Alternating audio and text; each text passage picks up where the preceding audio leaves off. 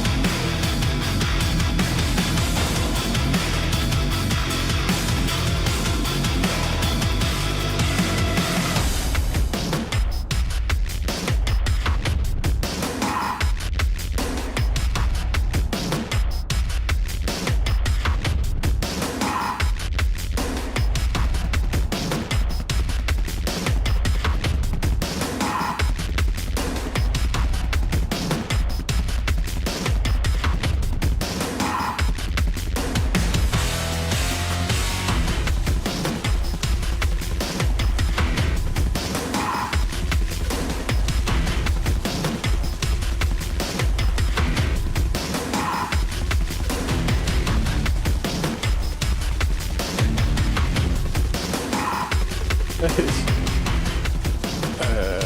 see. It's I don't stream that much anymore, so it's like confusing what to press and stuff. But hey, welcome to another Softastic TV stream. My name is Rob Korf, and today, of course, we have Quake Champions Estoty Duel number 149. Yeah, and I appeared on screen because the Leadhead will be here like a little bit later, and he provided a new picture of his cat, so I was setting it up. And instead of like OBS has like a studio mode where you can see the preview of scenes, but apparently I did not push the right button. That happens. Thank you for my pretty concentrating face. That one is that should be an emoji. Let's see if I can show it to you guys.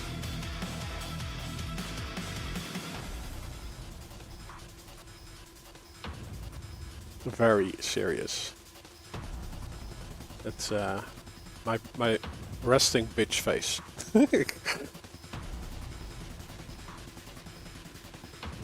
But yeah,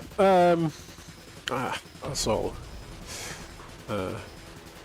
I'm shorter, or my camera is just not positioned correctly. But yeah, we still have some time before the tournament starts, so let's just check out who has signed up. A lot of players, like, let's refresh for... Am I now on? I am on.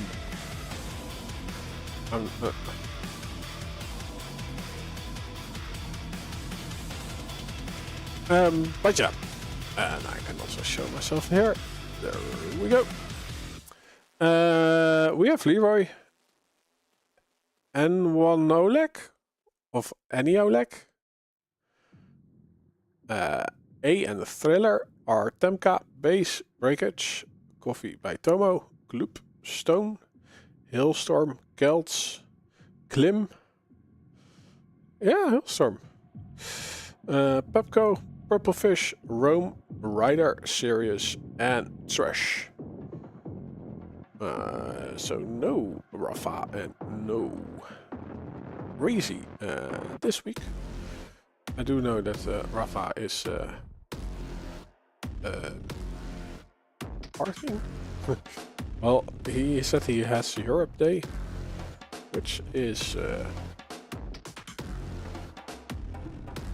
I think it would be something like the liberation of Europe, because yeah, the Netherlands had that last week.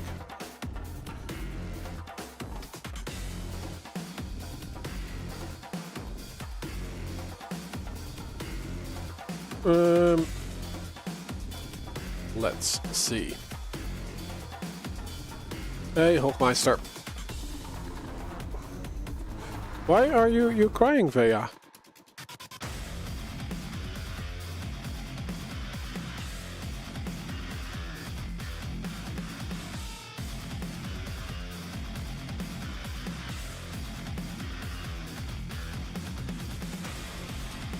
Because you didn't answer me. Yeah, but you wrote a lot of stuff, and I have a lot of stuff on my head already. So,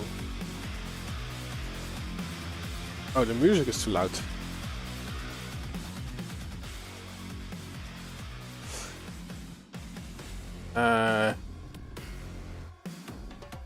Yeah, and I yeah, like Freya, it's at some point I'll answer you, but if you feel like you have to do something that is good for the channel, you don't need my approval. Just do it. I think you have the power. If not, I'll give it to you.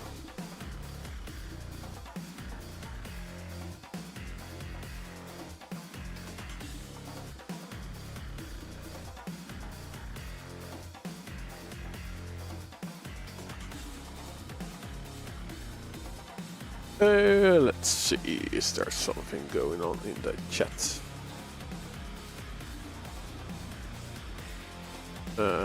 No, only that Church of Quake is also streaming.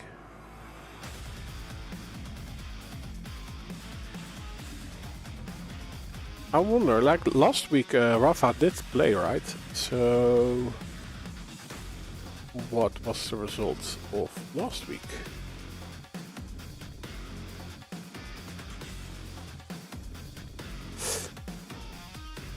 Okay, but I think Twitch does not have delegated accounts, right? So you really need to have to log in for the Shaftastic TV stuff. Or does Twitch support that now? Yeah, I think my mic is low anyway. Let's see if I can make it a little bit louder. Yeah, but it might be now too loud, let me know.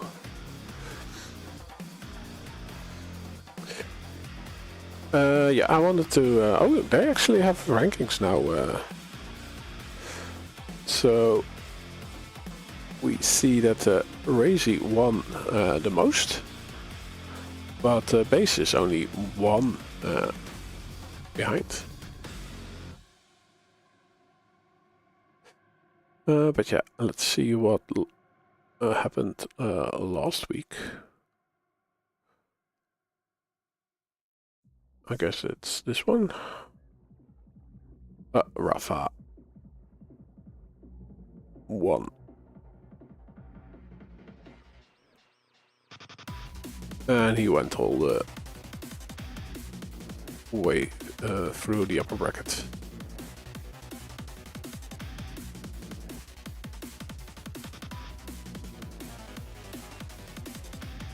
Nice.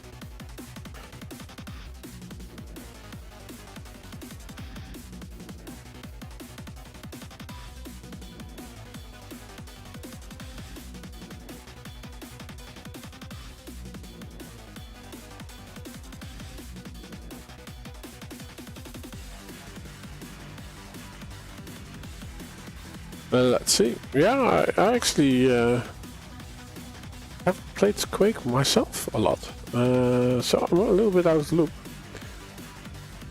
Like I've just been crazy busy with other stuff and no, also not responding to Veya. Like I had some shit going on. I even had to go to a hospital, but that is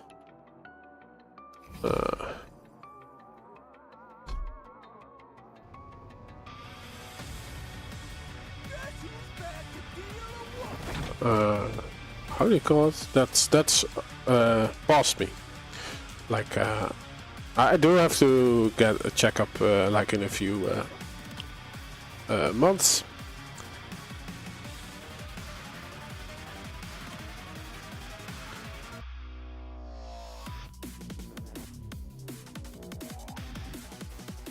But I'm sort of healthy again. Thank you. Rome, let's see what we are getting.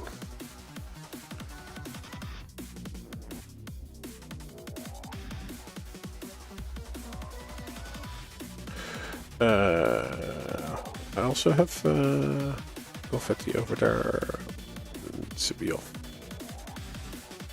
This is the lobby. Hi. Also working.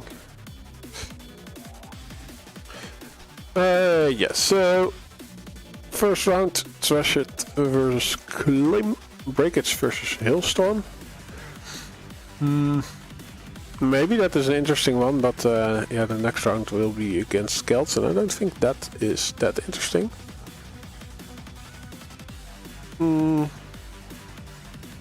We do have Rope versus Temka, Stone versus N1 Nolek. I'm just calling him that. Ryder versus Thriller might be interesting. Purple Fish for Leroy. Sirius versus Gloop. And then Pepco versus Coffee by Tomo. I think I just going to predict what round 3 is going to be.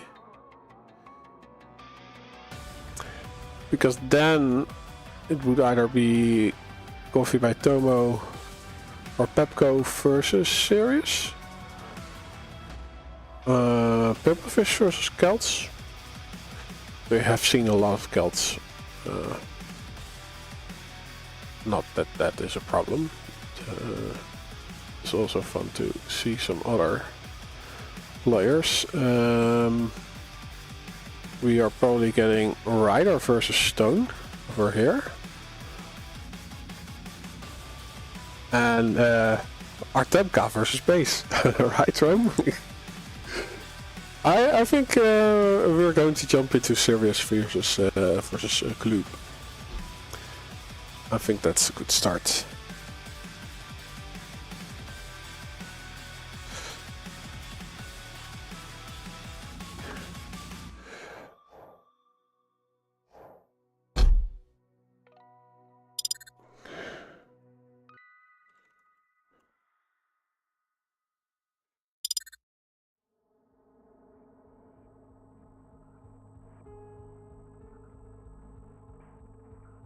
Yeah, somehow I don't hear the follow notifications, but thanks for the follow, Lecomania and Steez.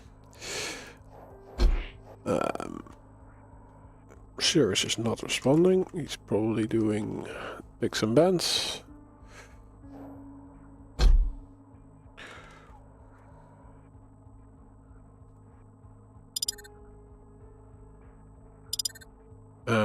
Let's see if we can spot if they are already doing that. Sessions. Gloop. Yeah, they're pretty much done. That would be nice if we can get in. Or are they? They are not in game, right? No.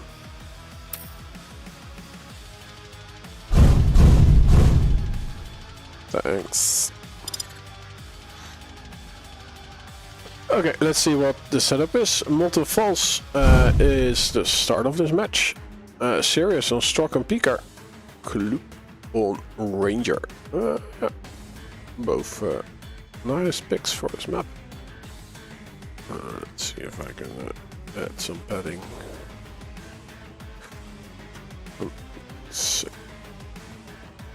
Okay.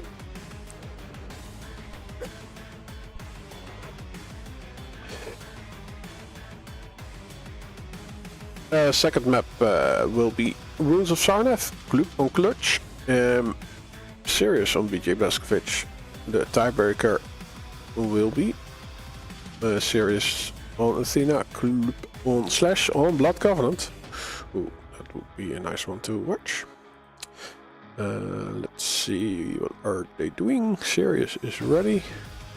We have Gloop on the left. I'll start a prediction on Twitch. Molten Falls.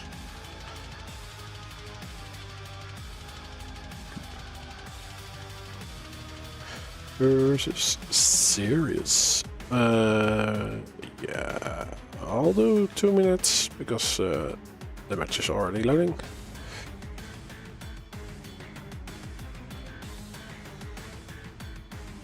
So yeah, on YouTube you cannot do the predictions, but you do have nicer quality.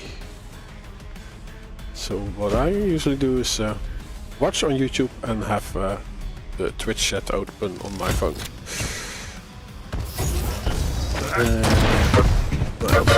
Video play. When you're 20 feet tall and throwing lightning, you can face me.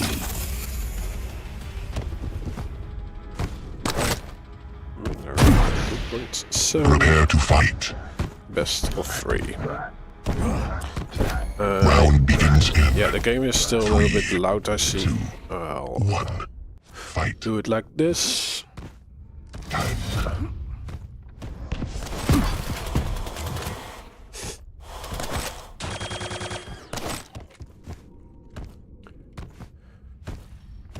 Oh, I do have a Estoty on Tosca and stone refilled, but no clue.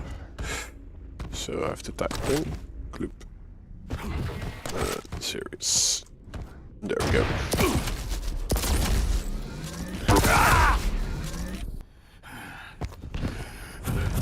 Gloop needs to lick his wounds. Great follow-up. Bye. Too painful to be a dream. Too real. Serious.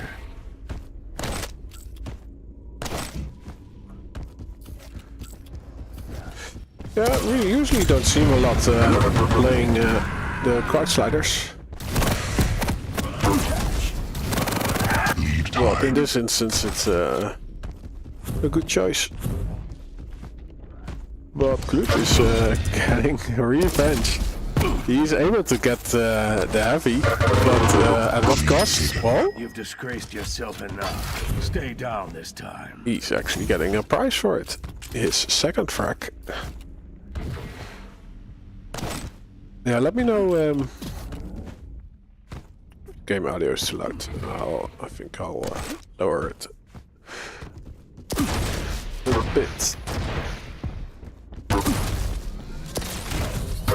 Oh, great! Orb usage. Serious was just looking for an angle, and yeah, like he has the accuracy to do a lot of damage with the railgun.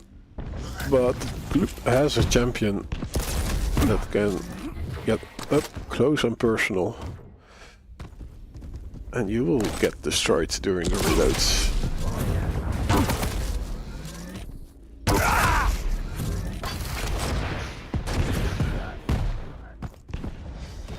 Yeah, so Serious now earns himself the heavy, but Gloop will get this mega health.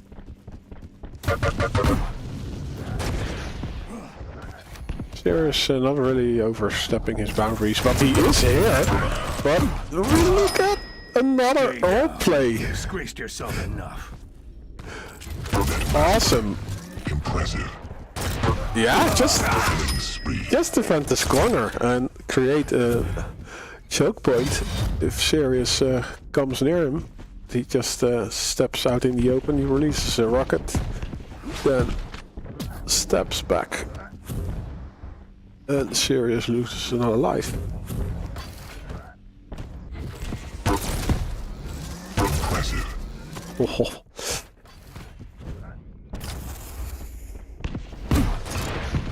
This is a little bit too advantageous. He's going for it though.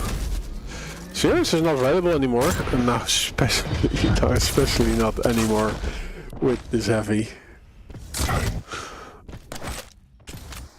Look now a little bit too close for comfort.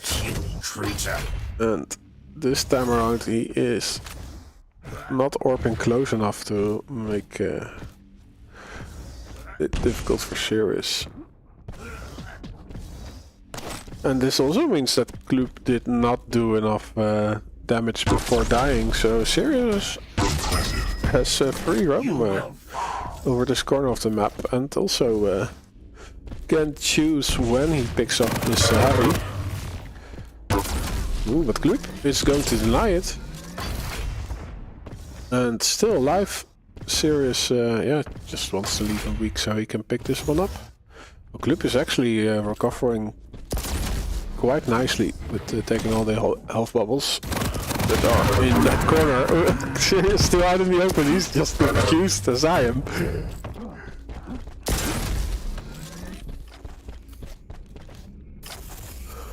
But yeah, he is near the next major item, while there is a few seconds delay between both. So he has all the time to get this mega health. And damage is straight at 2 for 1. But Sirius had enough armor to sustain it. And again, aggressive move by Gloop. This time around only with the railgun in hand. But he hits the shots that he needs. Warning.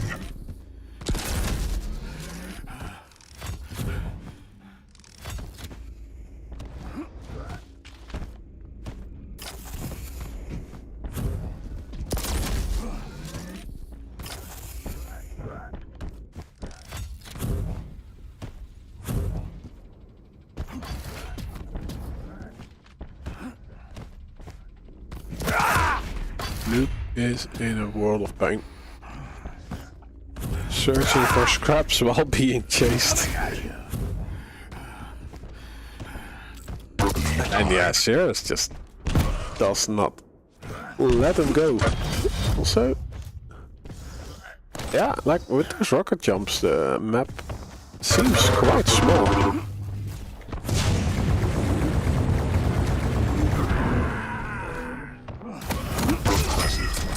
Lead taken.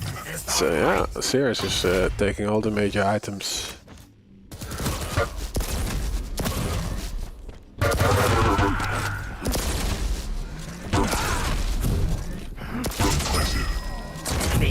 Yeah, Gloop does hit those rails here and there, but it's not enough anymore. He is trying to deny this mega health. He orbs away from it, hoping to get the frag.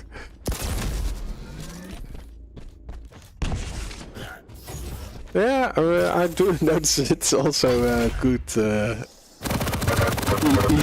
kill, or how you pronounce it anyway. Like Gloop is warping here and there. Might be my connection or his.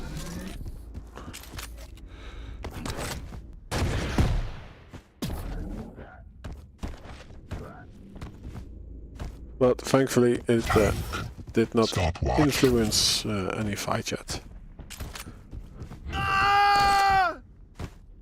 Thanks for the follow.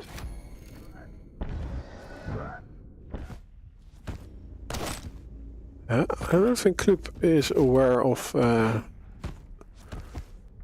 spawn time of any major item. You will get this heavy.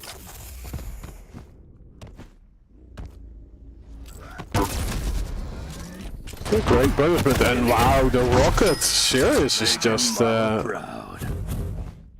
running into a hundo. Another one! Is this enough? No, the LG is getting serious stable damage. Oh. Yeah, why not go for it?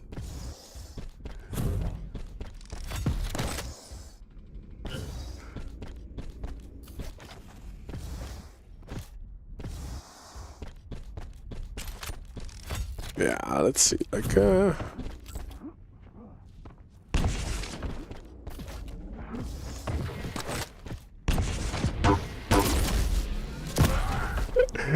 the damage just for Gloop to go through the portal is insane. Yeah, control-wise there's not that much different, although, yeah, well, if you look at the mega healths,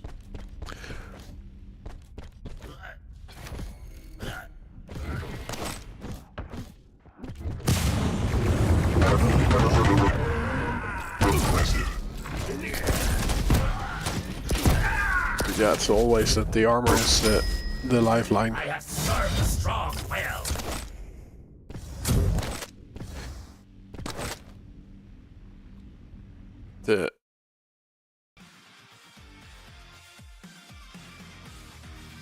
We got a nice match on multiples.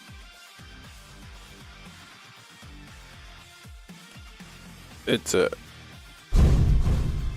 kind of looked in the beginning if it was going to be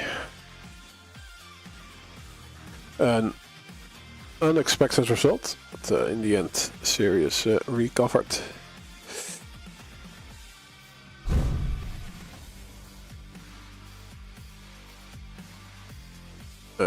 see. Serious gets a point.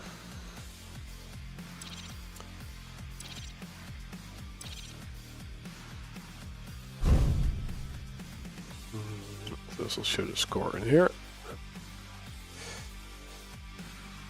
And we are going to Runes of Sarnath. And we see Gloop on clutch.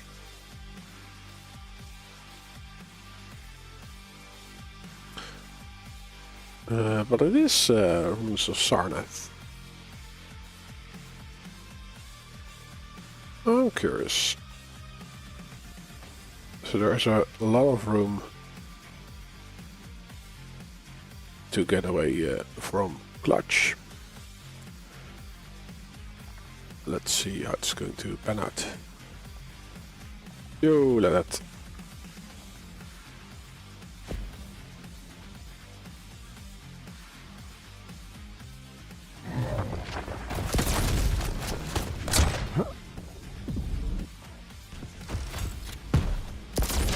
Yeah, like personally, I think Runes is one of my favorite maps. Prepare to fight.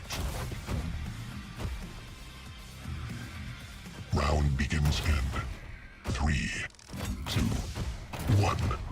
Fight. Time.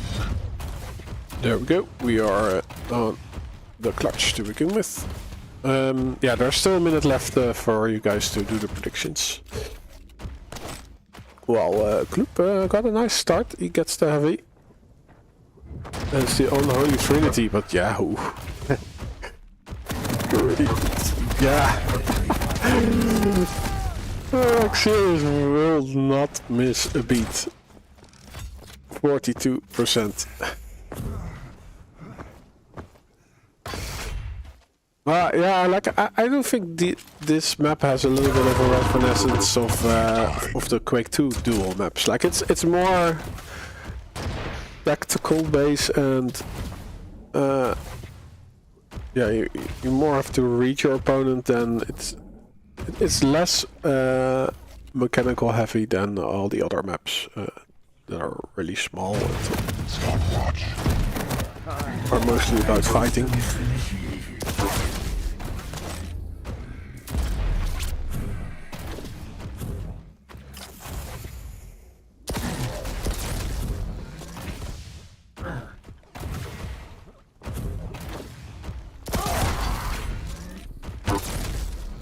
Hey, Gloop's still alive with a sliver of health, but he's not getting away.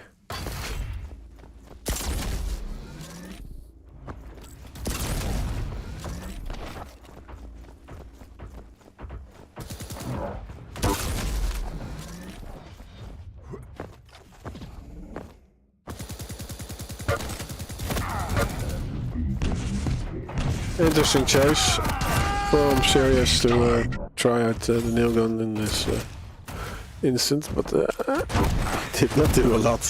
He's just +4 into the railgun, and Gloop makes him pay for that move. And another rush to the railgun. He will also have the LG. And enough time to set up the shop, but it's Gloop who has the shield wall already.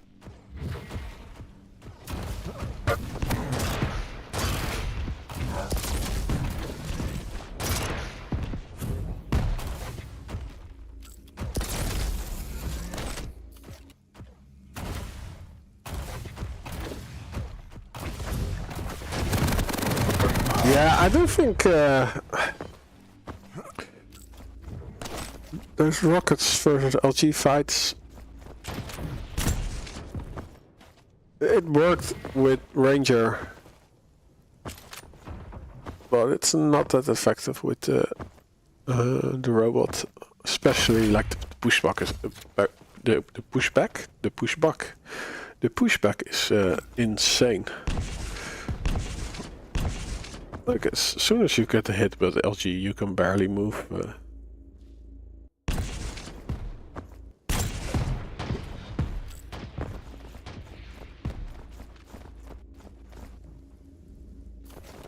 with the big robot. Serious does a tactical jump.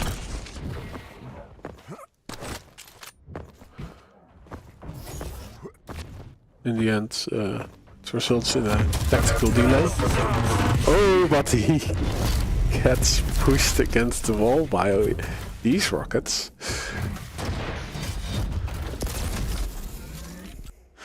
And we see another lead for Gloop.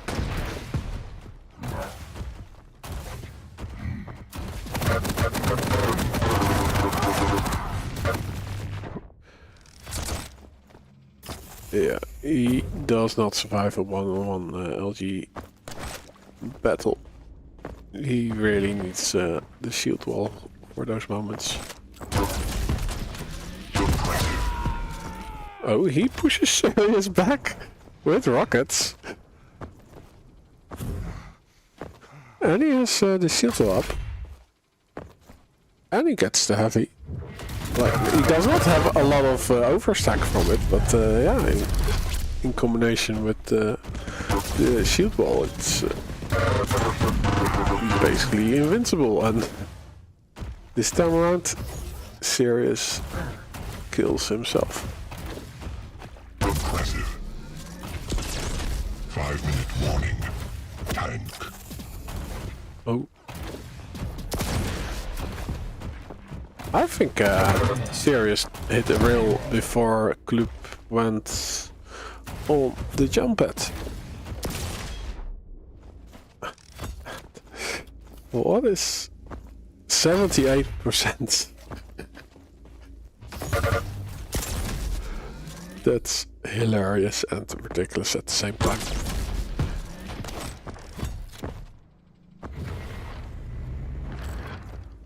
He's hitting 2 out of 3 shots with the railgun right now.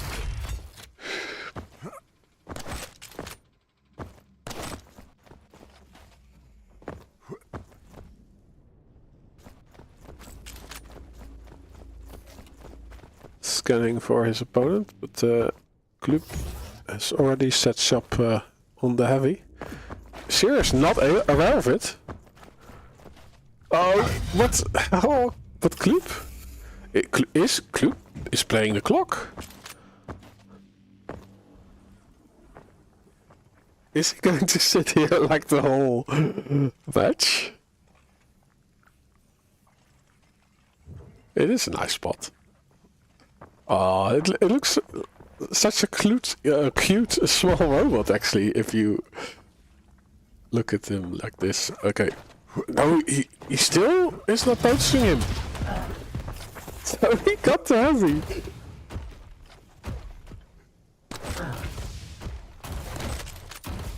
That was cheeky.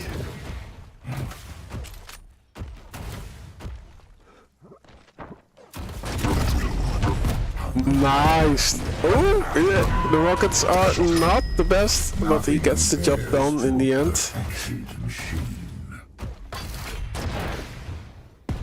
Yeah, he's going for the heavy. And he should just get lost. Nice, the fadeaway rail. Time falls. Nice, good switch to the rocket this time around. He's still survival mode, but he does have the shield wall. It would be nice if he does not have to use it in a defensive way. Oh, he might have to. No, he should just leave. Sarnath B. Sarnath is also not really sure what to do. Well, he was sure about getting an angle with the railgun.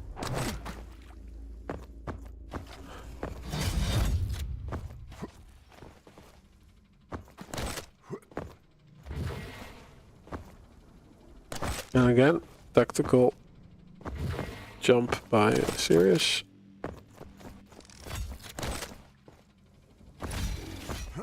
Like if you do those weird jumps, you might confuse your opponent. It's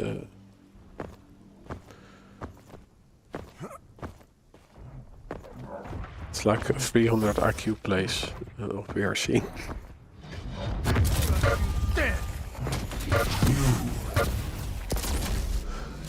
Gloop is just escaping. Like, it would be cool to see the next map. Oh, yes, okay. Ah.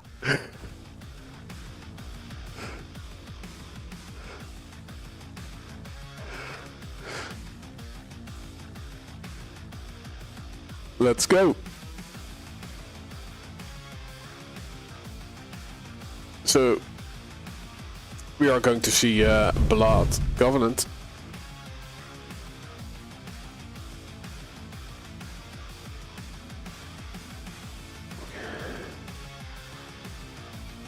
Hello.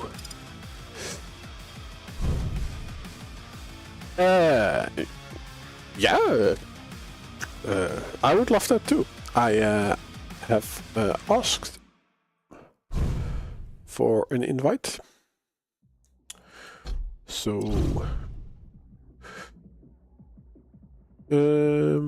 does the stream hear you? Not yet. Let's see. Can you talk?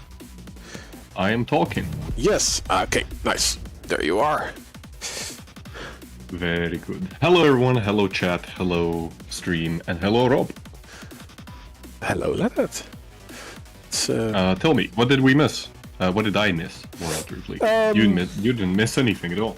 No, the first 5 minutes of what should we call it? Which map? Molten Falls, yeah, was for Gloop. Then Sirius took over. Rules of Sarnath was fully in the hands of Gloop, actually. So I'm really curious about this one, especially because of the matchup. We have Gloop on Slash and Sirius on Athena. This is always an exciting matchup I find on Blood Covenant, which is generally a map, in my opinion, dominated by light champions. And with both of these players, you know, being on very agile champions, it should be pretty equal overall. At the same time, Sirius, of course, renowned for his just absolutely insane accuracy, even last match, which he ended up losing. Still, he was hitting pretty good rail, you know. Sure, it was against Clutch, but still. Gloop actually right off the start in a lot of trouble and gonna be going down to Sirius. Yeah, that was quick. Yep, no messing about for Sirius. You could say that he's, I don't know, there's something regarding the word serious. A pun is impending. It's not coming to me. And we are so good with the puns, especially you. Oh, actually, the heavy wasn't picked up. No. It ended up spawning like half a second after Club already went down, and that's gonna be a great spawn for him. Sirius ends up on the mega spawn.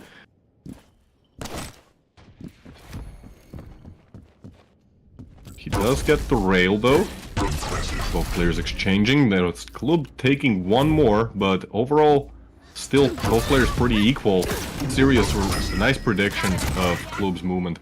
Yeah, that was a little bit too predictable of Gloop, I would say.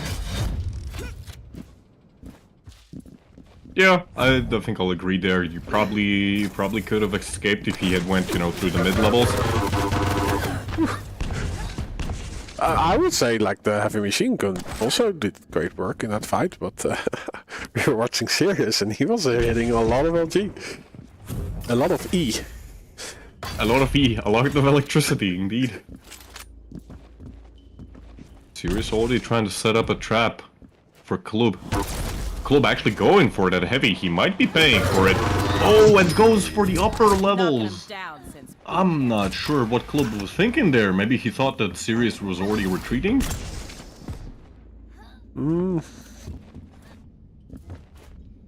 He was not. He was baiting.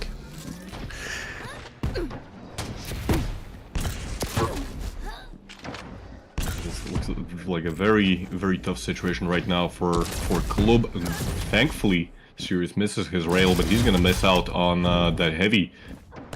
And with the split that's been established now, Sirius can even contest the Mega. He's not there in time, but all of the armor for Gloop has just been reduced to nothing. Oh, and look at Sirius continuing the chase, but not hitting those clutch rail angles. Here you can really see the speed of Slash coming into play, you know? Yeah, but I still think like Athena is just so powerful on Blood Covenant. Like she can go Absolutely pretty much everywhere without the breeze. The only downside is that Sirius missed the rail, but yeah, you can't hit them all. Yeah, you know. Even Kilson. He sometimes misses, you know? Yeah. But yeah, if there is a champion who can really chase Slash on Blood Covenant, it's probably Athena. Gloop once again collecting the heavy armor, and part of it will be negated by Sirius's rail.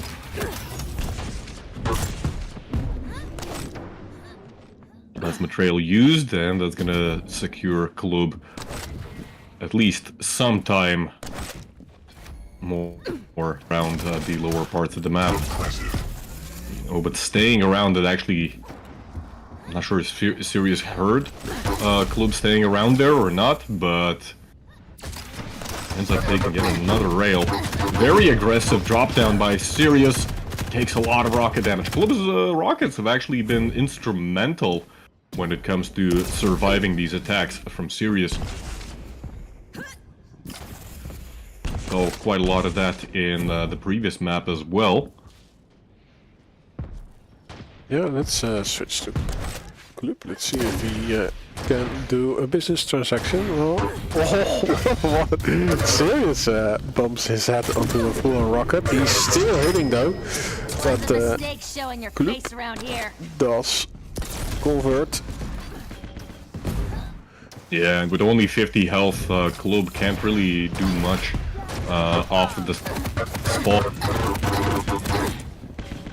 Sirius, even with the starting machine gun, could potentially kill him there. Gloop almost going down to the tri-bolt in the end, but the rail is going to finish the Sirius off, and that's going to be 4-4 now.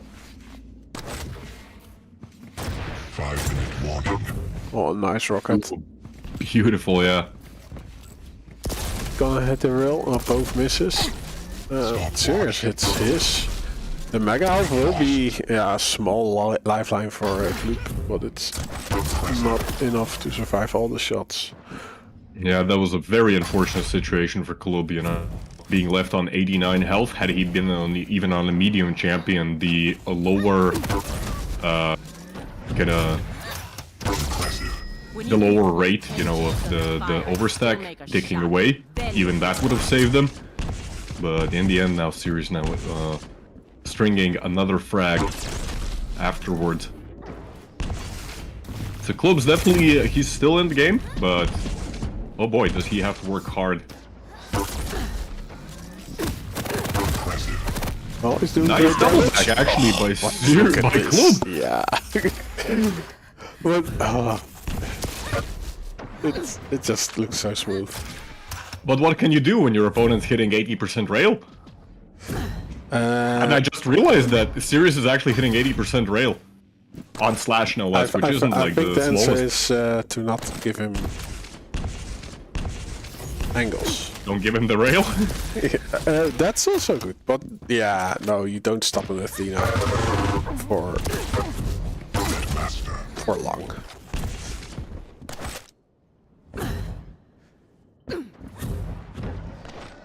Sirius is gonna buy himself some time, and Gloop, unfortunately, unable to connect that last rail, and that's gonna be another death for him.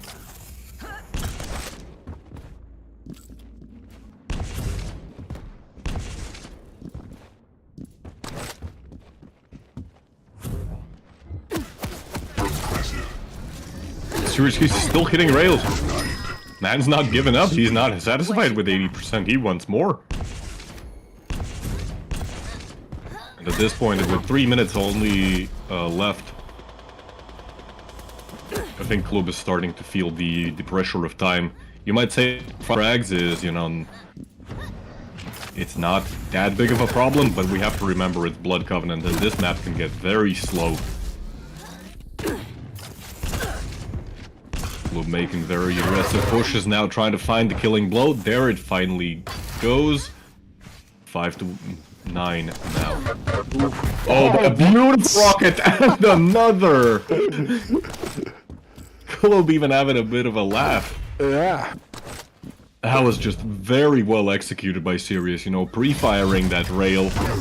Oh, that's another! Please tell me someone saw that. Yeah, we saw that.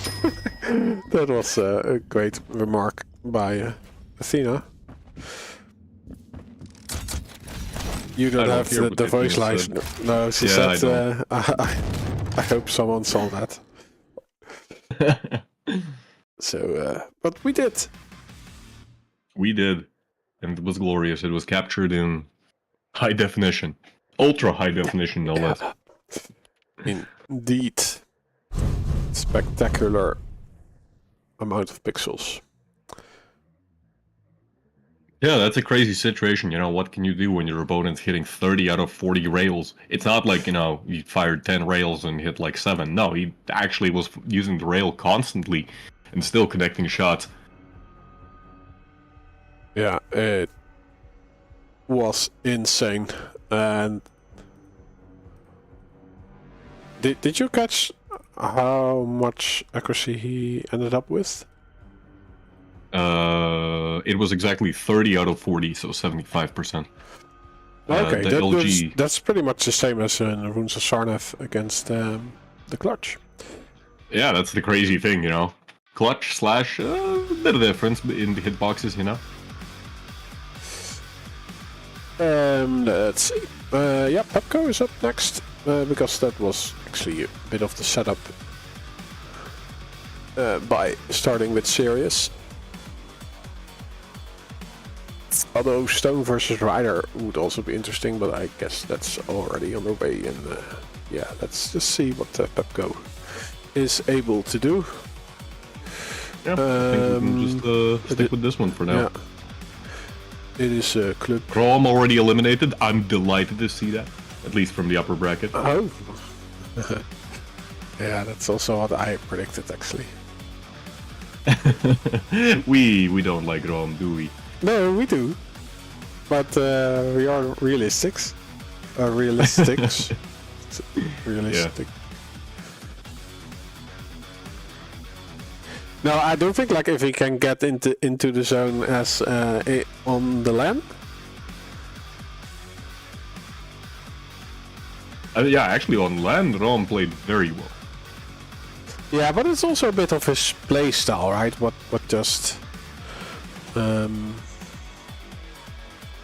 works really well. You always see that the Canadian boy. It has been so long. The QPL Chain, yeah. He was also always quite strong on LAN. But actually, yeah, he placed pretty well in the last QPL, if I'm not mistaken. Because like, like aggressive plays pay out really well online, but less on LAN. So it's always interesting to see. I mean, I don't know what it is, but there is definitely something about you know, the LAN environment itself that that kind of, at least in my experience, like, well, my limited experience, you know, I had at Fragomatic, it's just, you know, there's nothing distracting you, and there's always just this, you know, the game and you, and trying to, you know, play your best. Whereas at home, you know, there always might be, oh, there's ping, there's this, you know, I have a cat in my lap, you know, disturbing my aim. And once you can really like make full use of that that LAN environment, you know, that knowing that like people are going to be watching you, especially, I think that's actually a kind of an advantage Yeah, you are there for the singular one thing, and that is play video games. So I do think you like it can be detrimental, like if you really reach a point for a first time from, oh shit, am I going to win this? Like then it can convert into jitters. But I do see that for a lot of people they get into some kind of hyper focus that they play their best game. Yeah, exactly. There are, of course, like a lot of factors involved. I know that like Avik and Inns, you know, they've talked about it on their podcast. You know, like there's always going to be something like just slightly different, even if you have like theoretically the same setup. You know, it's always going to be just a little bit different. But overall, there's just that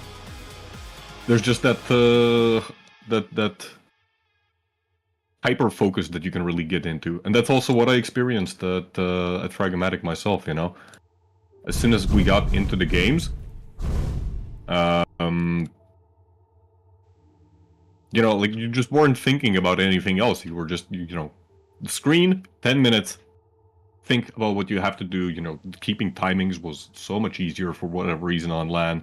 It's really just about the environment. By the way, is the yeah, link... it says Nicola is serious, and Nikita is. Oh, okay, finally I understand what's going on here. Pepco?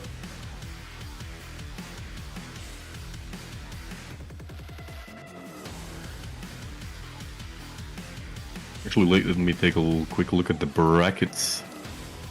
Brackets. Who else do we have here? Kelts is here. Purplefish is here. But Nikita, Base, of course. Is that a boy's name? I don't know. It is, yes. Oh, okay. At least in... as far as I know, like, yeah, in Russian and in general in, like, Slavic languages, Nikita that's is funny. a... Because, like, in the song of from Elton John and also, like, the TV series, Nikita was a lady. Or at least no, maybe not in Elton John's case. Well, maybe, yeah, who knows? But yeah, actually, you have a good point that, like, for example, in Latvian, female names always end in A or the letter E.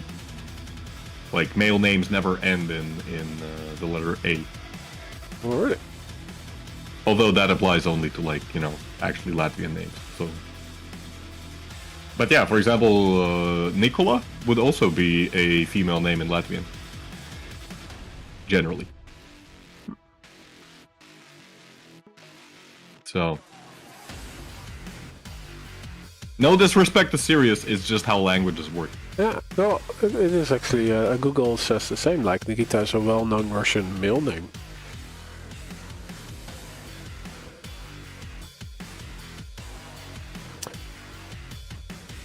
Elrakov has been banned. I'm very disappointed already. Nikita is also a female ancient Greek god. Well, you learn something every day. Ah, damn. We're watching Quake and learning history. Someone on YouTube asks about the music. We actually have a playlist that I can share with you. Oh, that's right, we have a YouTube stream as well. Hello, YouTube. This is the music.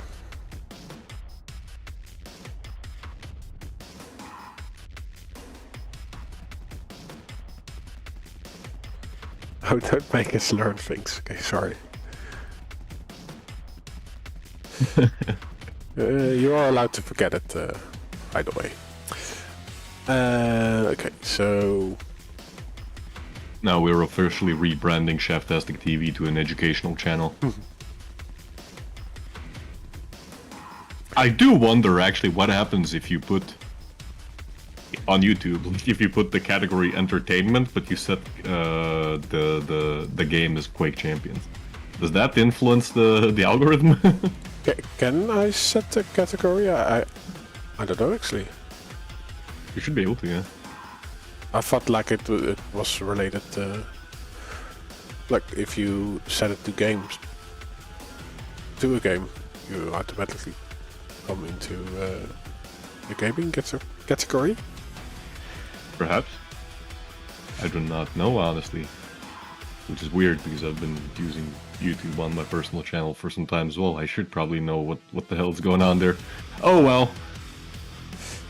What can you do?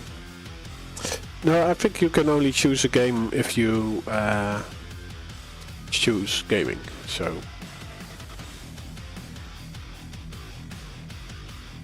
We have to find a loophole. Pepco on the left, Serious on the right. I'll start a prediction for Awoken and of course I'll end it at the 2-minute mark.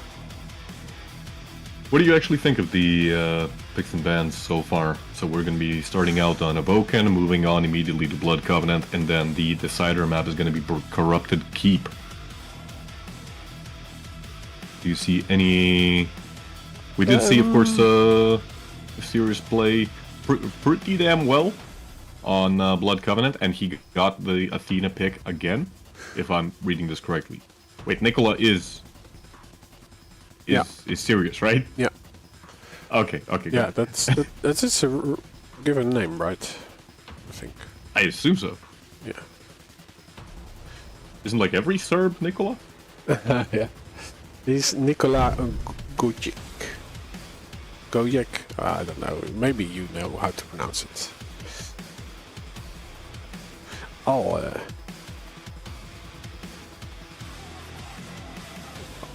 see.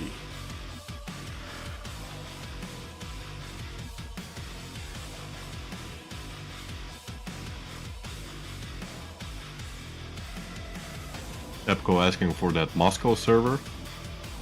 The famed one.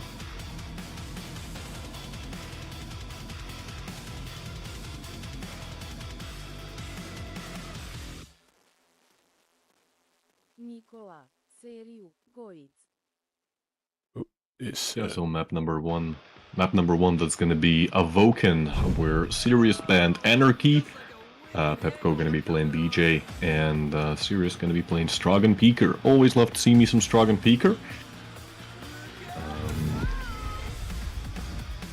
Generally, I would say that this matchup kind of evens out.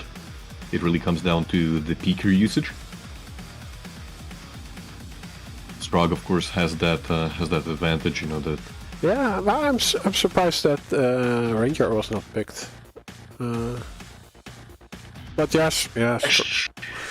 Actually, yeah, that's a good point. You know, generally we see BJ being picked as kind of a backup pick for Awoken. You don't see it all that much as like the first immediate choice.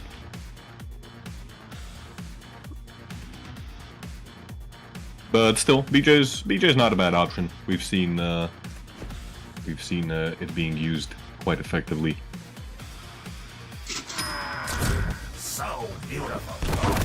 I do think, like, yeah, in terms of movement, like, there's an obvious advantage for Sirius in this case, and if he really needs to start going, like, defensive, he's going to be able to just run circles around his opponent. So did we find the bunny yet on this map? Like, is there a bunny? I do not think there is a bunny. Is there a bunny on every Easter map? Like, on every spring map? I think we should say so people are going to look for it. But yeah, Sinker might know. Sinker is not going to tell us. Sinker is going to keep it a secret for True. forever, until the end of times. So there is a bunny somewhere. There might be. Oh, there is. Ask him. Anyways, who are you starting out on? he will say yes, there is a bunny. Okay, I'll write the sync after the game. I'm on Pepco. You're on Pepco. Yes. Very well. We're starting out on Pepco, who's the blue player playing BJ Blazkowicz. He's taken already a lot of rails from his opponent playing on the middle of the map.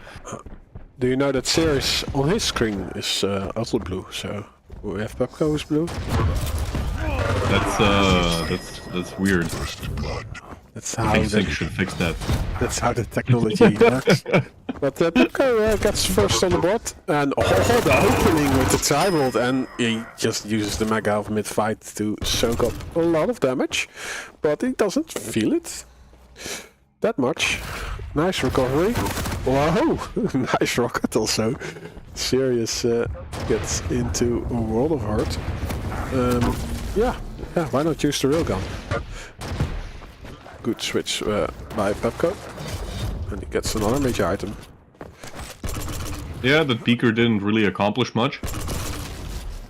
Seriously, he's gonna be able to grab that Mega Health, but he might be paying the price, almost just narrowly escaping death.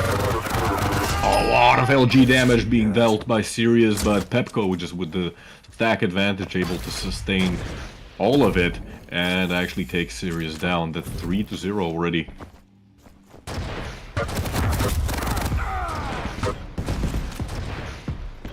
Yeah, 2 rocket launchers. But yeah, Sirius Pepco's still not in a great position. No, Sirius still smelling blood, and rightly so. But he takes the jump pad while being raidable. Pepco takes the angle and hits his shot. Oh, again, why with the rockets? I mean, it's an air shot. You gotta get some of those clips for your frag movie, you know?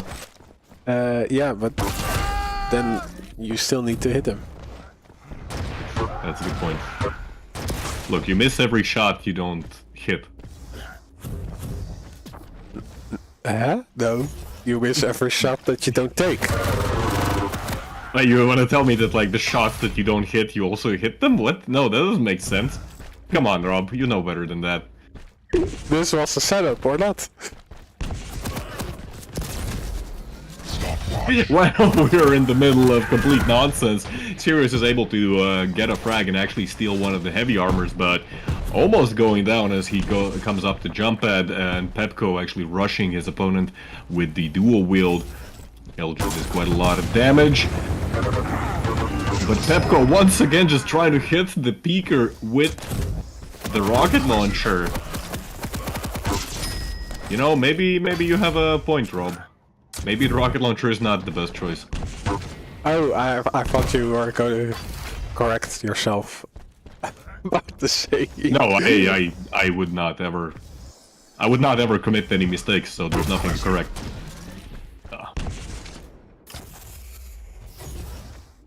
Pepco, he's able to get the heavy right off of Sirius's nose, but ends up taking a rail in the process. Pepco, he's still not full health, and as he tries to go for the light armor, runs straight into Sirius, even ends up going out of the map. Beautiful rockets actually by Sirius. There is no bunny. Killing spree. Lead taken. Stop, Rob. There is no bunny. Stop looking for the bunny. The bunny's not real. Oh, unfortunately, Sirius missing that last rail, and he might actually go down to Pepco's Tribolt. 8 health finally goes down. I think he just wanted to die from there. What? Oh, the Sirius goes flying off the map! My lord. That was hilarious. I don't know what poop means, I'll be honest. You're dead. Do you know what poop means? And like you were seeing the butt slides, he just slides out of the map. Ooh, and a tasty midi by Pepco. He's feeling it. He's having fun. I wonder how Sirius is feeling, but yeah, there are still 2 maps after this for... And although it's only 5 minutes yet, so half of the map played. These preemptive rockets and Tribolts from Pepco, they're really saving his life. Oh, could he go? Oh my goodness, I thought Sirius is gonna go flying off the map again. That one pillar saved him. Thank you, Sync Error, for putting it there. Oh, he's missing the rail. And he wasted his ability.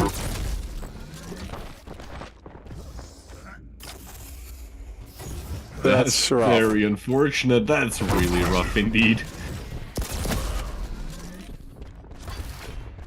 Yeah. Sirius, for once in his life, actually missing a rail. Only 66%. Very disappointing. It's probably 666. Impressive. Time. Make that 70 now. Yeah. 4 minutes remaining. Pepco with a 2-frag lead, but he's completely fallen out of control. And with the timings that have been so far established on the map, it does not seem like Pepco is going to be able to really contest this heavy armor unless he pulls off some magic. Sirius on the chase, cannot find the rail angle, hits a little bit of LG, but in the grand scheme of things, nothing that Pepco can't recover from. Now just a massive stack on Sirius. Pepco trying to set up a trap. Yeah, like Sirius why not, right? there might be some. With the Sirius dual suspected wheels. that like something might have been off, but just goes for the wrong direction. And that's actually just a perfect situation for Pepco now. Yeah, I actually would expect that you do those kind of shenanigans on the heavy, but he's making Sirius so weak after that mega health that yeah, he can do business at the heavy and get back to the mega health to stack back up. I would say that was a great play.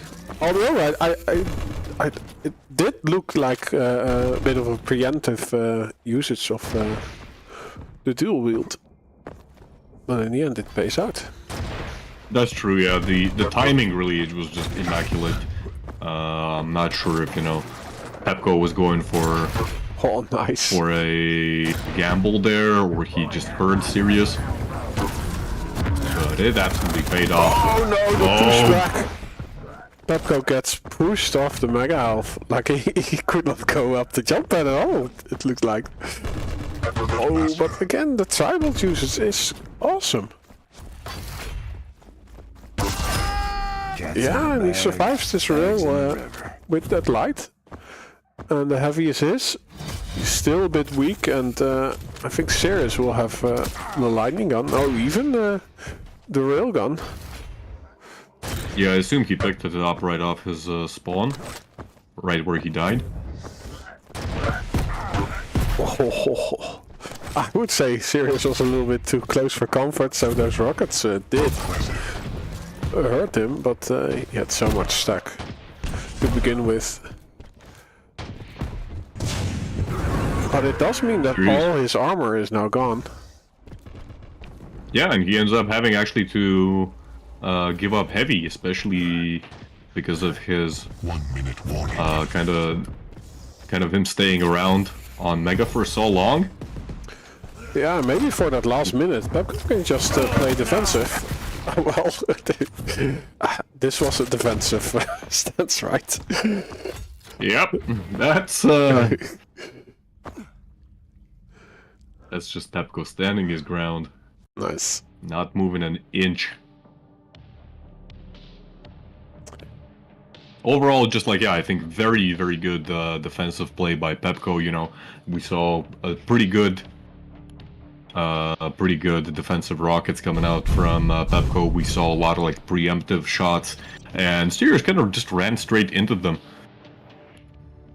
Maybe if Sirius had like slowed the game down a little bit more when he was, you know, when he was in control, that would have allowed him to get the drop on Pepco more. But overall, just very well played. That one goes to Pepco. Yeah, and we are getting Athena for Sirius and Doomslayer for Pepco on Blood Covenant.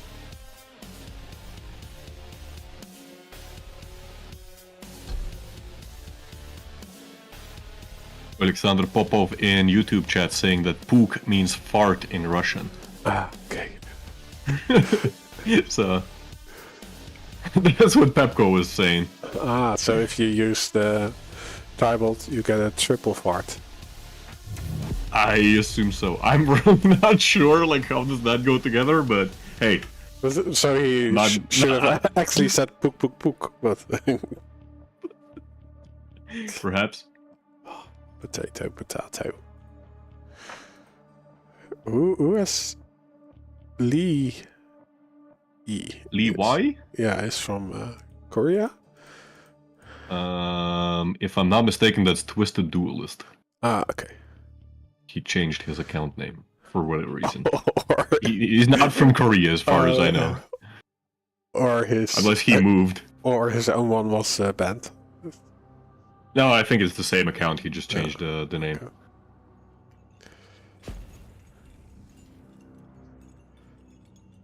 Oh, we have a club leaderboard. Santi Yeah, is what? the new leader. Oh, because his clip has 5 views. Cool. Nice, That's a lot of congratulations. Congratulations. Can't catch me now. Prepare to fight. So what do you make of this matchup? Doom versus Athena. Yeah, let's start on Sirius now, right? Because he is behind. Fight. Yeah, I do think Athena is too strong.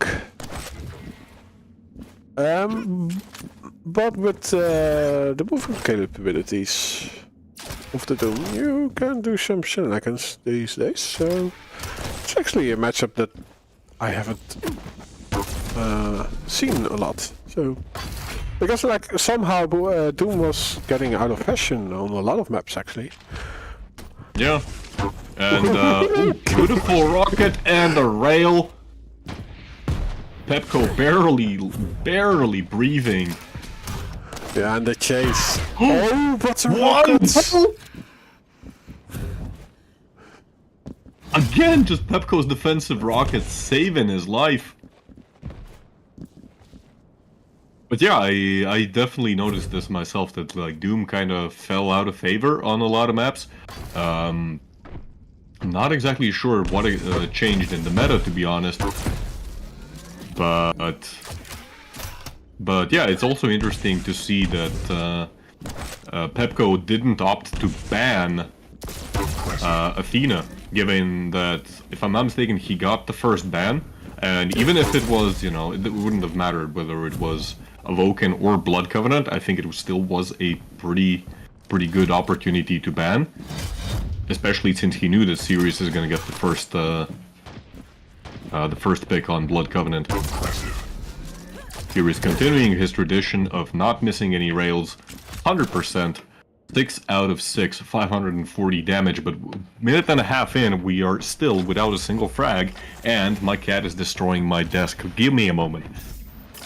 And I don't know what Pepco is doing. He's just jumping back and forth, up and down, and not really aware that there is also another one on the server. So Sirius gets a nice clean frag. He is not able to stop Pepco for getting the heavy though. And from far away with the starting machine gun, Pepco did good work in the damage department. So he has the right cards for this Mega Elf. I don't think he has the speed. Well, he does have the speed, and Sirius gets caught out. He's really slow in his reaction. Oh, but Israel is not doing enough work. Pepco actually recovered. No, he was still raidable, so he was saved by the heavy. Yeah, that was overall just a very clean frag for Pepco. Can't catch me now. Serious, he already has the rail. So Pepco, yeah, maybe he got the frag, he got the mega health, and now there's going to be a fight for a heavy. He's actually going for this. But Wow, the double jump is quite effective that way. Did you see that? Like, yeah, they just completely dodged all of Sirius's rockets. I'm not sure, like, did Sirius not have LG, or did he just... Maybe.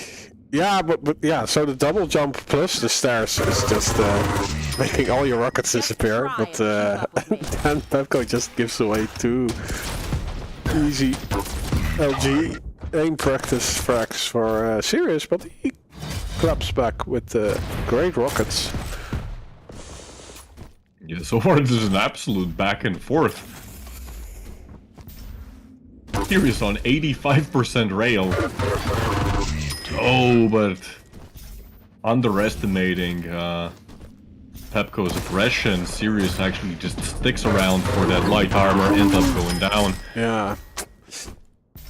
I think that dropping down was a death sentence. Pepco just barely missed the beat in the arc that Sirius took.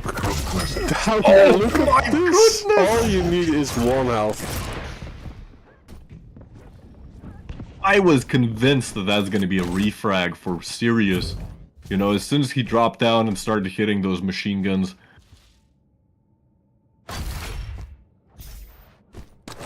And Pepco is just getting away. Yeah, still half of the map to play for. But Sirius 3 frags behind.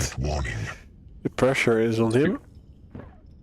Sirius has been able to acquire quite the stack, but Pepco, as we've seen once already, he can definitely go super defensive and make the best of his positioning. That is what he's showing. Like, is he actually gonna be able to steal the mega? No, but I do like what he's doing. He's yeah, you come to me, like, and I'll throw a rocket in your face. He's being a nuisance. Like, he creates choke points in the positions he takes, but or he takes. This was a little bit risky, but he gets out on stage. I like that attempt by Sirius there. Like, he went silent, like, very early on and just kept closing in on that teleporter. Very unfortunate for Sirius not really to be able to capitalize on the trap that he set. 1 rail connecting for Sirius. Second one does come out maybe a little hesitant. Yeah, and look, Pepco is just covering his bases. Like, if he moves one way and then expects Sirius to go from the other way. Oh, this is a little bit risky though. This was careless. It's still railable. Oh, not anymore. No, but and the heavy. He can go to a heavy, but no, Sirius has the railgun. Is Sirius getting an angle? Now Sirius is collecting the heavy, while Pepco gets the mega health and the light. There's another light down below the shotgun, I think. Oh. Good opening for Sirius. Oh, he's not getting away.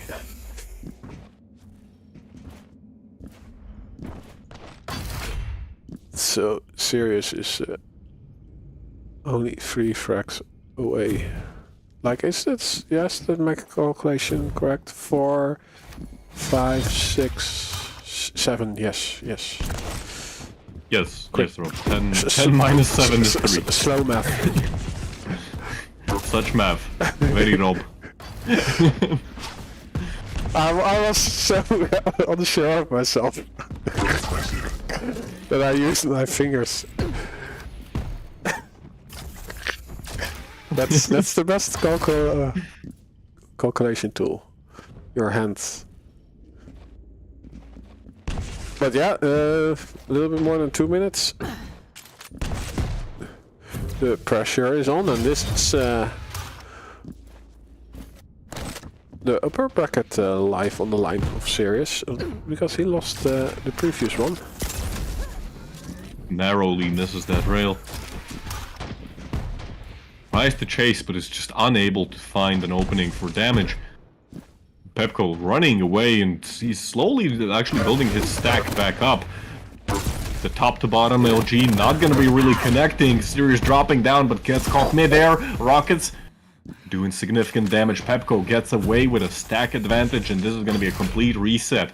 Sirius now gonna get the mega health, and Pepco getting the heavy. With 1.5 minutes remaining, I don't think Sirius is gonna be able to really do this anymore. Yeah, and Pepco. It's just his defensive play just pays out big. Indeed. There were really nice moments there from Pepco where, you know, instinctively you would think that, like, okay, you know, like, he took a lot of damage. There's possibility, you know, to pick health bubbles over there, pick health bubbles, like, in another place. But he realizes that, like, as soon as he shows his face to Sirius, you know, Sirius was still hitting 80% rail. That's the crazy thing. Sirius was still hitting 80% rail, and he knew that, like, as soon as he shows his face, he's gonna get railed. Why risk it? Make just Sirius come over to Pepco. And really, the nerve not to peek any of the corners and just stand your ground, it paid off. It absolutely paid off. Very well played by Pepco. Yeah. Let's see. This was a quick quarterfinal.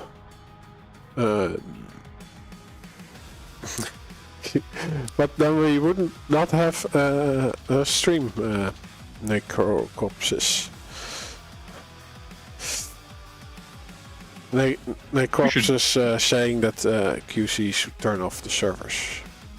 Then Can I ban him? Huh? Can I ban him? I can ban him. Nice. But why? I don't like his comment. Hurt my feelings. Oh. I like QC. Yeah, so... This is not a democracy.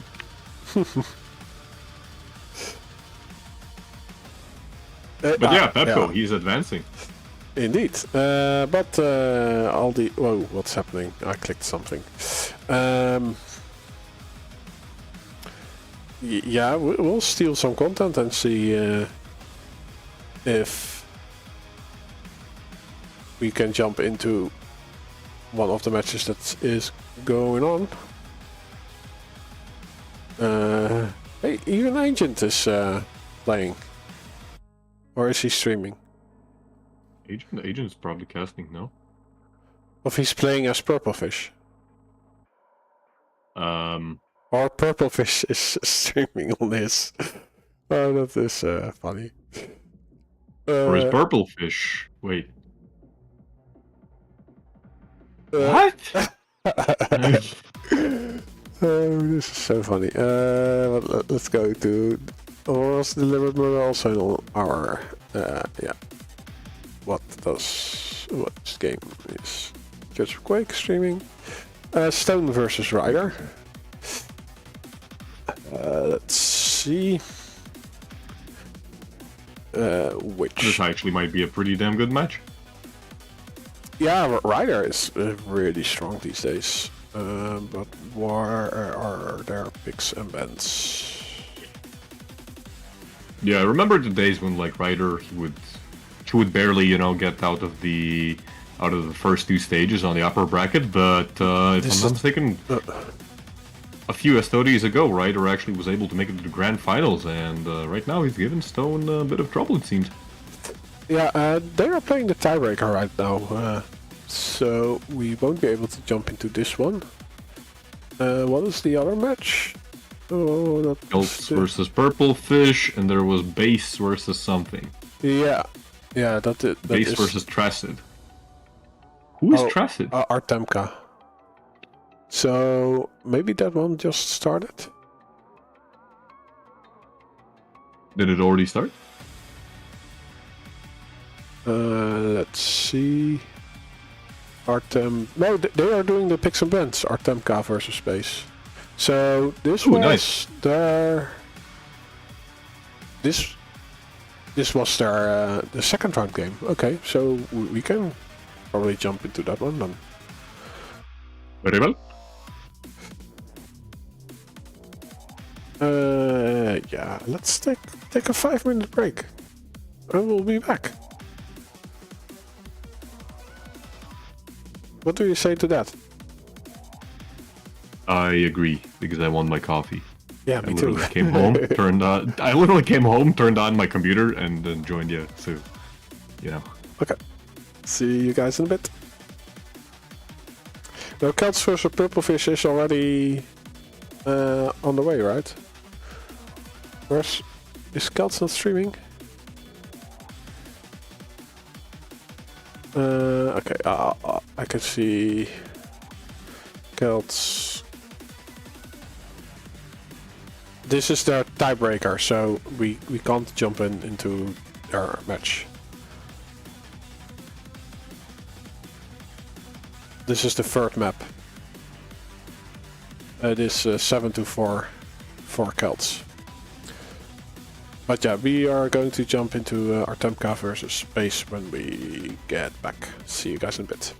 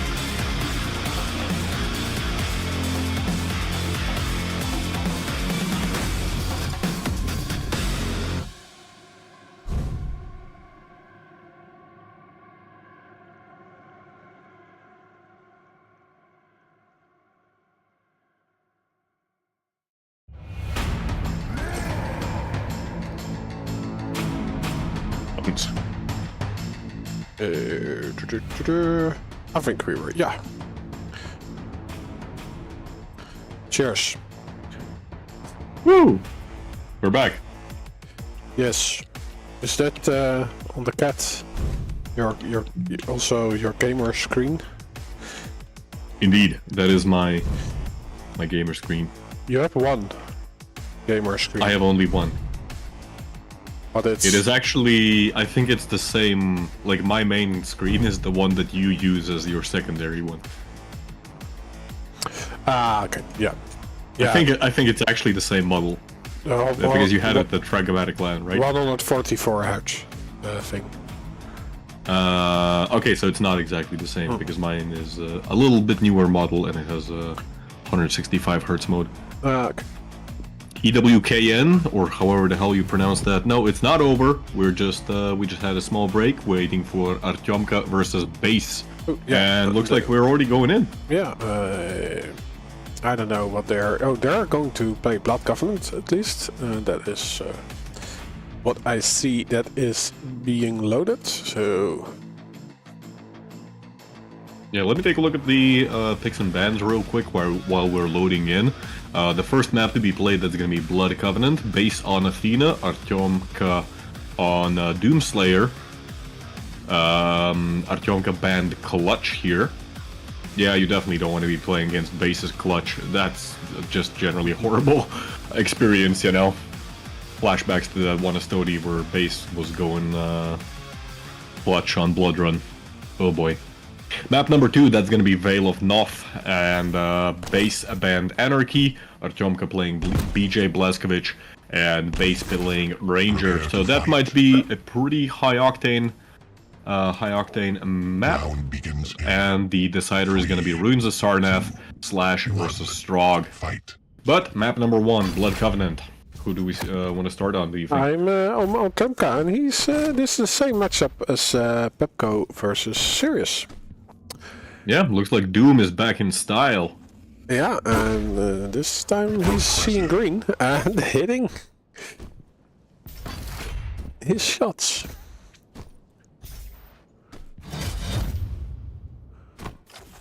So Bates will get the rocket launcher and probably also the railgun now. Everyone has all the tools they need in their tool belt. And yeah, the delay of the Mega Health favors Artyomka, I would think. Is he using his ability? Base was pushed off of that place completely. Ooh, nice little trap there. Rails do exchange though. Ooh, and the second rail not connecting for Artyomka. He has to be careful, he's still railable. Tries to go for that light small health bubble. Base fortunately misses his shot. Oh! Again, Doom surviving on like no health. Is this like a thing? Two? Yeah, well, so...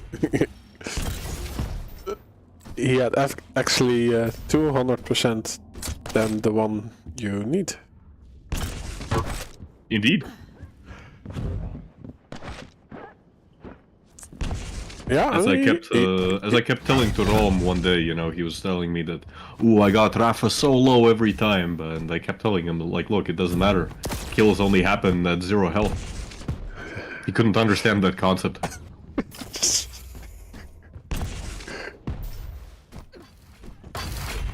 But yeah, with the first blood now in Artyomka's hands, he's already gonna be at a bit of an advantage.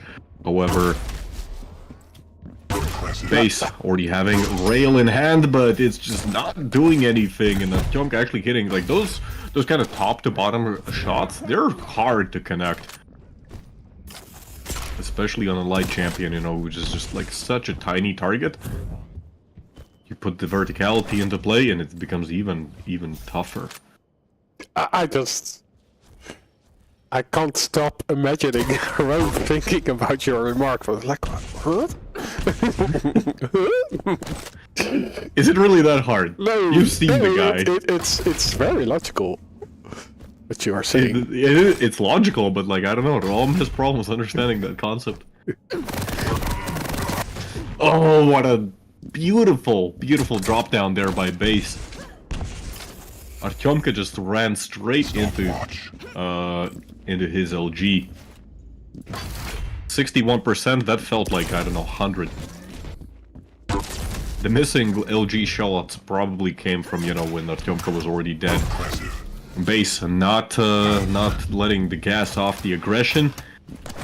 Hooks up, hits another rail. Artyomka forced to retreat.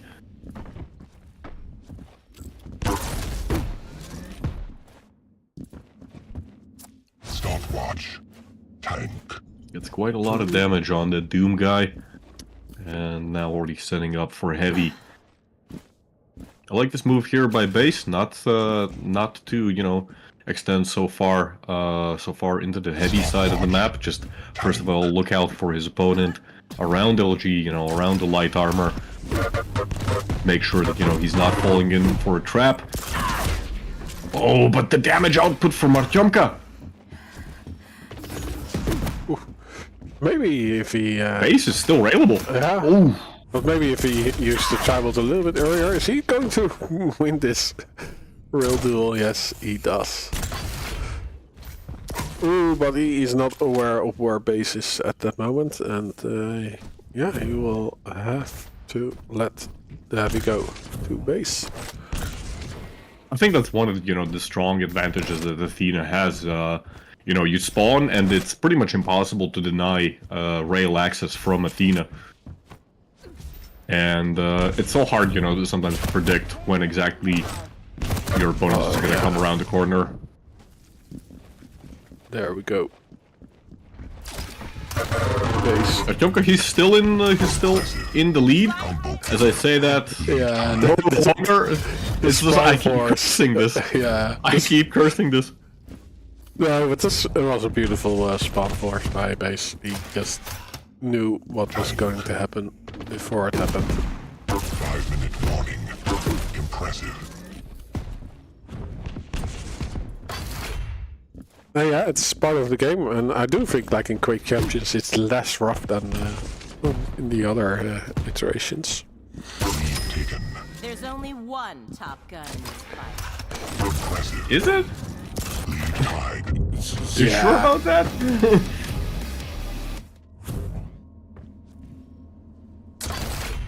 I think that kind of more comes down to the map design itself, you know. If we had an arrow walk in Quake Champions, oh boy. With the spawn system, Jesus Christ, that would be just a mess in my opinion. Oh, base, I'm very unfortunately just trying to collect that rail, but in the process ends up right in jaws of Artyomka. Can you influence the spawn setting in Quake Live? Like, is the... It's the I server don't setting. remember. I don't remember honestly how exactly it worked in Quake Live. I know that it wasn't an LG fight in base. Taking a pretty clean fight here. But yeah, I don't honestly remember how exactly the spawns worked in Quake Live. I just do know for sure that they were a little bit more random than you see in Quake Champions. It was still possible to like force spawns, but it wasn't like almost a guaranteed thing.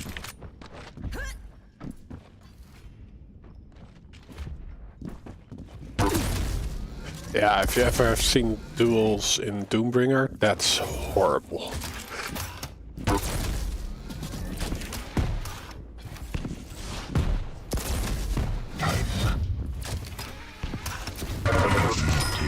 Please tell me someone saw that. Ooh, base actually. Oh, there comes another forced spawn, and that unfortunately misses the rail. Frag is still gonna happen. A peculiar decision there by Artyomka to actually, you know, When to you can push. pull 10 Gs He under should have known fire that and base still was, you make know, a on shot, basically like then you'll be on my level. on a heavy champion worthy stack. I've really questioned that decision to actually double back and try and contest his opponent with the LG there. Combo kill. Netmaster. Killing spree. Base might actually be pushed away with the machine gun. 9 health only on base, just narrowly making it out alive, and in the end Artyomka is going to be able to retrieve the mega health. However, with only 2 minutes remaining and 4 frags to make up, this might be harder than it seems. Yeah, against Athena and a player as base can have a very effective defensive strategy. Ooh, base trying to go for that LG, but once again just left on 1 health. We're seeing a lot of people escaping on 1 health so far. Also, base's rail is... it's really, really damn good. Ooh, unfortunately, unable to get out of that heavy side quick enough, and that's gonna give Artyomka an opening. But that took an entire minute for Artyomka to get just 1 frag. He has to make 3 of those. And base is playing right now so slow.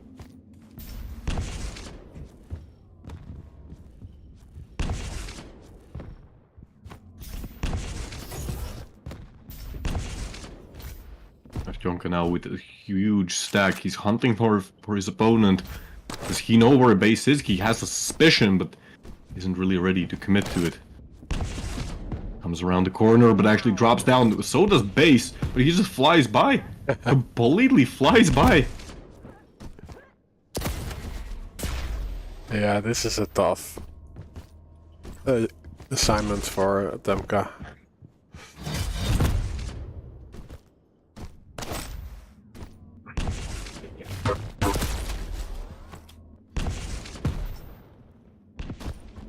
Well, I think in the end he did great. Yeah. Saving, hitting. It was a bit of a back and forth in the first 5 minutes. Also smashes base's face in. Like accuracy-wise, he also hitting a little bit better. At least for the railgun. Yeah. 74, but yeah, damage output and the overall accuracy and the control was heavily in base's favor.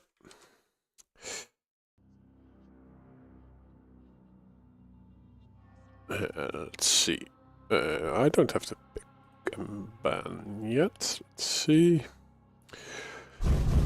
Map number 2, that's gonna be Veil of Noth. Artyomka playing BJ Blazkowicz versus base's Ranger. Interesting to see that base actually banned Anarchy. But I suspect that's more for the tiebreaker, which was Ruins' Sarnath, because I can't really imagine Artyomka trying to play Anarchy on Veil. No, I think the only one who has done that a lot was Stone, but at some point he also stopped doing that. Because like I did had success like on the medium level players, but yeah, he couldn't make it difficult for the QPL level players. Yeah, I think generally like light champions on Veil are a pretty they're a pretty risky choice, you know, because you end up opening yourself up to 2 rails killing you, even at like full stack. And you know, you want to make the best use of those 4 light armors that you have on the map. Is it 4? Yeah, it's 4. Crazy that like Veil of Noth has actually 4 light armors. That's so much, you know. And the map isn't that huge, you know. You can force spawns and you can pretty effectively get damage right off of spawns. So it's not like, yeah, it's no surprise that light champions are kind of not all that favored on this map. If you really do want to go for that air control, I suspect that, you know, that's kind of one of the reasons why Razy, for example, really likes to play Sorlag on Veil. It's just overall just the safer option, you know. Yeah, you don't get the inject, but at the same time, you know, you can deny some of the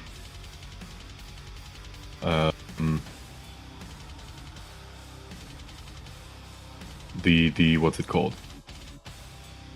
Thingies. Like the teleporter exit? Yeah, the teleporter exit. With the spit, you know. But Anarchy is just like a high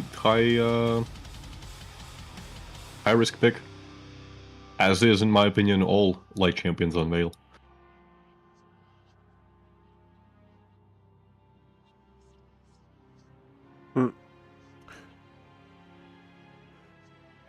There's a rumor about QUAKE 6 on a Twitter message. Rumors, you say? I love rumors. They are my favorite source for my scientific papers.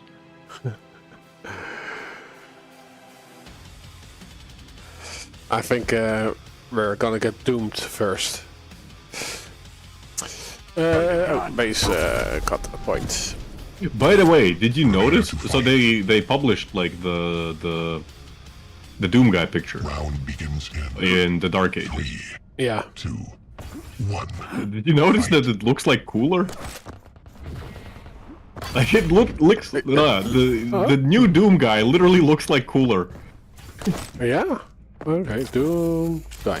But it is a screenshot, or it is for the next one, because like he has like a cape or something, right? Or a carpet on his back. I don't know. It's not a carpet. It's okay, yeah, sure. That's exactly what it is. Yeah. As we say that, like, anyways, Quake, guys, Quake. We need Quake, not Doom. You're gonna get your Doom at home. The Dark Ages with a carpet. With the carpet ages.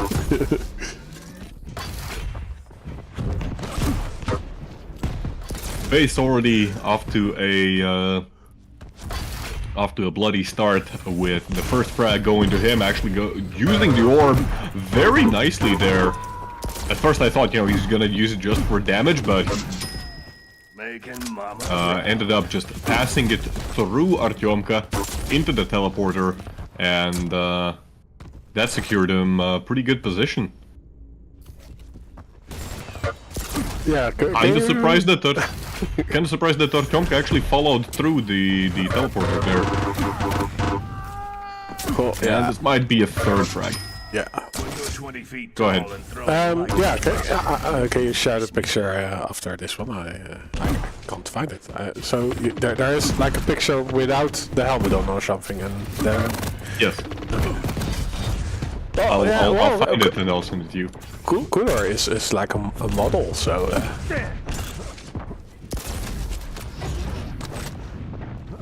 Maybe he modeled for the Doom guy. Perhaps.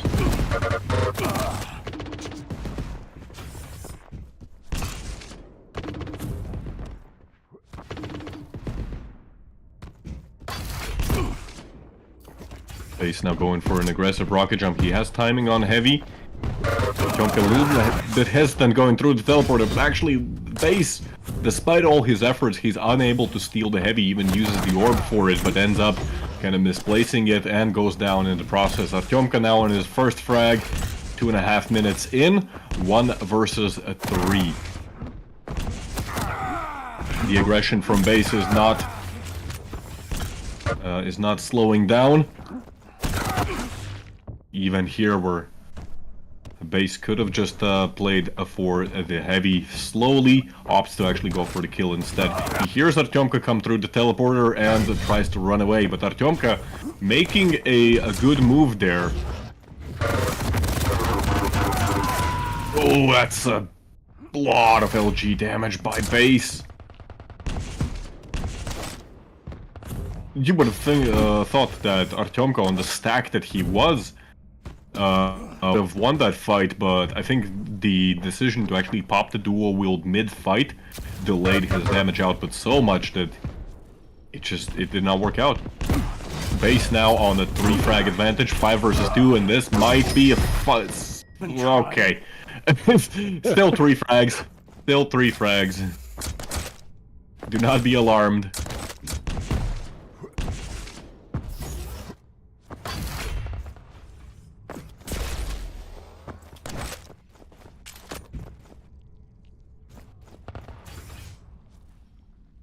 Yeah, Artamka. Is he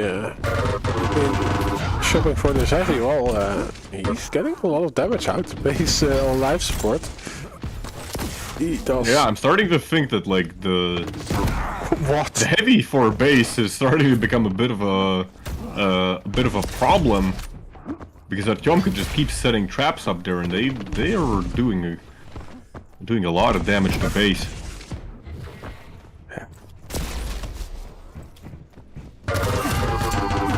Like the hit scan capabilities of Artamka are ridiculous, actually. Like sometimes he just snaps that railgun so quick onto his opponent, and his LG is also hitting its mark.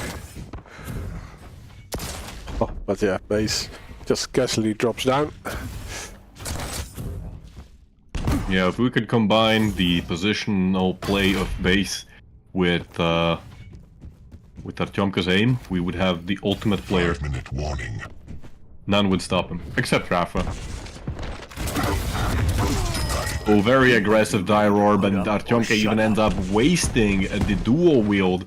That's a horrible, horrible scenario for Artyomka now. But the dire orb, perfectly timed, actually ended up doing the maximum amount of damage, if I'm not mistaken. Stopwatch. Base now holding the high ground. This is generally what you want to be doing on Vale.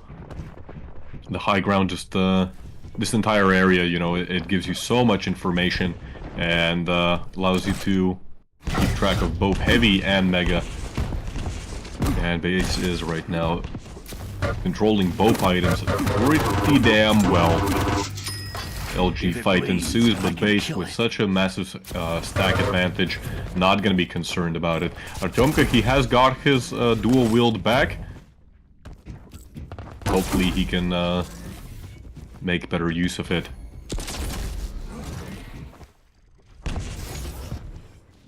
Base really like reading Artyomka's movements very well.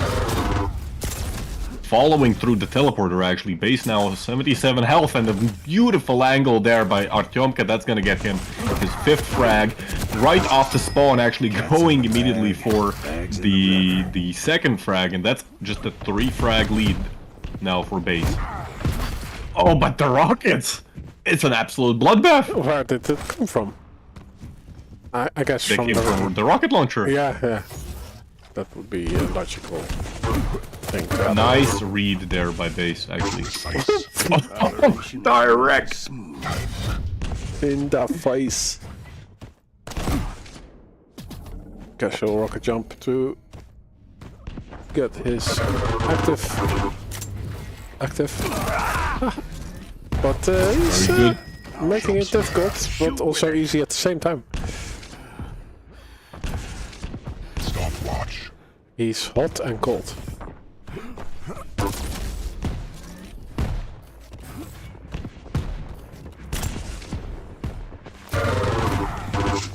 Do we have more positions, like left and right? We have more what? Just saying stuff. Okay.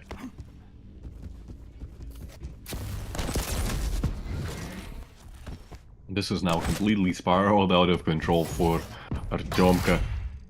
It really feels like, you know, those last frags happened so damn quickly, and given how hard Artyomka has to work for every single frag of his own, I really do not see him coming back from this.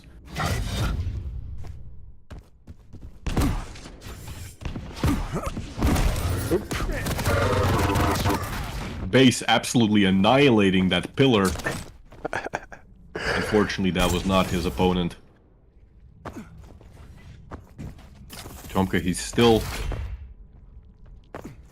hopeful with 1 minute and 40 seconds left.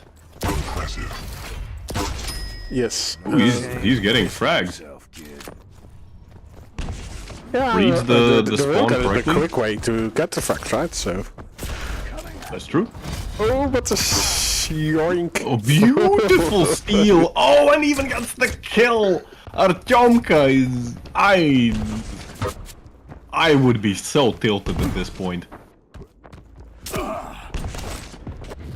Yeah, gets so absolutely styled upon. 1 minute warning. Yeah, can you not enjoy that as if that is happening to you? No, it's impossible. Like, if something like that happens to me, it's over. Oh. Base trying to rocket jump to the heavy. Gets deleted. Base in is the actually process. making quite a... Base is actually making quite a lot of these, like, small rocket jumps just to accelerate him, and... It's a... Operation Nice. is running. Champion pleasure, two, you know, that's to right. see him moving around like that.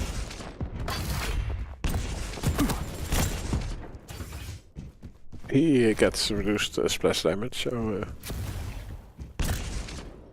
he doesn't feel it a lot, but it looks cool also. Everything is. Yeah, it looks cool, that's the most important thing. Oh, beautiful rockets to finish off the match. 9-18, a very convincing victory for Base. The GG's called by both players. And it is going to be Base who's advancing over to... What is that? The... Semifinals. It's the semifinals already. Okay, I'll send you the cooler picture.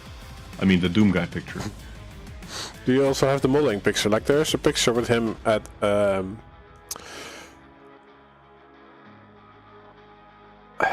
swimming pool. Cooler? Yeah, and he has like I know that. yeah. Rom has sent me that picture many times. I'm sure that like Rom has like an entire folder of nothing but cooler pictures. Wow! It is indeed, sir.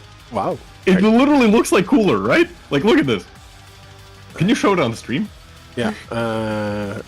Open in browser.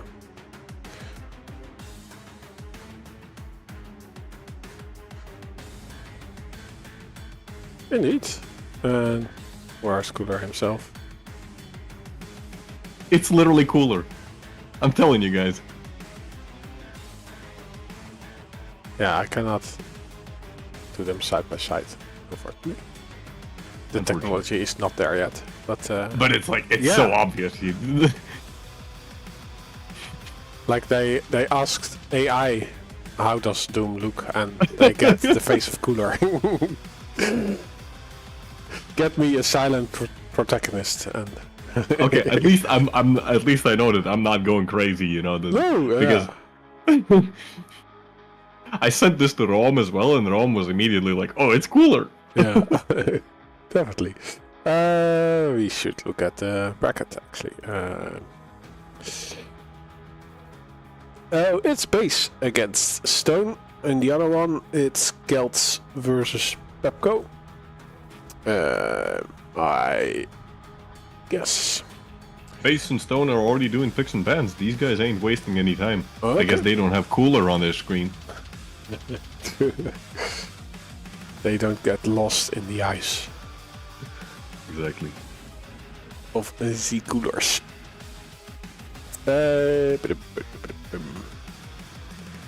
So it's S versus B, I would assume. Correct.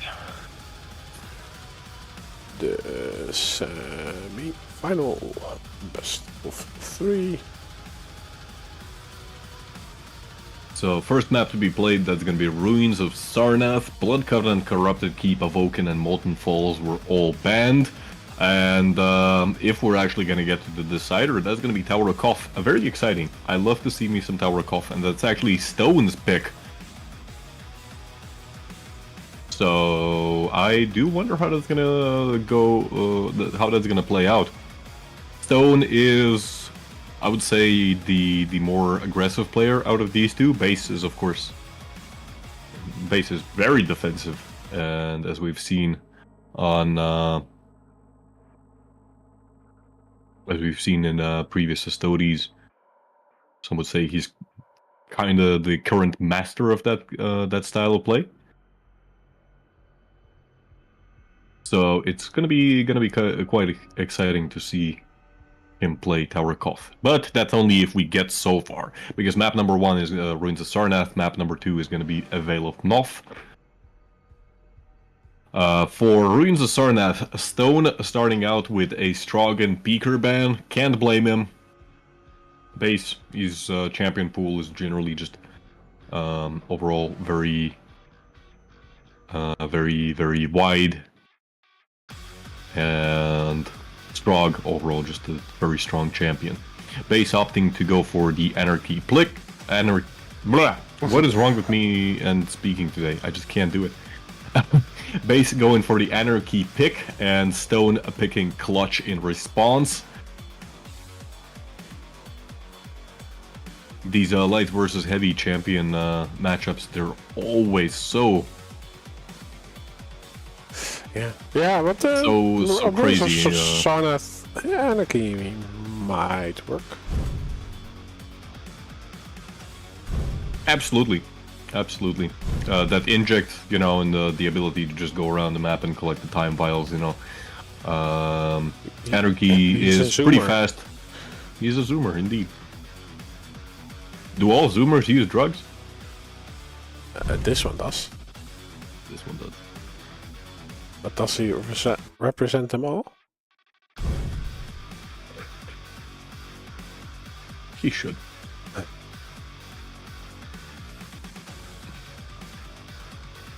But yeah, the clutch did work in the previous match on Ruins of Sarnath. Right? Absolutely. That was against BJ. That was against Sirius. I forgot who was playing that. Who was playing that? It was Sirius versus Pepco? Pepco, yeah. No, Sirius versus Gloop. It was Sirius versus Gloop, and that was the one map that Sirius dropped. And I think also, like, generally, I've noticed that, like, yeah, Stone, he likes to place Clutch on Ruins. It's not, you know, something completely out of the blue. And Stone is generally pretty damn good at just going through, you know, those doorways and hitting drive-by rails. Plus, with his, you know, just immaculate rockets, I don't think Stone is gonna have any problems, you know, taking down Anarchy. Base is gonna have to be extra careful to keep his distance. Yeah, but that's also one of his strong points. And I think Ruins of Sarnath just also favors ability-heavy plays, because there are time valves that are just in basically your regular path. Like on the jump pad to the heavy, and you have to go a little bit out of your way to get them under the platform, but those four are easy to get to. Yeah, like besides, you know, like even if you're making, you know, the opposite way around, let's say, I don't know, you go LG to jump pad, then light armor to heavy. Yeah. Something like that, like you end up getting those four time vials regardless. It's a pretty roundabout way, and you don't get to see that all that often, but you can also, you know, even if you're just playing that side of the map and you're, for example, out of control, and you just kind of, you know, play around one of those light armors and the entire LG side, you still end up getting, you know, 40% reduction to your what's it called, the ability. And similarly, you have a similar situation on the other side of the map, where the other light armor stands, like the HMG side, where you can pick the HMG. On that side, yeah, it's kind of out of the way, and you actually have to, like, deliberately go and take the time vials. But, you know, if you're out of control and you're playing on that side anyways, it's not that surprising, you know, to see players being able to restore their ability just insanely quickly. True. And there will be a window, like, around the major item spawn times. Exactly. Not much activity in the chat. Oh, we are waiting for everyone to join, I see. We have a lot of spectators. 1, 2, 3, 4, 5, 6, 7, 8, 9. Full house.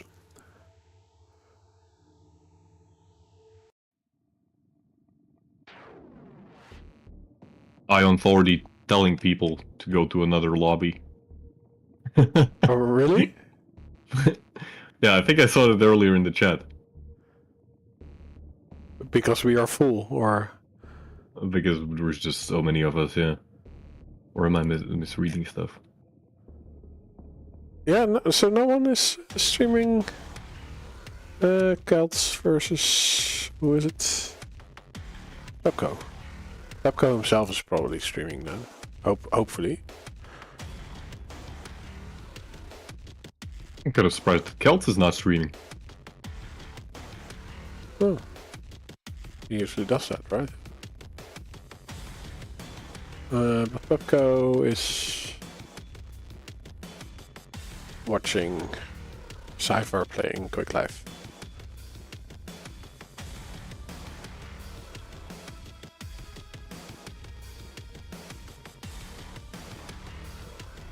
Oh, Kelts already won 2-0. Okay. Then it's also understandable that everyone is hopping on to this one. And yeah, Pepco, I think we don't have room for him anymore. Unfortunately. No, we do. We have one more spot, I think. Actually, no, it's 16, right? The maximum is 16. Early. Okay. We do have spots. Bye.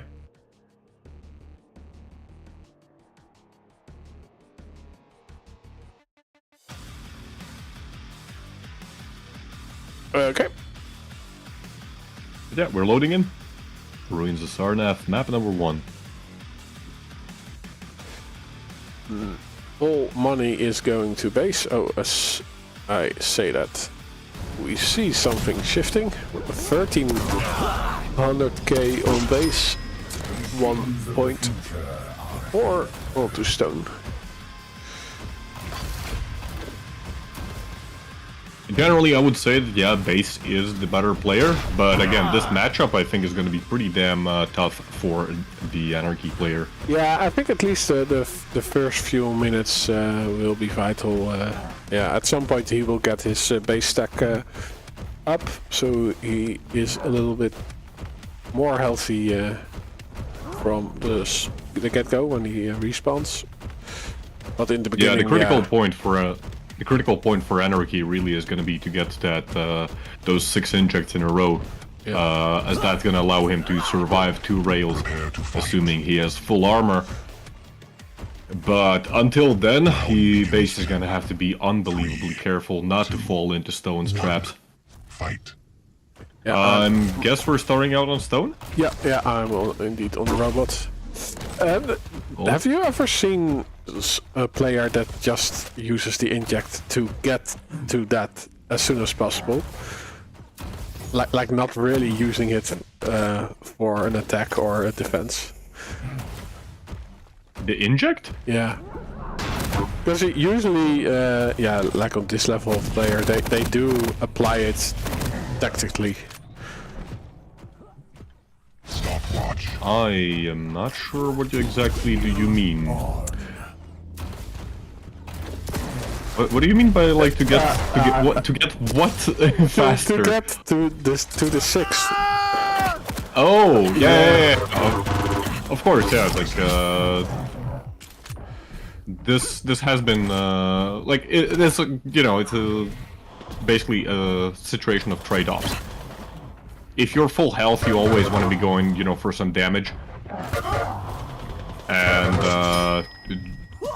maximize the use of the inject. You know, not just to get to the 6 over health, but also just, for example, take a rail. You know, even if he ends up getting hit by a rail himself, pop the inject immediately. You're still at a stack advantage in most cases.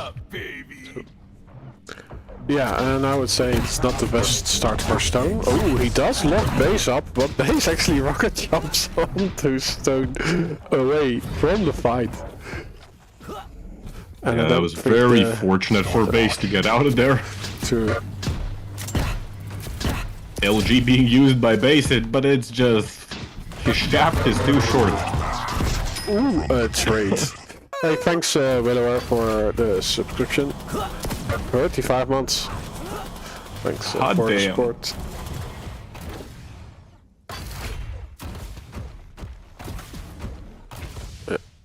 Stone's Bubble Blaster is not good enough to fight for this heavy, but he does take the mega health, and his shield wall will be compensation for the armor that is missing. Base actually chasing down Stone, realizes that all of his armor has been depleted.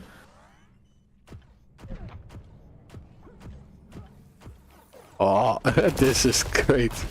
Base circling around, trying to get the angle. Doesn't get shot anyway, but he makes himself known that he is reading Stone. Yeah, that was a good move overall. And ooh, actually hits a rail, but takes a direct rocket. Base already has the position on heavy. Stone might just use the shield and drop down. That's exactly what's happening. 160 damage dealt by Stone and immediately retreats. Has to be careful, he's not far off from being railable. Base, however, himself. 1 health, and there we go. Base just unable to hit the absolute barn of a creature that is Clutch. 2 to 3 now. Stone, unfortunately, after that engagement for him, he's not left on a whole lot of health. I don't think the light armors are coming up anytime soon either, and Stone's gonna have to pretty much forfeit all major items. A lot of rocket damage inflicted by the Clutch player, but his stack was so low that he couldn't really convert that into a frag. Luckily for Stone, he actually got a pretty good spawn for Mega, but that's not going to be enough to take down a base in an LG to LG fight. One of the smallest champions against one of the biggest. Another shield coming out from Stone. He's making an aggressive push with the lightning gun, and again, it's just not connecting. But also perfectly played by Base, like he uses the map geometry to just be basically unhittable. Stone wasting his ability. He does get this heavy, but Base is there to punish him. Yeah, all of Stone's armor stack has pretty much been deleted in the matter of a couple seconds. Base already 5 minutes in, he is at 107 maximum health. So he can afford to start making a little bit more aggressive plays than normal. Especially against Stone, you know, it's not just the rail, which is a potential threat, it's also the direct rockets. Stone is one of the few players who really prefers rockets over LG.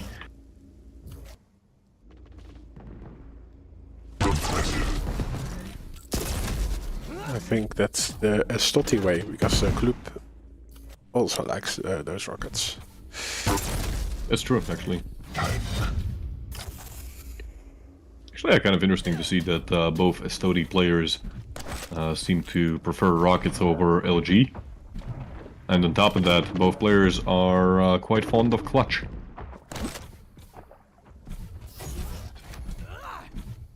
Base now able to secure at the mega health, and he's gonna be unbelievably stacked, even has the inject. Stone has been forced to just forfeit everything.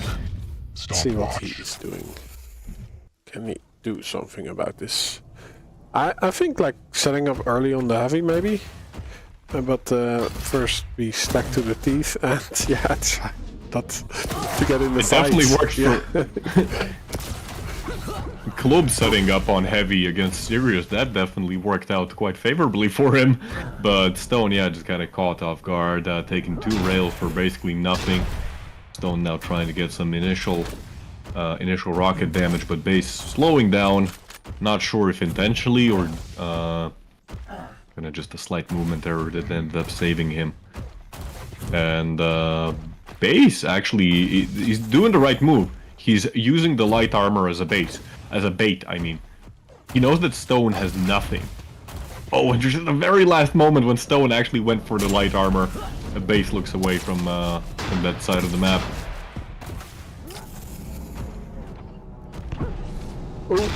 So back they switch places, training places. That's a movie. Did you know that? What?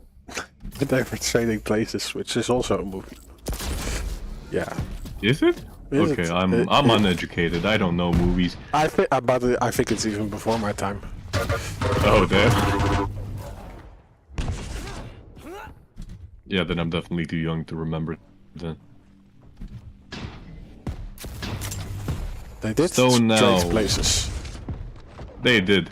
They most definitely did. Just like in the movie, right? 1983. With Dan Aykroyd and Eddie Murphy.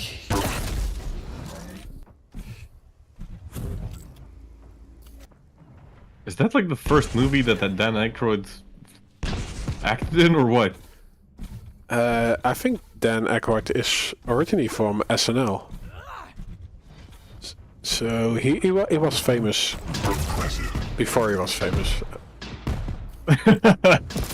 Yeah, that's At least for the rest of the world. Like 1983, SNL was not known outside of the US. Oh, but look at these moves by Base! He's having a bit of a dance there! 1 minute warning. Just like perfectly, you know, stopping and then just, that was so beautiful.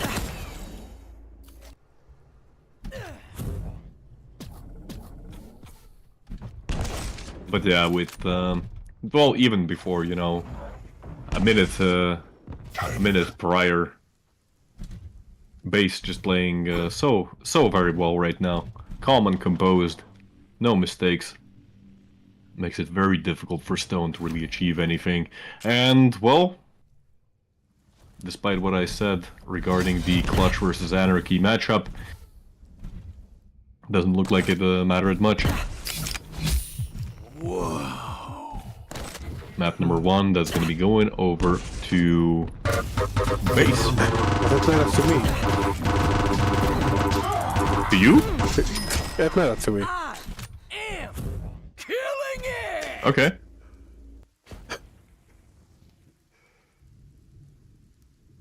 You are the winner, Rob. Congratulations.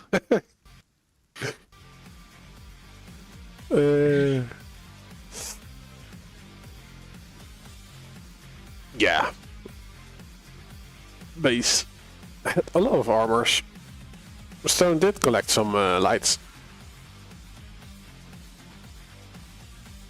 But yeah, 2 frags against 9. Yeah, he did not get a lot of stuff done. Indeed.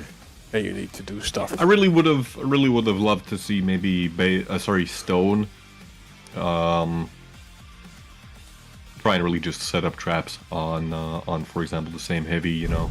We did see him try and do that a couple of cases, but it kind of just didn't pan out. Stone ended up just trying to bully his way through. But against a defensive player like Base, you know, it's going to be an uphill battle.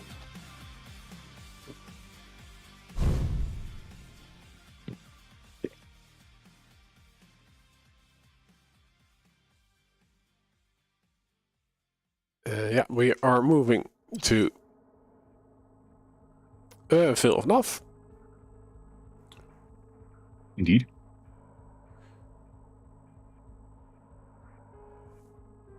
Where Stone is playing Eisen. Base playing BJ Blazkowicz. I'm really hoping that Stone is actually going to win this so that we can go on to Tower Koth. Yeah.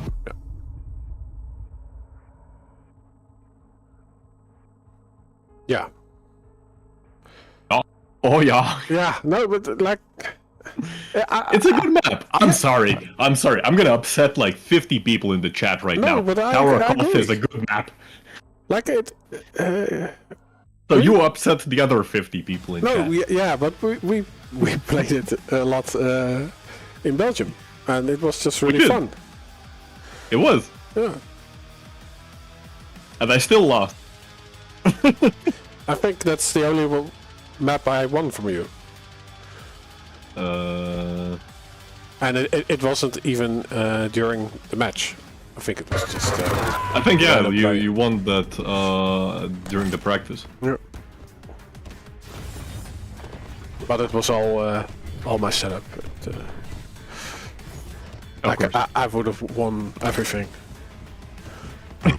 You would have won even Rom and Shaman. Definitely. Round begins here. Anyways, we are on map number 2, Whale of Noth. And in the blue corner we have Stone playing Aizen, and in the red corner we have Base playing BJ. And right off the bat, like not even 10 seconds into the match, we have a very aggressive push from Stone with the LG getting the first blood. Yeah, he still has Timmy to deploy.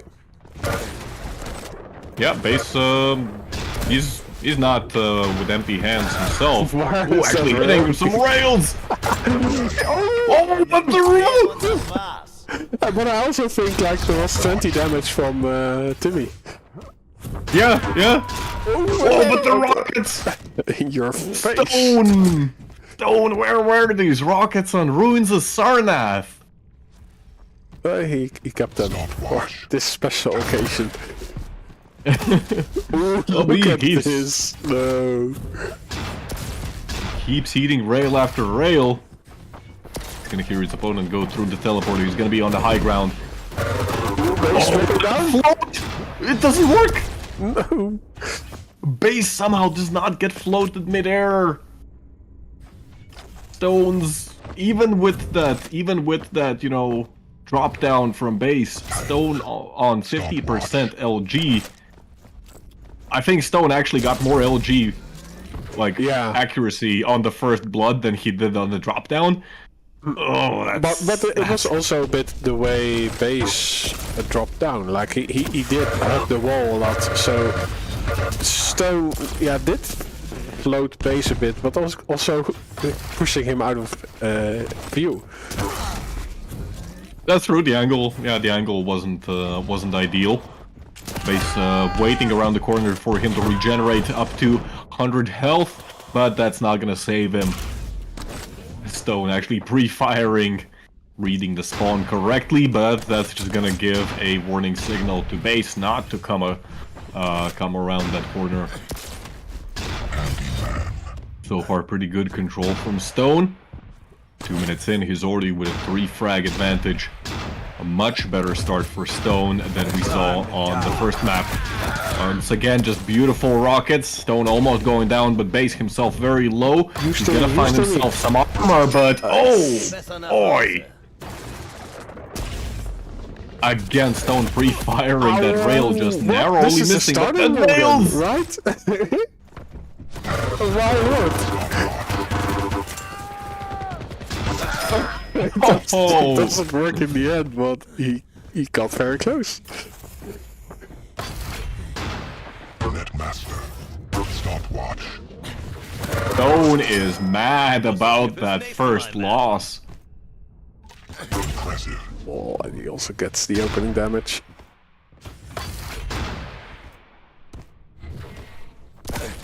Ooh, Base gets revenge though. And he's still there. Stone just jumping into view again. I think that was actually a slight mistime there by Stone. Jumping on top of the heavy a little bit too early. Even if Base had hit that first rail, you know, but the jump came just a bit later. He wouldn't have had to go for that second jump. Oh, nice use of the tribal there, predicting the LG. Not needed at all. Like, I'm surprised, like, he doesn't apply the turret that much. Honestly, he doesn't even need it. No. True. Look at what's happening here. But like if Base was playing it, like it would be constantly here out in the portal exit. Stone's just honestly playing out in his mind. Reading the position of his opponent perfectly in base. Yeah, unfortunately he does We not talk have about, any you know, how rockets. base is like really good on a defense, but with 8 frag difference, he can't even afford to really go into defense anymore. Stone, this might be the first fight where really Stone is outmatched. The LG just is not connecting. I was actually expecting a fadeaway Hondo on the base, but that happened. Did not happen this time. So Well, you can't do that every single time, you know. Come on. yeah, you have to miss some shots at some point. But he is out of control now,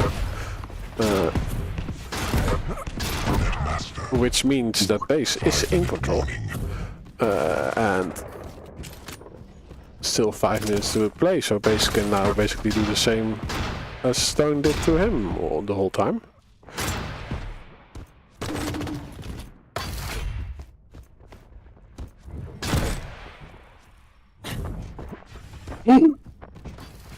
Wait, Did the failed rocket jump, did it actually work out in Stone's favor? tactical.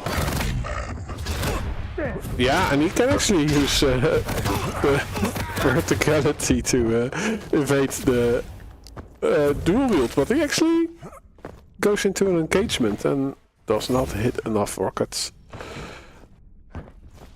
to end out on top. So Base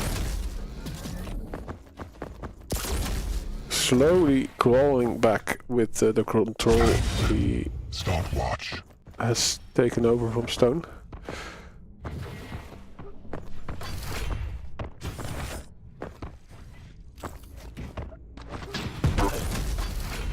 Yeah, Very is not narrow off. Oh, but angles. Stop using up my ammo. where Yeah, does Stone defensive. spawn?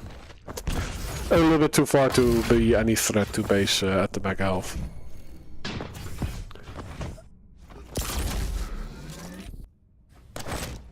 Base is making the comeback, but it's not coming as quickly as he probably would like to. The fact that Stone just keeps hitting just monstrous rockets over and over again probably isn't helping. Dual wield pop, but it does absolutely nothing. It takes down the Timmy and that's about it.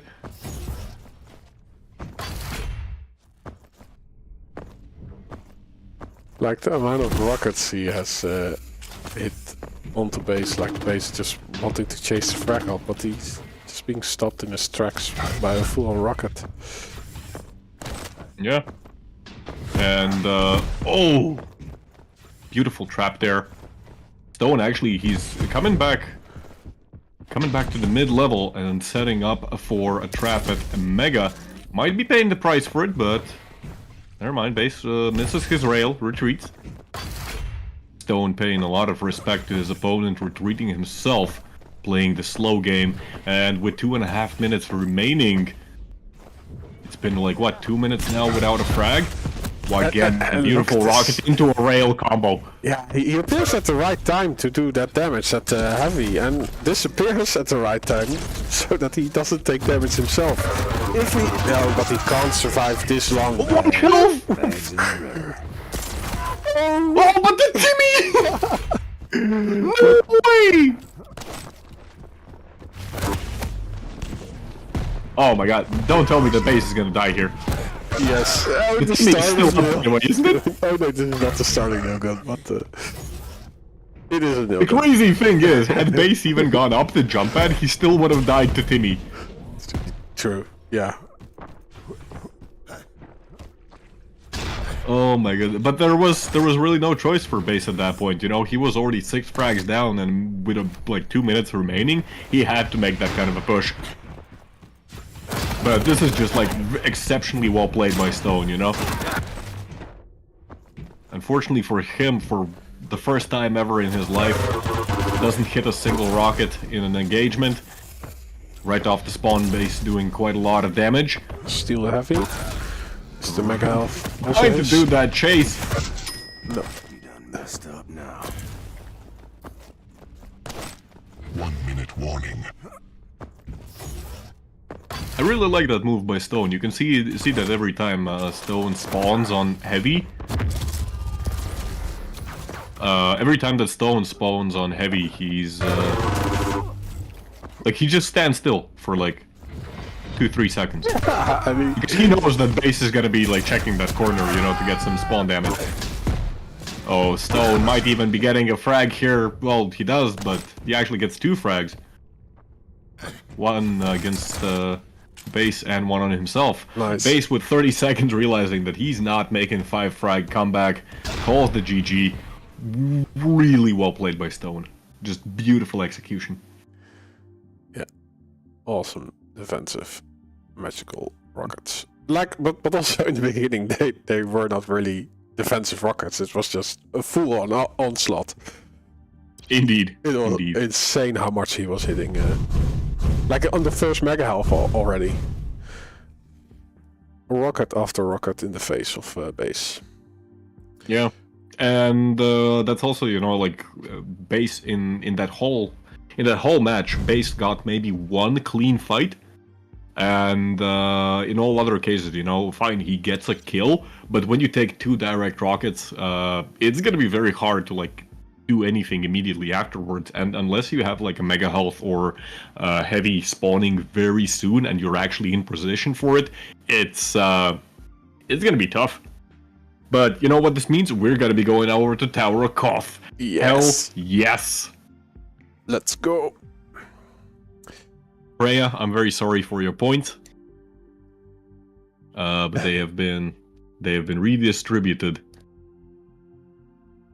to other gamblers.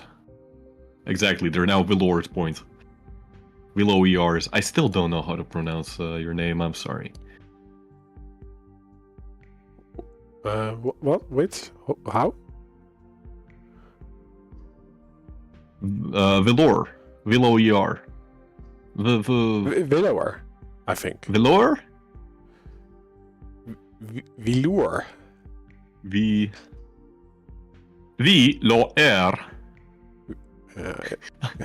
I'm sorry. I think it's Velour. But really if I don't. pronounce it in a Dutch way, it's Velour.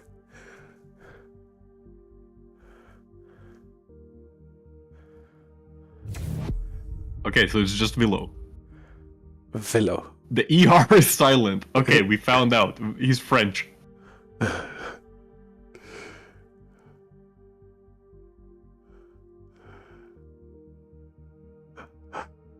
Dark Zone. Like, they should make a Dark Zone with only rocket launcher. Oh my goodness. Think you heard it here first.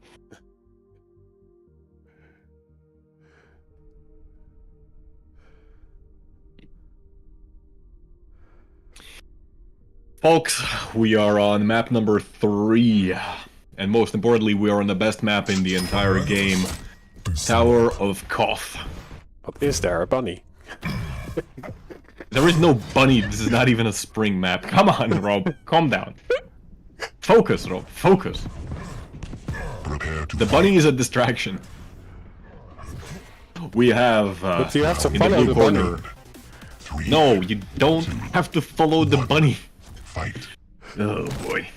In the blue corner we have a Stone representing Team Estoty playing Visor against the Base. In the red corner playing a Ranger. Stone gonna be using the vision to try and find out where exactly his opponent is. Base has been able to collect the rail, and that allows him to get some preemptive damage, which... First strike going to Stone. Yeah, it's actually the first frag does indeed go to Stone. Gets a frag on Stone. The best opponent on the map is yourself.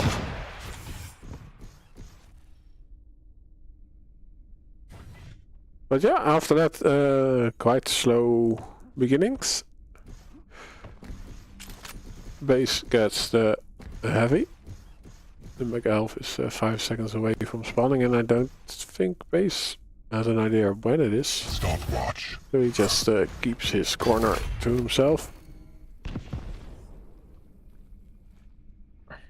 Yeah, but would you have picked a different champ? Let's see. Base had first pick, so he picked a Ranger. Personally, I'm a big fan of Strog on this map, but I think Strog was banned, no? Yeah, on Runes of Sarnath, even the first map. Yeah, I've seen like I think it was Kelts who really likes to play Nyx here, but I don't know. I'm not a big fan of Nyx in general, and I think that's kind of just an acquired taste. But I don't know. The Visor pick maybe isn't like that good. Ranger is just very solid, you know. Ranger, the orb can be used like immediately. Doesn't matter on which part of the map you are. You can pretty much always guarantee that you get the LG. Ooh, nice move here by base. And he's gonna be able to get some damage immediately off spawn. Stone trying to get some damage in with the pummel. Gonna be going down in the end anyways. Yeah, so Well, this is one. yeah, this is Base's pick, by the way. Smoker. Smoker. Was it? Smoker. Yeah, this is Base's pick. Making Mama proud. Right? No, Stone's pick. No, it's yeah, Stone. So yeah. Sorry. Yeah, you're right. I'm wrong. Yeah. Sometimes that happens. Yeah, I think Base did outpick Stone then in this set, because like I understand that you pick Visor, but Maybe Stones. you're losing out on so much movement, but there was also not really an alternative. Like, or you get Slash or something. I still think Slash is possible on Koth, but it's gonna take a madman to actually, like, you know, implement that. Ooh, Stone, as he goes for that rail, ends up trapping himself. This is one of the critical parts of the map, you know, which makes it, in my opinion, stand out. That the rail is in such a position that if you're gonna be going for rail, like, you're committed.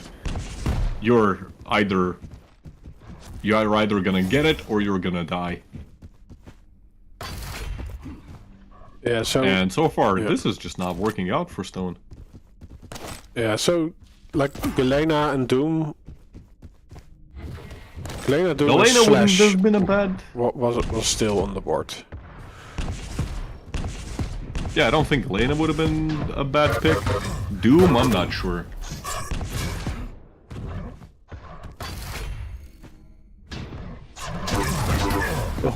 Nice combo. Lot of damage. Wrong fight.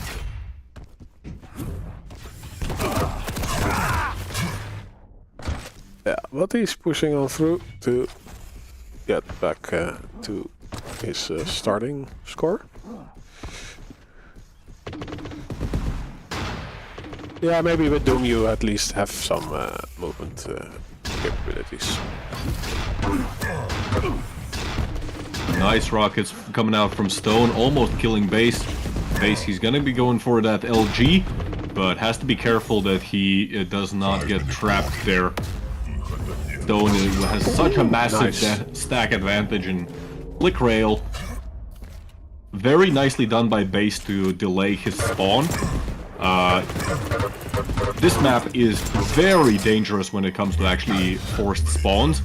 Like, there's pretty much every single spawn can be abused in some way. And this is kind of what makes it unbelievably snowbally. Oh. Here's an example. Yeah. Unfortunately misses out on the rail, but he didn't have piercing the sight. intention was there. Stone actually, he's pretty low on ammo, has to be pretty careful. Ends up going down to the nail gun plus orb combo. Oh, rocket fight. Good rockets from Base, just way too aggressive coming out from Stone. Base now left with only 60 health total. Stone who picks up the mega health. He has vision available. I think that he actually ended up using it. Yeah. The ability was used by the visor. Tank.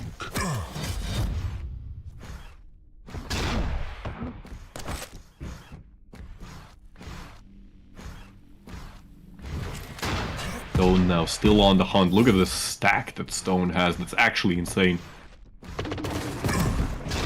Stone on the chase. Unable to really connect anything. Oh, as I say that, just absolutely destroys his opponent. Base, do not go for that light armor. Ooh, a lot of damage being inflicted just with the heavy machine gun. Base, he's able to repel his opponent for the time being. Collects some weapons. Nice. Oh, but the rails, they're starting to connect. Is Stone gonna be able to get some damage off the spawn? Not so far. Actually setting up for the rail, and this is, this is what I'm talking about. It has to be a frag, right? But, oh, it's... Oh, but he's not doing damage! What? It's not connecting! Okay. Finally! Yes. Stopwatch. That's one of the dangers, you know, of the rail pickup on this map. If you go there, it's very hard to get out. I think that's one of the reasons why so many people really like the Nyx pick, because, you know, it's pretty much a guaranteed rail pickup. Doesn't matter, you know, what the situation is. You pick up the rail, if you get caught out, you just pop invis and you get out. Oh, Base dropping beautiful down. rockets by base, and it's gonna be a frag in the end. But now it's like way closer than it was, you know, at like one point it was what, Stone, 7 frags down? Is running smooth. And we have seen just how quickly the map can snowball. Yeah, still a little bit careless about that heavy. I think he was assuming that the base did not know that it was up, I love the smell of gunpowder. but he was just walking back to it, so easy frag. But wow, the HMG. Yeah, it's the quick live one, right? So it does more damage. Which one? The HMG? What? Does it? No, I don't think so. You didn't know that? Does it do more damage? No. Yes. I don't... What have I missed? Don't tell Since anyone. when? Don't tell anyone. Okay. I shan't tell anyone that the Quick Live HMG does more damage.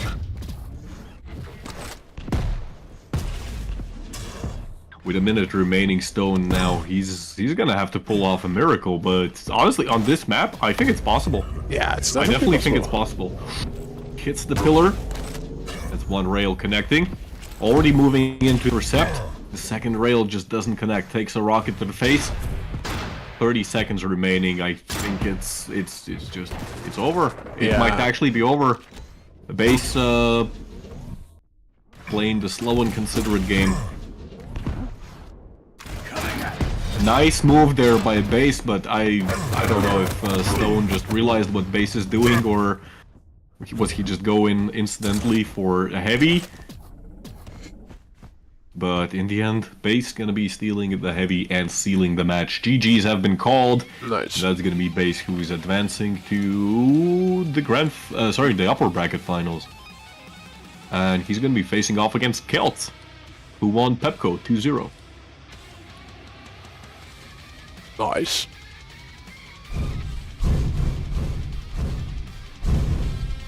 Quake Live style map, pillars, spawn traps, dangerous to pick up rail, exactly. Yeah, indeed. Kelts waiting for. Honestly, C-base. I just want to go back to like the tower coffin, like the pick and ban phase, and I really do think that Stone, I think he may have lost simply because of the wiser pick. Yeah. I think Doom would have been better in this case, even though like the double jump doesn't really give you much. Maybe it allows you to dodge some rockets coming in from base. Kelts But with his top hat yeah. clutch. Oh, it's the best clutch.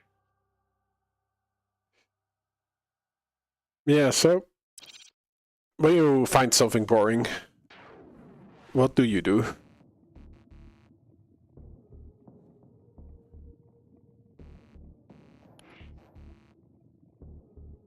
I'm just curious.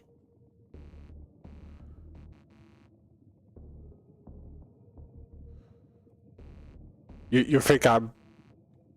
What? Sorry, I was trying to read like what Ionth was saying. Sorry, I wasn't listening.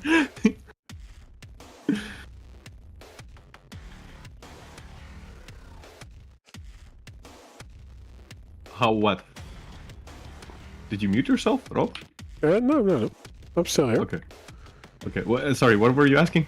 But what do you do if something bores you? If something bores me? Yeah. I'm curious. I don't know. I ignore it.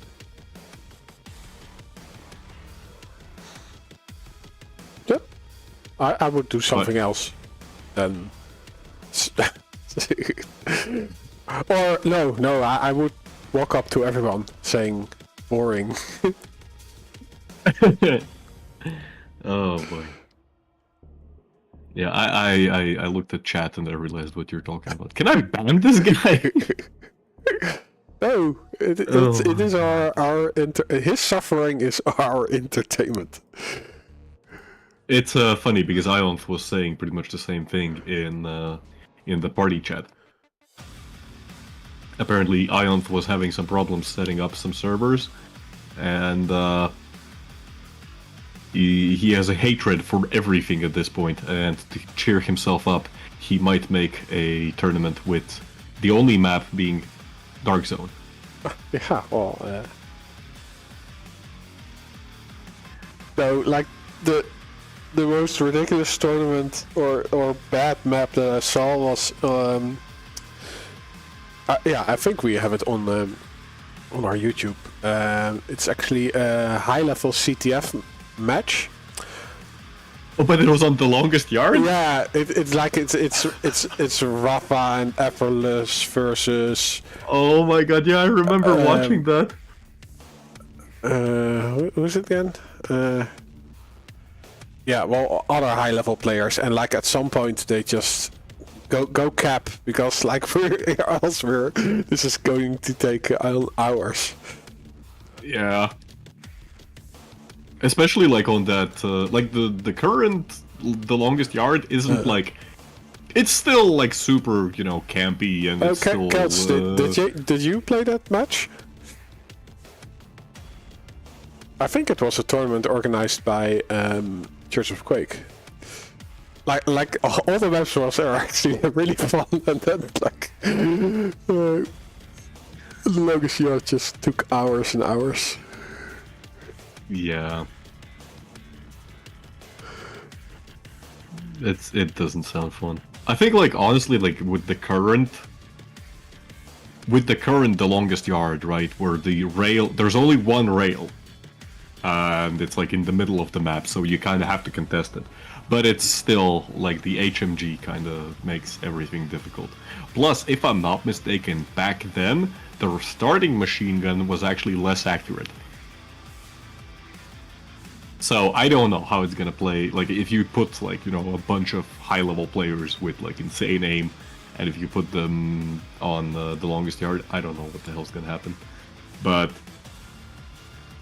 that, if we're talking about the same match, that was a disaster. Well, it was also a fun disaster, right? Like you you try something out and you actually only see it what actually happening when when a match like that happens. Like okay, maybe this doesn't work that well. Yeah. Oh, and we're starting on Tower of Koth. What? Oh. We are starting on Tower of Koth with Kelts on Nice. the first pick. Oh my god, Kelts Somebody, like, subscribe to this guy. Go to his channel right now, subscribe, like, 70 subs immediately, now. Nyx, don't care that it's a Nyx pick. I don't care, it's Tower of Koth, guys. It's fine to pick Nyx on Tower of Koth. It's the only exception I'll make for that champion. Map number 2 is going to be Vale of Noth, Molten Falls, Blood Covenant banned, and Kelts picking a Vulcan. Overall, a very, like a pretty small maps in general to be played. Tower of Koth can be pretty snowbally, Vale can be pretty snowbally, a Vulcan as well. So I think we're in for a quite fast-paced match. Fast-paced series even. Kelts starting out with a clutch ban. Let's see what his base going to be playing as his first champion.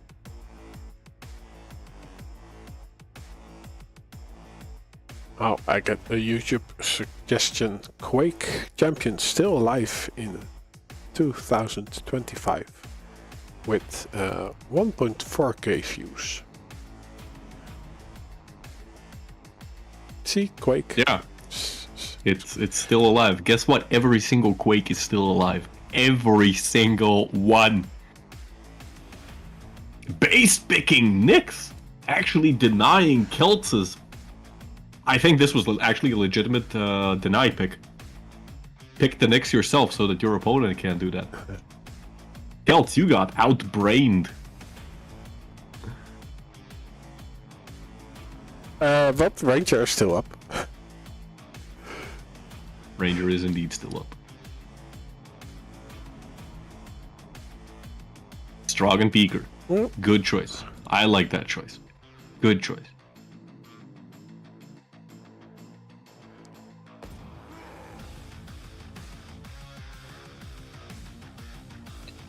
This reminds me of the time when I played against Qbert on Tower of Koth. And I was on Strog, and I sent the Beaker through the teleporter, and the Beaker ended up telefragging him. It was fun for the whole family.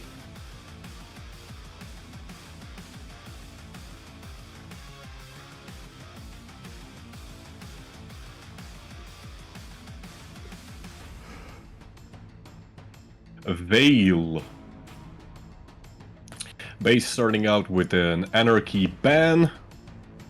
Kelts picking Ranger, and base going for the tried and tested BJ Blazkowicz pick. Very standard picks on Vale so far. Kelts banning Athena on a Vulcan.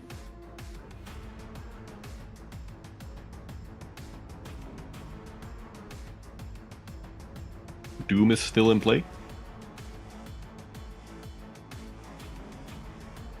Actually, would not be surprised at all to see Doom being picked right now.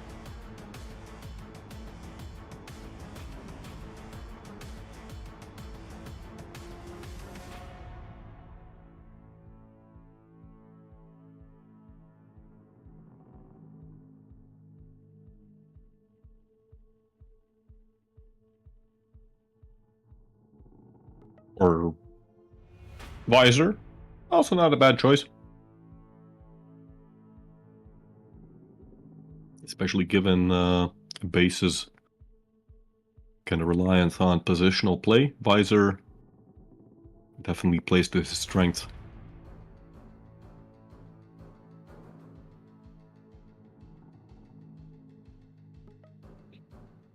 And Kelts is going to be the one playing the Doom Slayer. The Doom guy. Can we start calling Doom cooler now? Sure. Because it's practically confirmed that cooler is Doom guy.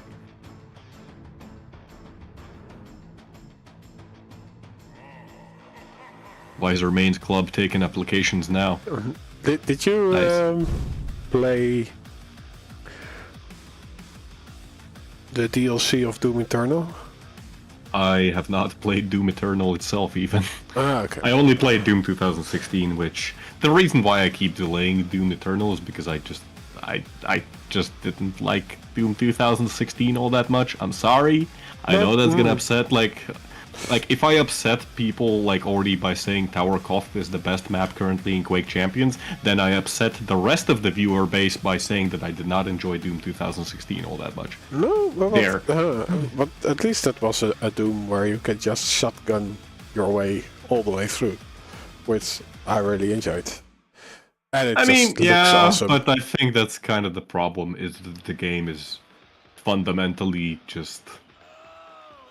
I don't know. But it's, I think it's- that's more Doom than Doom Eternal. Like Doom Eternal, it was like for every champion you had a different, or for every opponent you had a different weapon you should have used, a different ability on that weapon. Like it was just so many switches you had to do. I mean, that's how I played Doom 2016 anyway. Yeah. As soon as you get the quick switch upgrade, it's so broken. The game just breaks apart. The game actually just breaks apart when you get the quick switch upgrade. But I'm still interested in the story beats. Like the DLC is supposed to have like a big story that probably has some ties with the Dark Ages, which is a prequel to all the Dooms, I think. Allegedly, yes, I read something like that. I don't know. I'll get to Doom Eternal at some point. Like, I do want to play all the Doom games and stuff like that, but it's just, I don't know. I have It's a skill I have more problem. important. No, not really. Like the Doom 2016, I played on Nightmare, I think. But I really think for Doom Eternal, like it might be easier to switch all these things with a controller.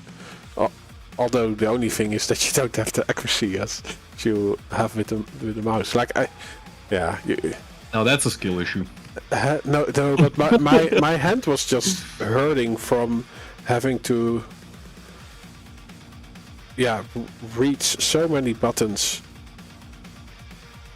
Like with Quake Champions, you already have like 7 weapons that you have to switch, which is what are fine to do with keyboard. But like with Doom Eternal, you have like 14 combinations or something to get through. I mean, I don't know. Like my problem with Doom 2016 was that first of all, once you get the Gauss cannon, half the enemy roster is just completely invalidated, because an upgraded Gauss cannon instantly kills like pretty much everything. At least headshots do. The super shotgun, you can quick switch between pretty much like the quick switching rocket launcher, and the super shotgun invalidates like the rest of the cast. And there's just not that much. There's just not that much depth to it. Even like the way that you dodge, it never feels like you're deliberately dodging anything. It's just you're constantly in movement for the sake of being in movement, and you just happen to like dodge everything. And the fact that, you know, you regenerate health and ammo and armor from kills, it kinda just breaks the game. No, I did like Doom, but yeah, Doom Eternal or Doom 2000, Doom Eternal. Like I also think that like how they made the game more difficult is just to throw more shit at you. I mean, yeah, that's... and make the enemies sponges. Like the final beats of the game, just they keep on going. Like I think like for a full half an hour they just throw. They just keep throwing enemies at you. When is next LAN? There is one. Being asked by Estoty games. Yeah. You tell us, when is the next LAN? When is your LAN? I'll join the Telegram channel. Spill the beans, Estoty. Yeah, we do know there's one in Germany, but I don't think, or I don't know anyone who's going. Demon, the Belgian player, is allegedly. Okay. But it's a Quake Live LAN. if I'm not mistaken. No, right? there was also a QUAKE Champions LAN, like a really big LAN in Germany that also had a QUAKE Champions server. But yeah, foam is happening again in, what is it, August or something? No, September, but I won't be there. The 5th of September, so that will be... maybe I still have the old comments from... As I understand, the next Fragmatica is not going to have QUAKE Champions there anyway, so... No? Yeah, at least that's what I understand. But, you know, if you want to go play Counter-Strike or, you know, those other terrible games, you're free to go. That's sad. Indeed. I thought this was going to be a challenge. And someone said something about QHLAN in the QUAKE Champions Reddit, but if I remember correctly, the QHLAN is only QUAKE 1, right? Begins in 3.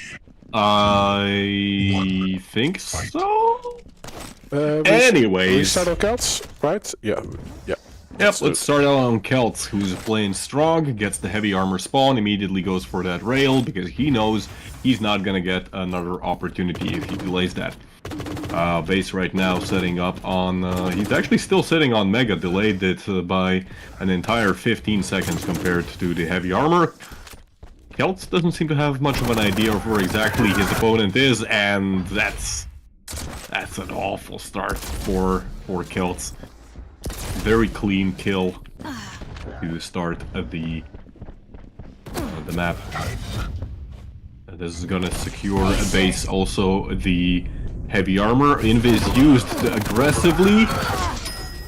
Kelts, unfortunately, just a little bit too early on that mega health. They're gonna end up dead. And stuck in the rail jail. Almost actually taken down base with the peaker. Base losing all of his armor as well in the process. Kelts doing some damage at the heavy armor, but gonna be forced to retreat. He should have the weapons really to yeah, he should have weapons and the stack to contest this mega health. Gets it pretty clean.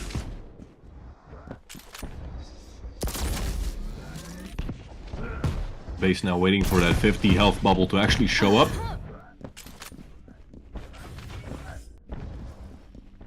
And this should be a moment where Worlds can start making his comeback. But the drop down. I didn't expect it to be a total That's really unfortunate.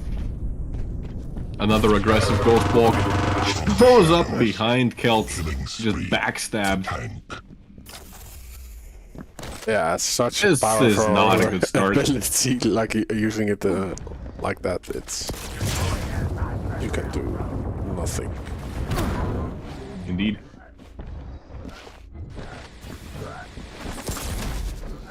But yeah, this is well, it's an exceptionally good start for base, you know, 2 minutes in, he's already 5 frags up.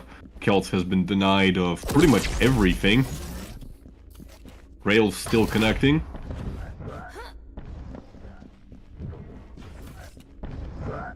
Kelts actually going very aggressively. Rockets just aren't really connecting. 86 health on the next player. He's still sticking around. He's got only 1 rail. Opts to actually retreat, not to contest the heavy whatsoever. Mega health's not spawning in some time, but Kelt's not gonna be there on time himself. Oh, and there we go. That's gonna be first blood for Kelts. Unfortunate miss there.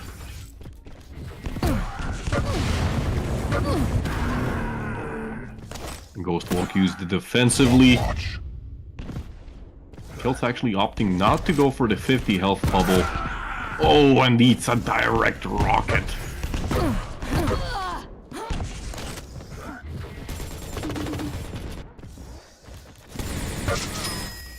You will fall. It's overall just a very messy fight there.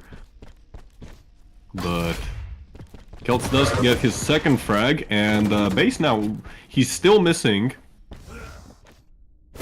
He's still missing his Ghost Walk for another 15 seconds, and this might be an opportunity for Kelts to do some aggressive plays. Hits one rail, and Base is now trapped. The stairs. Doesn't even try to go for the Ghost Walk, or maybe he did, but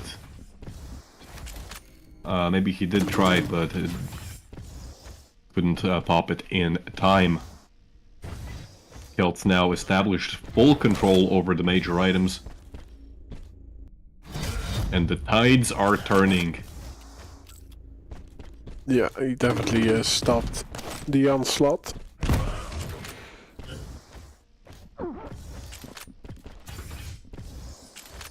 Even going out of his way to shop for some damage before taking the mega health. But yeah, Base pretty much disappeared on the map. Nice use of the wall jump ability there to cancel out his... Nice! 5 minutes warning. 105 damage done with the beaker, and I'm not sure where Base was looking, but it was not the right direction. Kelts Yeah, that maybe missed out on a bit of damage there, but still Base just gonna end up running straight into him, and this is starting to spiral out of control very quickly. Kelts still in full control. Some LG damage being inflicted by Base, but that's gonna just delay the inevitable. and it's all happening at the moment that Base does not have his invis. Like the coin has flipped. Yep, and look at this. The flip coin. And even there, like, he still didn't have invis available. It only now, literally only now came up. Yeah, and this damage doesn't really matter because Kelts can grab this heavy. And he's cycling these items just perfectly. There's no...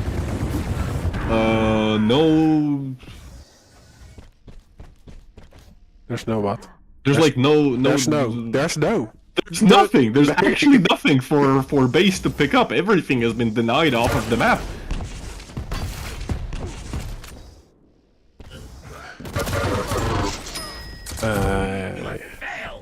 This, yeah, I'm actually flabbergasted at how quickly everything turned around.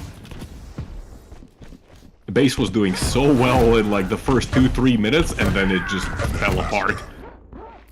Well, as I say that, a very unsuccessful engagement for Kelts. It almost does no damage at all, but Base gets some very good rockets in.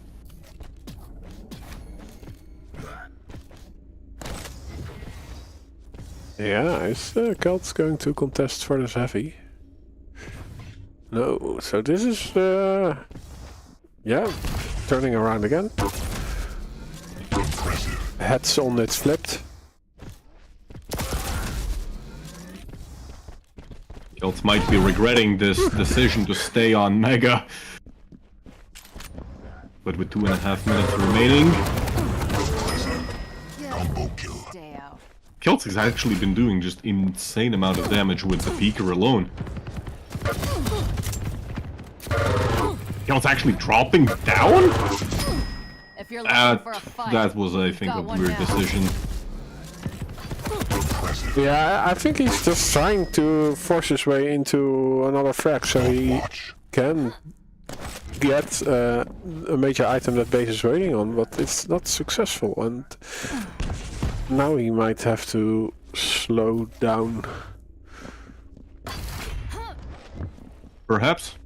And I guess, yeah, that's also one of the strengths of, you know, playing Strog on this map, is that the Destroyant pickups, they end up allowing you to, you know, play that ultra aggressive style.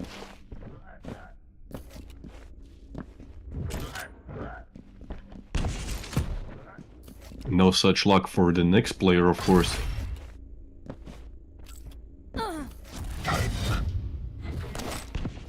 Base is Kelts not did really... slow down. Base is not really going out of his way collecting the time files. That's a good point. Stopwatch.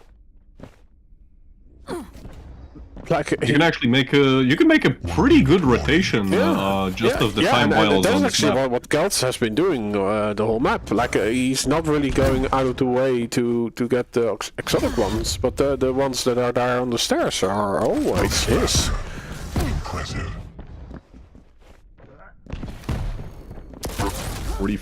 40 seconds remaining, 2 frags. Can base do this? Kelts playing around the teleporter. Because I planned it that way. He did not delay its spawn, I think. I don't think he did, and that could have been horrendous for Kelts. But now Kelts is he's immediately after the spawn. I think he has not let go of his walk key. He has not made a single sound, and Base is completely oblivious as to where exactly his opponent is. Kelts is in the middle of the map, and Base doesn't know. Crash like you for years. 11 to 11, sudden death. Oh, and Kelts. Ouch, that's a rough start, but he gets The it. rails. Oh, but the Ghost Walk saves Base. He switches to the rocket launcher, which is an... But Base has no health. No, but and it's also Kelts got the heavy. That's the thing. Like, What did Base apply the Ghost Walk before taking the heavy? Like he dropped down with... Yeah. So no. Base went into Ghost Walk.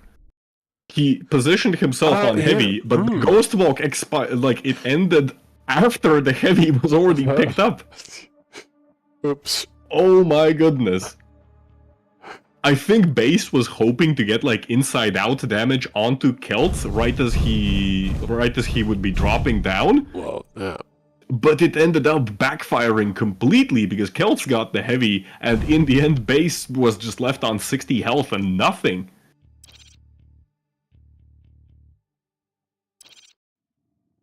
The turns have indeed tabled.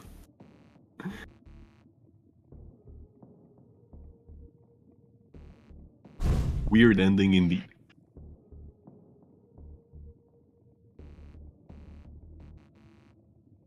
I think both players had their moments where they kind of just lost focus, but yeah, that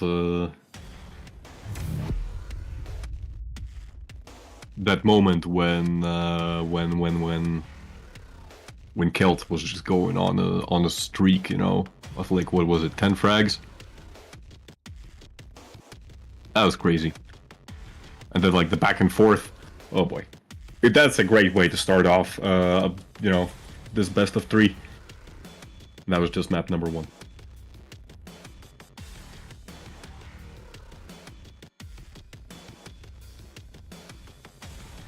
Yeah, I'm still recovering. And I also am thirsty, but I'll get something on after this one. No, maybe it's better to... Right, kid. Show me what you got. I'll be back You swiftly. scary.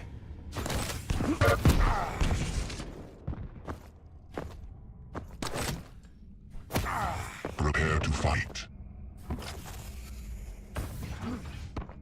Round begins in 3, 2, 1. Fight. Well, I don't know on what is Rob. I am on base. I hope Rob's also on base. Rob hasn't even moved the screen. God damn it. Anyways, I'm on base, so this, while you're not seeing the screen, I'm gonna just be doing a radio cast here. Base is currently on Veil of Now Flame. BJ Blazkowicz hitting 2 rails in a row against Kelts, who's now cornered. Kelts actually is able to get away from the heavy armor spot. Just narrowly, though. Base already making his way over to LG, goes through the teleporter. As Kelts mistimes the heavy by like 1 second, he flies by, not doing any real damage, and it is a Base who catches Kelts off guard, who's coming up at the Mega Health jump pad, pays the price, and goes down. Give us picture. Rob, are you there? We need picture. We do have picture. The first 30 seconds is missing, but you guys did see the first We got track. a radio cast. Kind of. Sorry. It's fine. Base now on the low ground. Oh, Kelts actually dropping down, challenging the Russian to a rail battle. Kelts not playing, not actually playing the rail battle. He's using the tri-bolt, and immediately. Gunpowder. Wait, what is going on here? Okay, there we go. It's 2-2, almost 2 minutes in. Do you want to know more? Lead taken. I now know everything. Kelts one Kelts health, but takes- the Maggie is fair hit for him. The Meggy, thank God for the Meggy. Yes.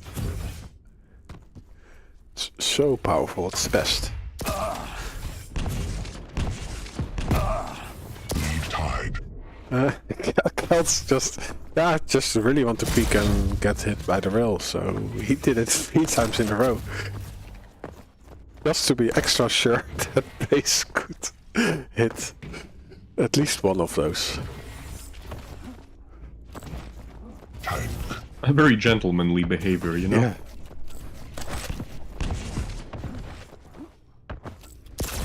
Base now looking pretty darn healthy there. And the scary part is that he doesn't even need to use the dual wield, but it is an option.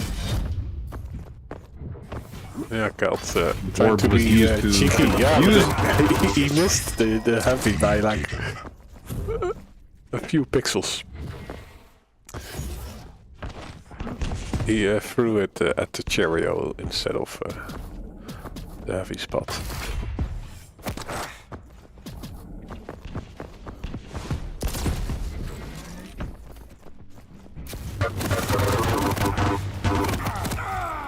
A very close LG fight near the heavy.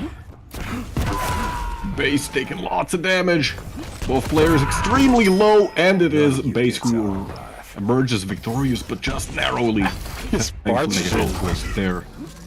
I don't think Kelts was really anticipating that play. It's just a crazy aggressive move, but sometimes the unexpected is just the thing that you need to do. This is Put on your fancy also shoes. unexpected, but Introduce not you the to thing to your do. Yeah. maker. What I also like I don't know, did my eyes glitch there or something? But it looked to me like as Kelts came up the jump pad, he actually pulled out the gauntlet. Look at that insane LG. Oh, What? Where did that rocket come from? yeah. What is that? LG, what was that rocket? I'll answer you with that.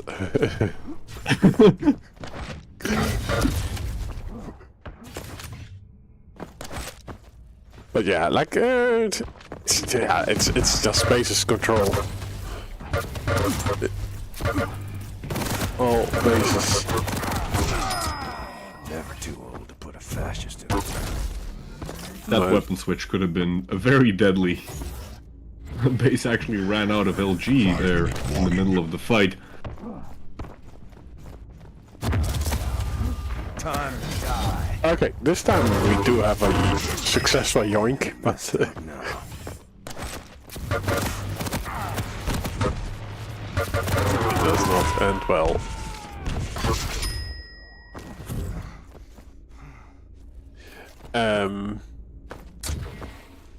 Will there be a moment that Kelts can stop bleeding?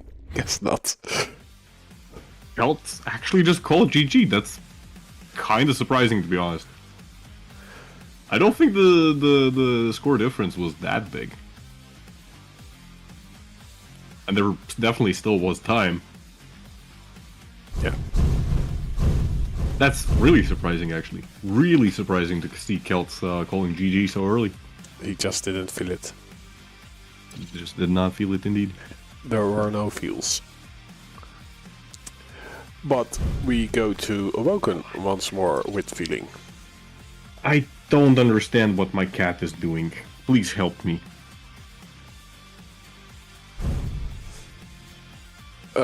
What is she doing?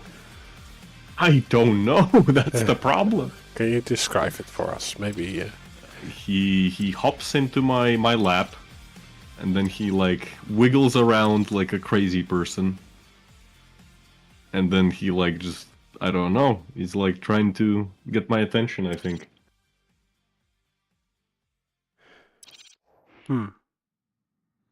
I don't know. It's crazy.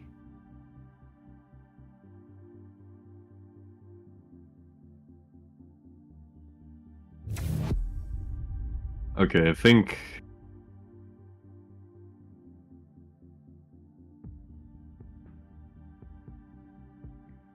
Kelts, yeah, maybe he just didn't. Maybe you're right that he just didn't feel it. Maybe it was, you know, the ping difference or something like that. Because immediately after the match, Kelts was asking whether Oslo server has the lowest ping for base. Yeah. But yeah, now Kelts is constantly chatting.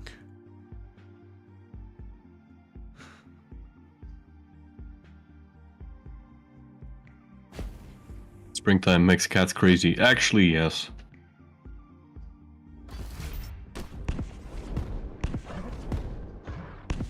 Don't fuck Kelts, he is chatting.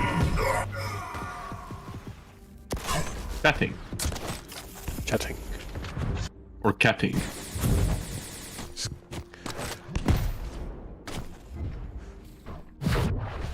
Prepare to fight.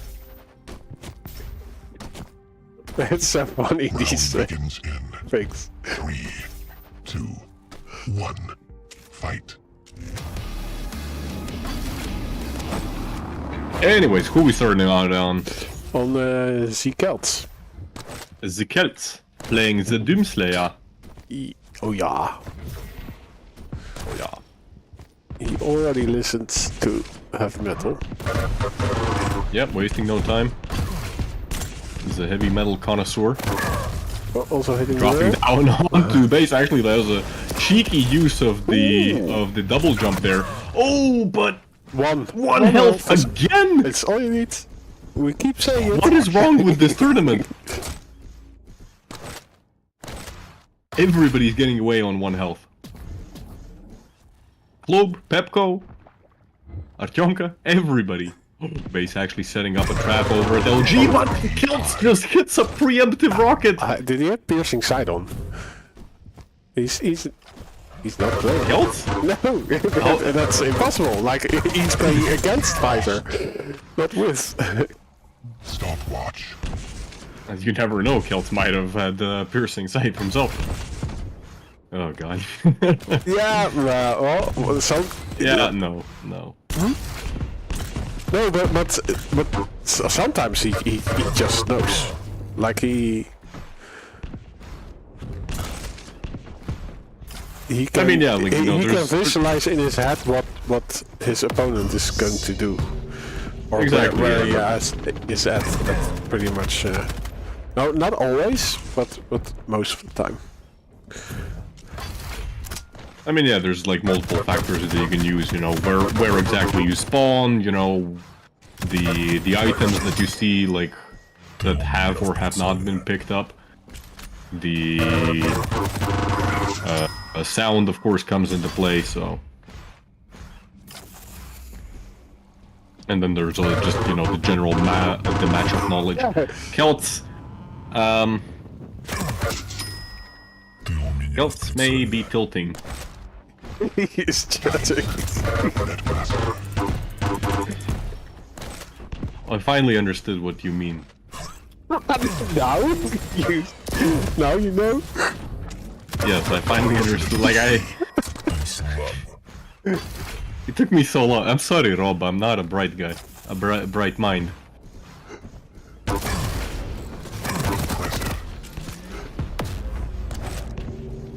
Kelts GTP, yeah. Someone has to give him the right input over the prompt. That's now a skill you can have, like typing the right prompts.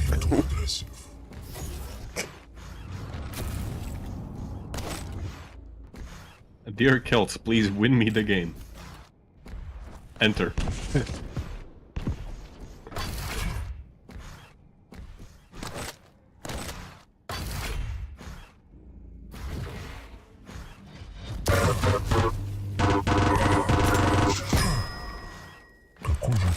Yeah. But yeah, this is not going well. This is not going well for Kelt. Base is just absolutely destroying the Swedish player.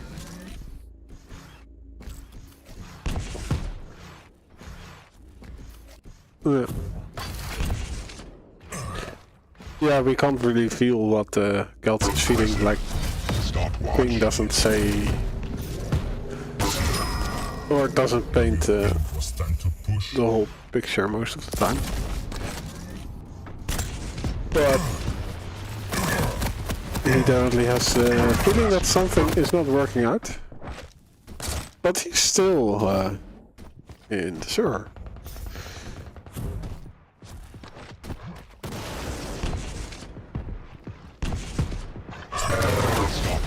Ah, nice.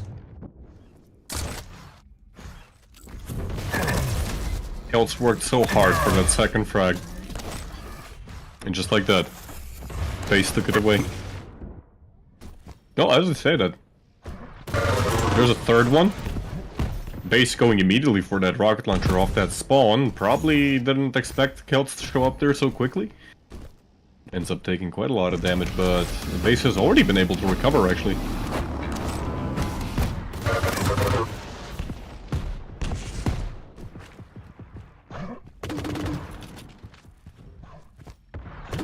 Five-minute warning.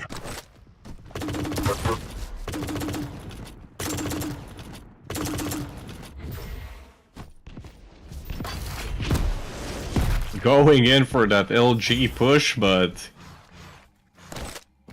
he just meets a couple of rockets straight into his face. I'm gonna call GG's.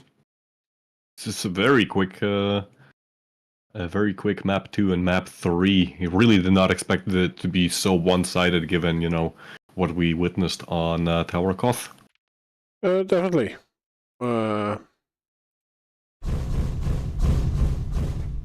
Yeah, an exciting first match, but lost to didn't really go Kelts' way.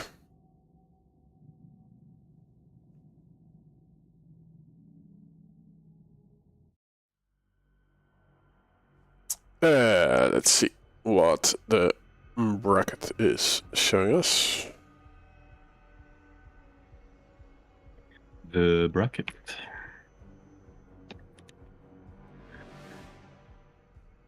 So it's gonna be Base who's advancing immediately to the grand finals. Pepco versus Stone is, I assume they're currently playing in the lower bracket semifinals, and then the winner of that is gonna be playing against Kelts. Do we have a confirmation whether Pepco and Stone are currently playing? We can check.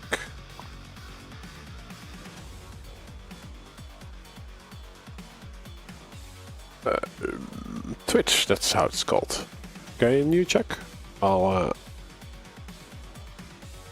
can try and do my best to check.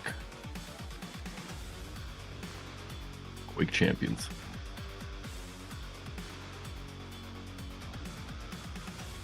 What is Church of Quake streaming? Church of Quake was streaming the same thing.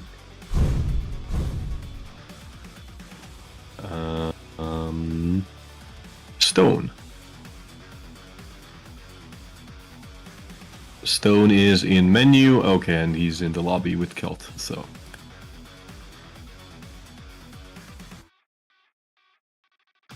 we're gonna be watching the lower bracket finals in that case.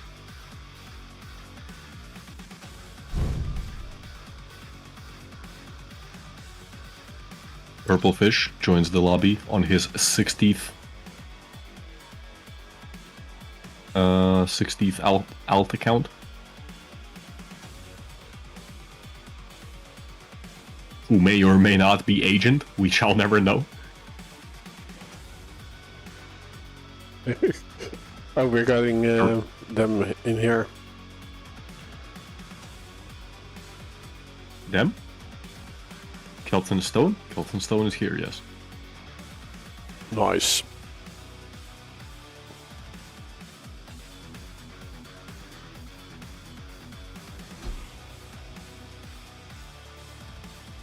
Both players are right now doing their picks and bans. Kelts already has banned Ruins of Sarnath. Are we gonna see another Tower Cough? Would love to do. Corrupted Keep has been banned. And this makes Kelts the first one to pick the map.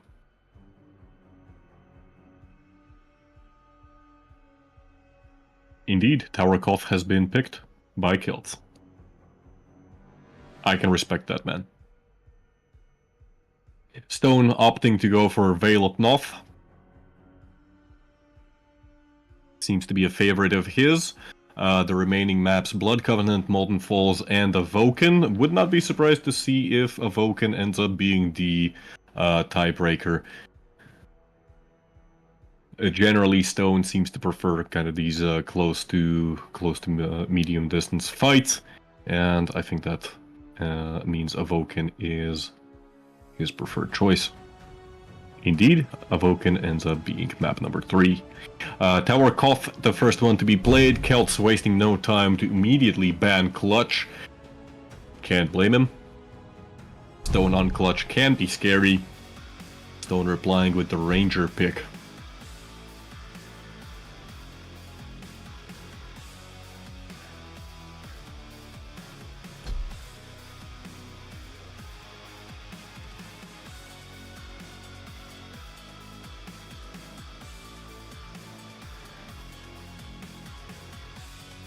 As a counter to Stone's Ranger, Kelts is going to be the one playing Nyx. Probably would have loved to play Nyx himself against Base as well. As we saw earlier, Nyx is definitely, like, it's a very safe option when it comes to collecting the railgun. It allows you to get out of so many bad positions, and on top of that, it can also be used to close the distance and set up traps. Base demonstrated that quite well last match. Last series, I mean. And I'm sure Kelts is going to be doing more of that as well. We have a special guest in the voice chat. Hopefully, maybe.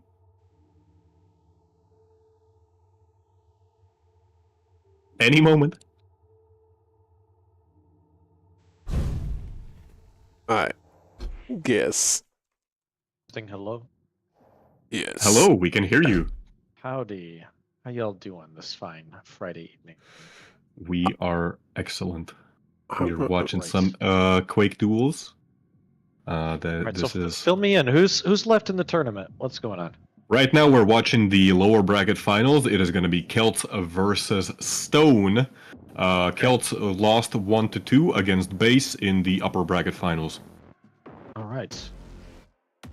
Okay, then just let them know I can be invited whenever to the lobby.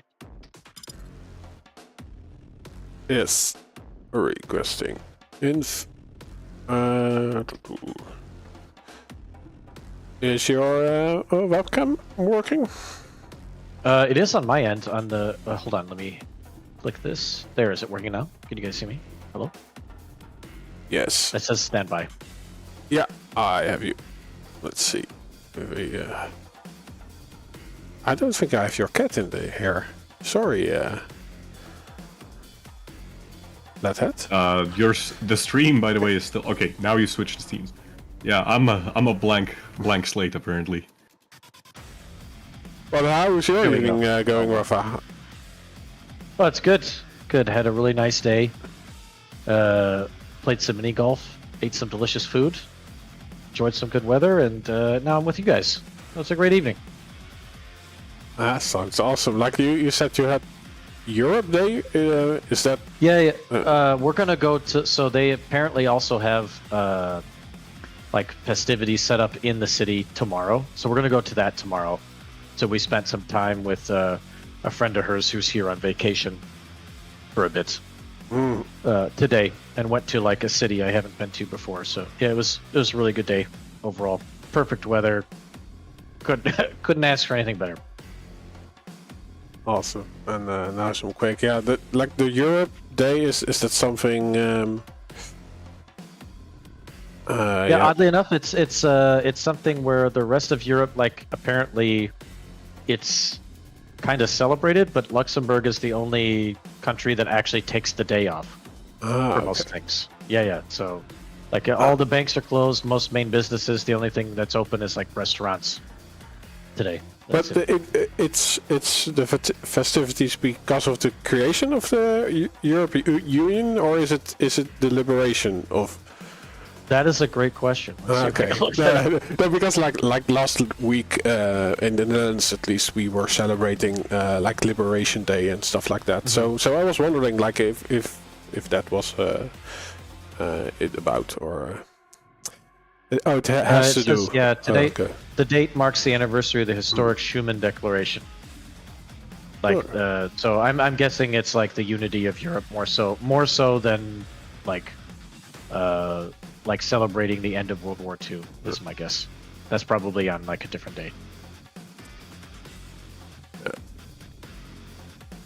Well, she says it has to do with World War II ending. Now that I see that. But yeah, like when I googled it, it gives this like, I don't know, the Schuman Agreement like definition. Sorry to interrupt, Rob, you're gonna have to share the screen over Discord, I think, because the lobby is full, and if we need Rafa here, I'd rather have Rafa actually spectating the game, like, without any delay. Okay, yeah, I think you can So do that. you'll allow it. Thank you. You can do it. I'm not worthy. I am sorry. I am not worthy. Yeah, I don't think I can start another stream. Like, I'm already streaming to Twitch and to YouTube, but Twitch won't have a lot of delay anyway, so... Yeah, that's a good point, actually, Yeah. yeah. It's like, what? 5 seconds at max? Yeah, that's fine then. Okay, Ranger Nyx, Eisen BJ, and Visor Athena. Okay.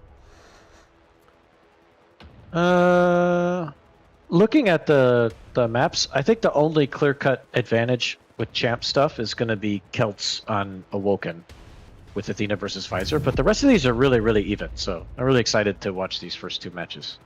Especially What do to you see how actually- they want to play on Tower of Koth. What do you actually make of Tower of Koth? We usually don't see it being played all that often because the dual version was introduced actually after QPL ended, if I'm not mistaken. No, you're. What do you you're make correct. of the dual? What do you make of the dual version? Okay, I will yourself? say that the version of it now is better than the version that we played for like a stage during the QPL, the like bigger version of the map. So it's better It than looks like that. the full size, the one that's Yeah, used in but CTF, right? For me, it's along the lines of like Tower of Koth, Insomnia, Crucible are kind of like they're there, but they're not my favorite. Whereas, like, to be honest, this map in 2v2 last year was really, really good. I was actually kind of disappointed that it wasn't in the finals for King Khan. I thought that the map played really, really well for twos. But for duel, because you only have like 1 versus 1, and you don't have like the multiple threats of different angles, that controlling rail is a little too easy sometimes. That's like my only harp on like the current layout of the map. Fight. I do think it's kind of a nice change of pace because generally, you know, if you look at other maps, rail is kind of an item almost impossible to contest when it comes to Quake Champions maps. But anyways, we are already starting. I'm on a 5-second delay, so That's okay. Who are you watching, Rob? I'm on Kelts right now. Kelts? Okay. Yeah. So yeah, I think a lot of this matchup is going to come down to who gets the first kill, because I think if Nyx gets control early, it's like super, super dominant, because she can really do some unique things from the teleporter. Like from heavy, she can like nail jump over top and get rail angles. But if she gets killed first and Stone gets a good start with Ranger, the stack could be a big problem. So that's what we're seeing here. Let's see if he's able to get like a nice like 5 frag run or something to start the game. Yeah, Kelts did do some damage before dying, but yeah, he's playing a light, so the damage from Stone meant that he could not continue, and Yeah, and he could just keep bullying Kelts off these lights right now. That one rail after the Mega meant so much. And now he could maybe even do something tricky where he well, never mind. He opts for heavy rather than Mega. I'm fine with that. Because he'll get all the health back, and he'll be like really stacked and just continue to try to deny armors.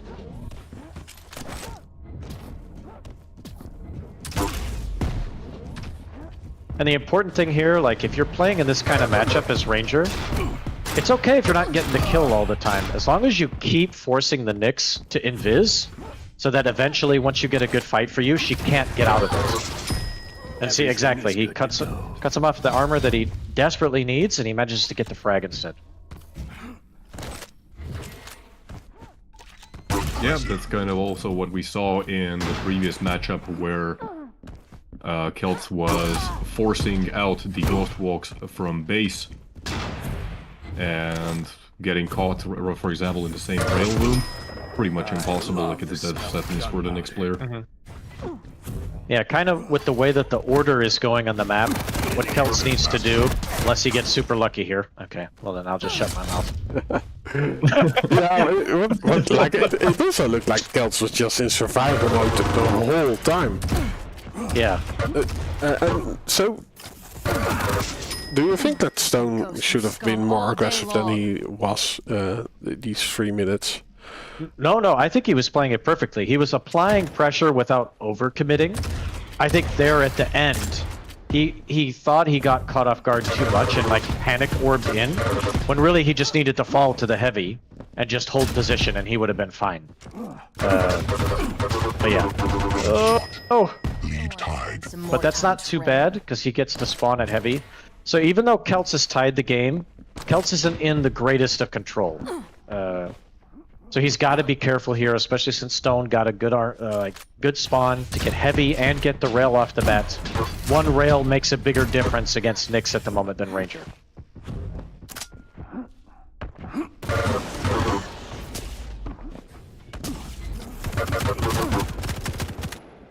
Oh, such good HMG. Ooh, it's returned by the rail from Stone. Yep. But as we can see here, like, Kelts is going to get the Mega, but the big play is going to be for that upper light. If Kelts can get it safely, he's going to actually be in really great position. Oh my god, that feeling when...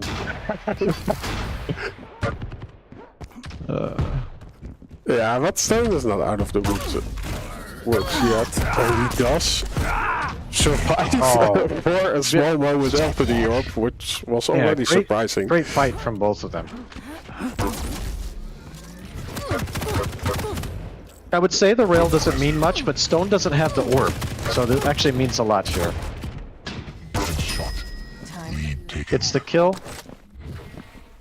And now I think he just needs to concede control for a while. Just try to play for the weapon advantage that he has with rail. And if he hears Stone go for the rail, that's his cue to go over to heavy and to steal it. Otherwise, he just needs to try to chip away at him for a while. 5-minute warning. Okay, he's playing it super safe. So now they're about even. Yeah, he was also not aware which light spawns first. Yep, Stone is just lacking an LG here. Okay, looks like he's going to get that a lot cleaner than expected.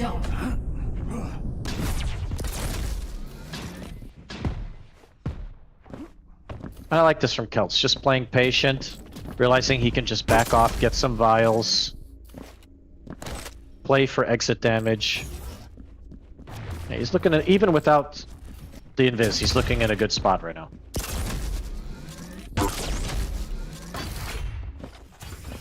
Oh, this... Oh, what a rocket. Don't worry about it. 2 rockets. You are never going to win. Yeah, still the frag going to Kelts, and I think he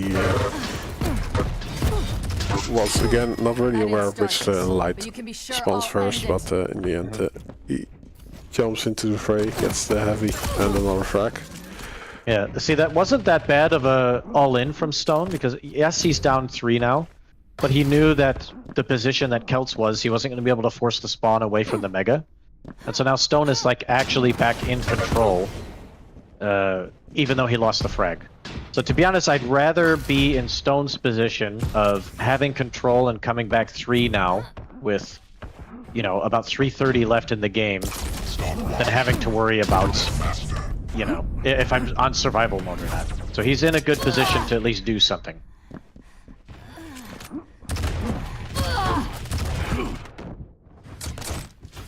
Yep, there's a frag, and the only problem is like trying to hold off Kelts now before the heavy, but it looks like he'll manage to get it anyway. Stopwatch. So 7 to 6. And Stone still has the rail advantage, so it's a bit tricky for Kelts here. Because right now, Kelts, if he goes for the... Based off the positioning Stone has, if he goes for the rail, he's exposing himself to a rocket trap. If he goes for the rocket there, yeah, he exposes himself for rail damage, so that's why you see him using the invis early. And a really nice catch with LG there. It's a good try from Stone to come back from that, but just really great execution from Kelts. Yeah, another major item going to... Wow, the LG for Stone is insane. Right, still just a 1 frag game now. And Stone just needs to hold his ground at the bottom. No, I don't like this. I don't like that. When you're on the bottom, you have the advantage when the person peeks up top with LG, whereas when he went through the portal, then they're on even ground. And it gives the chance for Kelts to win that fight because he has the smaller hitbox. So I just would have rather seen Stone like hold his position at the bottom. Because it's really hard to LG looking down with the way that like the angle physics work. Oh! From the shadows. I thought this was going to be a challenge. That might be the nail in the coffin, folks. Stopwatch. Beautiful move there by Kelts to actually keep applying pressure. Even though Stone still had the orb available, and that could have been a disastrous amount of burst damage. Just really played into... This fight is Played going to into end the with you surprise in factor. tears. 1 minute warning. Yep, and here we'll likely see Kelts just run out the clock. Hide me.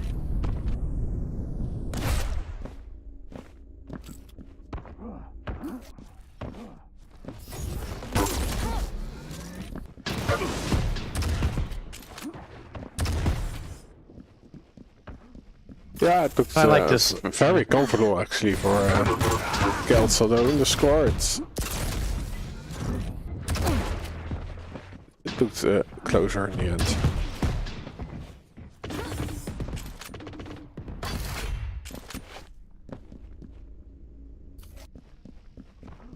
Yeah, I think it's well played by both players this game. Just really good execution from Kelts when it was, you know, crunch time. And he wasn't afraid, even with just 1 frag lead, to play the percentages. You know, even if he like would have died, then the situation would have been good. He respawned, like, can't play with scared money. So it was good to see that, like, once he saw a good opportunity to put pressure and to find a kill potentially, that he went for it. Didn't shy away from it. That's generally what I've noticed on Tower of Koth, at least this version of Tower of Koth, is that you really have to know when to apply pressure and just keep your opponent always on their toes. Yeah, agreed.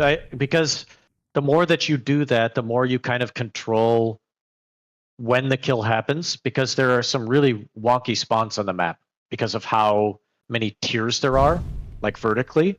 Sometimes you can get people spawning like pretty close to you, or you think the that you're spawns are fine. broken, in my opinion. Yeah. It's like sometimes you think you're fine going to Mega, but you're not. Like they spawned at HMG or at Rocket at the perfect time, and they're in your face. And even though you feel like you should have gotten control from the previous kill, you didn't. So yeah, applying pressure is a huge thing, as well as because the health is kind of limited on the map. You know, like the health where it is, it's in odd places. There's not much of it. And like, especially playing around that 50 bubble that's at the bottom of the map actually becomes pretty crucial. I really like the fact that, you know, Adam added the whole 50 health, like mega health, not mega health, but like mini mega scenario like we had in Quake 3 with like the gold bubble. You know, I actually like that a lot in the game. It really changes the dynamic of certain maps if it's, you know, placed correctly in terms of like the layout. I think, yeah, especially the placement of it, you know, right there in the middle of the map, it's like it's an obvious thing that you want to go for because it's also the fastest way to actually cycle the items, like the major items. But at the same time, it's also just in such an obvious kind of trap spot, and that's I don't know, like the item placement. I just love it. It's so good. Yeah, the 50 health being right in the center is great. It's such a, like you said, it's such a good risk reward Prepare to fight. type of scenario. Yeah, I'll start on stone for this one. On stone? Okay. 2, 1, fight. Yeah, I think the only difference with that you want to see from Aizen in this matchup against BJ compared to usual, because you want to set your turret up as often as you can previously, and you want to like bait people into the fight, into the area where the turret is like facing. But this is one of those matchups where sometimes you have to get out of the habit where, like, against other champions, you're thinking, oh, I don't want to throw the turret down mid-fight because it's not going to work for, like, 2 seconds. Whereas sometimes you actually need to do it just to help block damage from BJ dual-wielding. So, like, here it helps waste time. It's not going to be enough. Like, he's going to die. But, because the Mega was too delayed. But there are going to be some fights where, like, he's going to need to lay it in the middle of the fight just to use it to mitigate some of that extra burst damage. And he should find some success.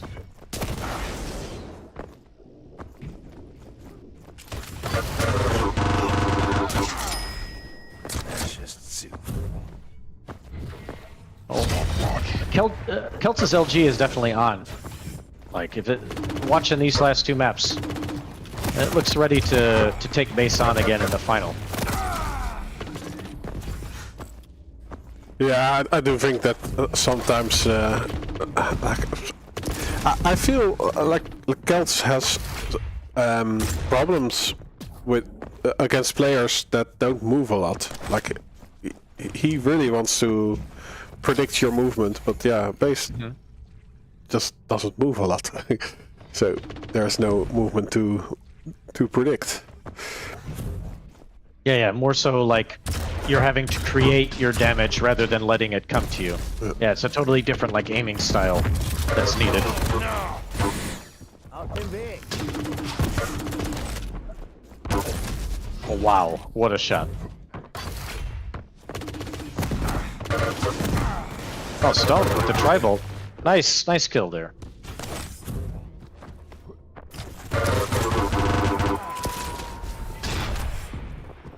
I like that Stone did not overextend for the kill, because if he took a rail there is the threat of like a weird 50-50 happening. That's really good discipline there. He should be able to storm his way in here and just secure the Mega.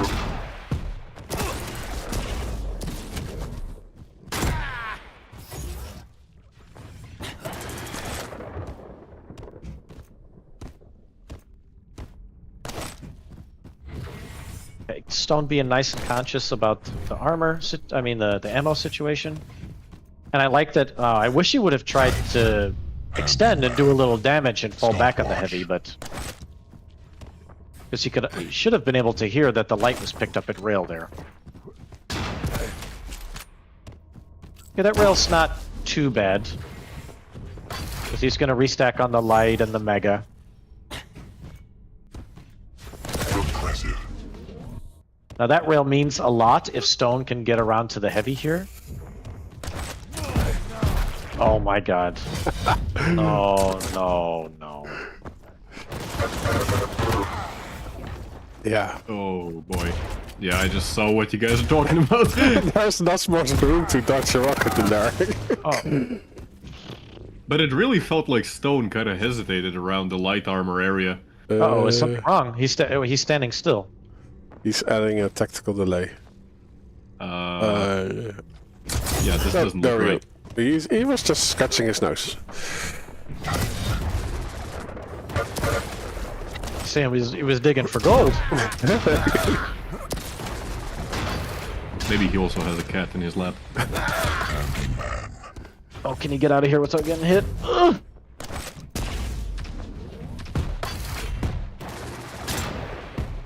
I think Stone needs to just count his blessings here and just try to keep the score down by 1. He can't really afford to defend the heavy position because Kelts is likely going to have dual wield back, which he does. So with the stack that he would have had, it's just not defensible in my opinion. It's just asking for too much.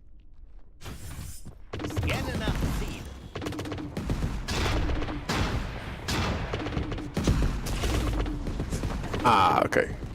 He's probably gonna need to drop back here. Folks, this is why timing the items is important. You can't just be like, I think the item is gonna come up around now. If you have an Do you approximate... think it would have made a difference given that Kelts was already coming through with if dual wield? Like there, if I'm on that position and I know that the Mega's not coming up for like 4 more seconds, I want to bait him through the portal and maybe hit a rail and back down the back of that like drop off and maybe take no damage. And then maybe Kelts gets desperate and he jumps to the Mega at a bad angle and takes another rail. Then I can decide what I want to do, whether he's dual wielding or not. Whereas if you just stand there on it the whole time and BJ comes through with dual wield, like you're just asking to die. Like this, it's just a very, it's not necessarily arrogant, but it's like, it's just a, you're just asking for a lot to go right for you and hoping that your opponent doesn't make any mistakes when, you know, when you're making it to the loser bracket finals and the grand finals, it's like everybody's playing really, really well. So you can't be making plays like that. Oh, beautiful rockets.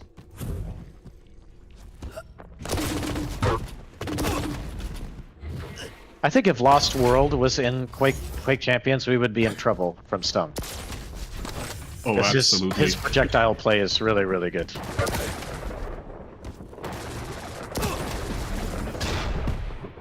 Yeah, rockets are more fun than LG anyway. I mean, I agree, but you know. Yeah. But if you hit all your LG, the sound is like nothing else. Yeah. Yeah. Yeah, it's just I did not play enough Quake 3. I like Quake 2 was my thing, so I hated Quake 3 by default. So then do you use the chain gun as your HMG? Yeah, no, I don't, because I like to have vanilla, so... The vanilla? Okay. Yeah. Greedy, greedy, greedy. That's a couple times now where Stone has had like good chances to just like, it's nice to be patient for the next minute, but he's like really overreaching to try to bring the score closer.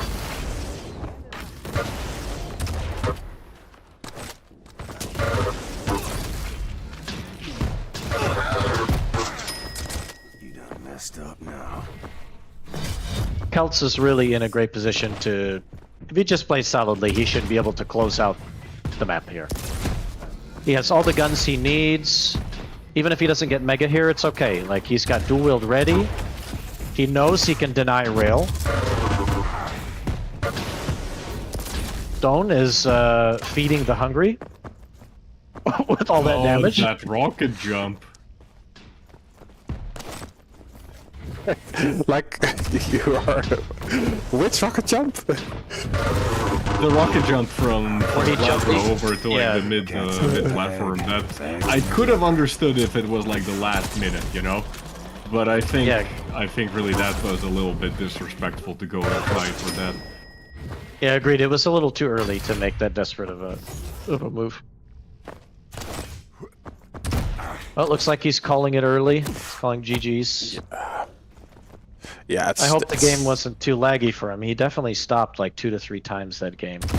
Allegedly, what happened with Stone was that somebody on his stream had sent a troll notification via whatever way, like donation or whatever, and he had to mute that. He couldn't hear. Okay, been there, done that. Yeah. Yeah, unfortunate. Regardless, I think overall just a very solid game from Kelts. Yeah, it's good to see that like nothing's, you know, because sometimes you do see it in some people's play, like after they've been in the upper bracket and they go to the lower bracket.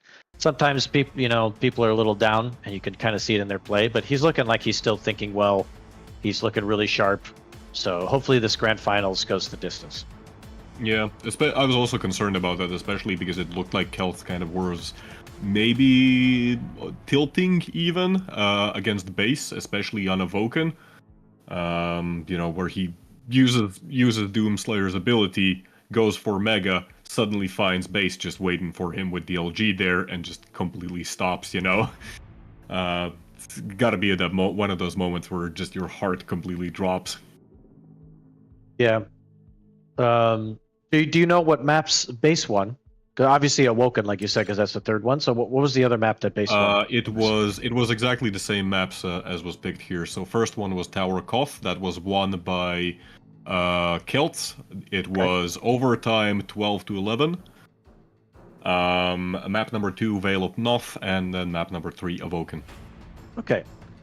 So it's looked like base is playing better on the maps with slightly close quarters combat. So if I were Kelts, based off of that, I would try to, because what is the map list tonight? Let me see if I can. Oh, they already have the spectator link, so I'll just queue into that just to see. So 1 second there. Yeah. Good old Control C, Control V. Okay, so this week I would not be surprised. Sorry, go ahead. If I were Kelts, then what I would want to do in this grand final is, because base always bans Corrupted Keep, so base is likely going to pick Corrupted as his map that he wins, right? Based off of the other set and the way that it went, he lost maps that are more close quarters, and he won a map where you can keep more space and you can play more weapon denial. So if I were Kelts, I would want to target playing, Tower of Koth again, or Molten, or Ruins, or Blood Covenant. Like, I want at least 3 of those, if possible, in the finals. That's what I would be going for. So, assuming base chooses Corrupted Keep as his one map, I would automatically just ban Awoken as Kelts, and then whatever 3 or 4 of the open maps are available, that's kind of what I would want, based off of like what it seems like the play style that favored base in the upper bracket was. It's like, you might, unless you feel like you absolutely are like, you know what, I completely have the counter to what it was, I know exactly what I did wrong and I can totally fix it, then I would want to go for something opposite of what he was succeeding at. That's like the thought process that I would have going into it. Plus, Kelts is really good at railing anyway. Railing HMG, setting mid-range LG traps, so playing maps like Molten and Ruins definitely aren't out his repertoire anyway. That is also what kind of surprised me, that Kelts has so far been kind of steering away from Molten and Ruins. I really would have expected, with his rail accuracy to really play into that. It could also be because, like, sometimes on those maps, the games, just to be honest, they can get kind of boring. They can get, like, really low scoring. But I think in terms of, like, playstyle and strategy success, I think it's like the more viable option for him. As we look here, we see, unfortunately, only 2 of those maps. Base chose Corrupted Keep as the one map. Kelts picked Blood Covenant, which is totally fine. It's like out of the list that I suggested. And then Base banned Tower of Koth, which that makes sense, because if Base felt like that's, you know, he kind of got really outplayed even though he lost by 1, he may think that like, well, I lost by 1 and I'm lucky to have lost by 1. So he just banned the map that he lost for sure. So he's like, you know what, let's just get 2 maps that I'm not comfortable with out of the way. But we see Kelts ban Ruins, so that leaves Veil and Awoken in the pool rather than banning one of the 2 of those. So we're only going to see 2 of the bigger maps, and we won't even see the second one unless we get to the final map. So the only way that that is going to happen is if Kelts manages to make one of his victories happen on one of the more close quarters combat maps in this final set.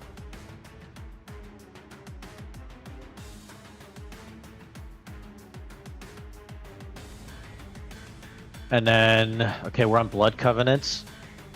Okay, Base we're going to go with going for that clutch pick. That's a little surprising. The classic Rafa Razy matchup, Athena versus Clutch on Blood Covenant. Yeah, I mean, I still think Athena is probably the favored champ in this matchup. It's a bit better than the other lights, in my opinion. But, you know, Clutch is still going to potentially have a good time. Like, Base is very viable on that champion. So, yeah. And I think Base was banning Strogg to get ahead of the bans. Like, he looked at it like he didn't want to ban for Blood Covenant. He wanted to ban for the other maps going forward. He didn't want to deal with Strogg on Veil, Awoken, or Molten. That's totally understandable because, in my opinion, Strogg is arguably in Kelt's top 3 champion pool. I think he's a phenomenal Strogg player. So it's really good from Base to do that. And you can already kind of see with it, he was going to pick Clutch if Clutch was available regardless. So it's good strategy from him. And if we go to Veil, Kelts banned BJ, which is an okay pick on it. I really do not like what I'm seeing from this, where he gives Base the Ranger for free and then decides to pick the Anarchy into it. I really do not like Anarchy into Ranger on Veil. I think Ranger has the advantage. This is like a 70-30 matchup, in my opinion, on this specific map. There are other maps where the Anarchy can do much, much better in the matchup, but not on this map. You have to be having like the game of your life, and the opponent has to be making mistakes on top of that. Yeah, so we could see some difficulty on map 2, just from the pick ban phase. And then Base decided to ban Nyx. Looking at the champs that were left, I think he was trying to bait Kelts into another Doom Visor matchup where Base would play Visor. But Kelts going ahead and deciding that, you know what, I'm going to take the Visor from you this time. I personally think the Doom is slightly better than the Visor, but I mean, if you're hitting your shots as Visor and popping your Piercing Sight at just the right times, you can really make an impact on it. And you can get the Vials more often. So I could definitely see where, like, you know, if he just wasn't feeling comfortable playing the rematch earlier, that he wants to shift it up a little bit here. Now, if I was Base, I would actually, if you don't want to run the Doom, I think the best options then to run against it are actually surprisingly Death Knight against the Visor, or you play Sorlag. Sorlag gives you another option of mobility like Doom, but a little bit better in rotating the lights compared to controlling the center of the map, so that eventually you can use your stack. And Death Knight is also good into Visor because of, like, if you get to the choke points first, you have burst damage potential, whereas Visor doesn't. And you can completely zone him out of certain fights. But it looks like Doom has decided, I mean, Base has decided to pick Doom. And we go to Molten. Kelts has banned Scalebearer. So I think Kelts is looking to play a Slash-Sorlag matchup and doesn't give a shit which one he is. So Base decided to pick Slash. And yeah, and Kelts instantly picked Sorlag. So he already knew that's why he was banning the Scale, because he just didn't want to deal with Scalebearer on that map. And already had something in mind where he's like fine with playing either side of the coin. So I'd say like the only glaring map where the matchup might be kind of uneven is Vale of Noth. So yeah. Yeah, I'll agree with you there. Generally, what I've noticed is that Anarchy kind of struggles against any kind of burst damage, and the light champions in general on Vale, you kinda like you don't use the opportunity that is presented to you by the 4 light armors. Yeah. Generally, No. like mediums, you can make as much use of those 4 light armors because you're pretty much guaranteed to be always at like 100 armor. No such luck on the light. Yeah, agreed. I think Anarchy can be a good pick on Vale, just into champs where, like you said, they don't really have the burst damage. So, Aizen is a decent pick against a lot of champs on Vale, but Anarchy is actually good against Aizen, because if you keep playing the passive game and not getting baited into rotating to Mega where Aizen has the turret set up, you can just keep using your injection, and you have the overstack anyway. So you can go tit for tat in that regard. Or you could play against Galena and kind of do the same thing. Or even if somebody does the odd pick of picking Doom on Vale of Noth, you could play Anarchy into that and do pretty well. But champs like Ranger or Death Knight, BJ, and then some of the tanks, like having to deal with them, it's pretty rough because you can't force all fights on that map to be mid to long distance. There's just too many opportunities where people can stand from positions, and when they listen to you, they can cut you off and force that, up in your face fight. And that's exactly what Anarchy does not want, Yeah, makes sense.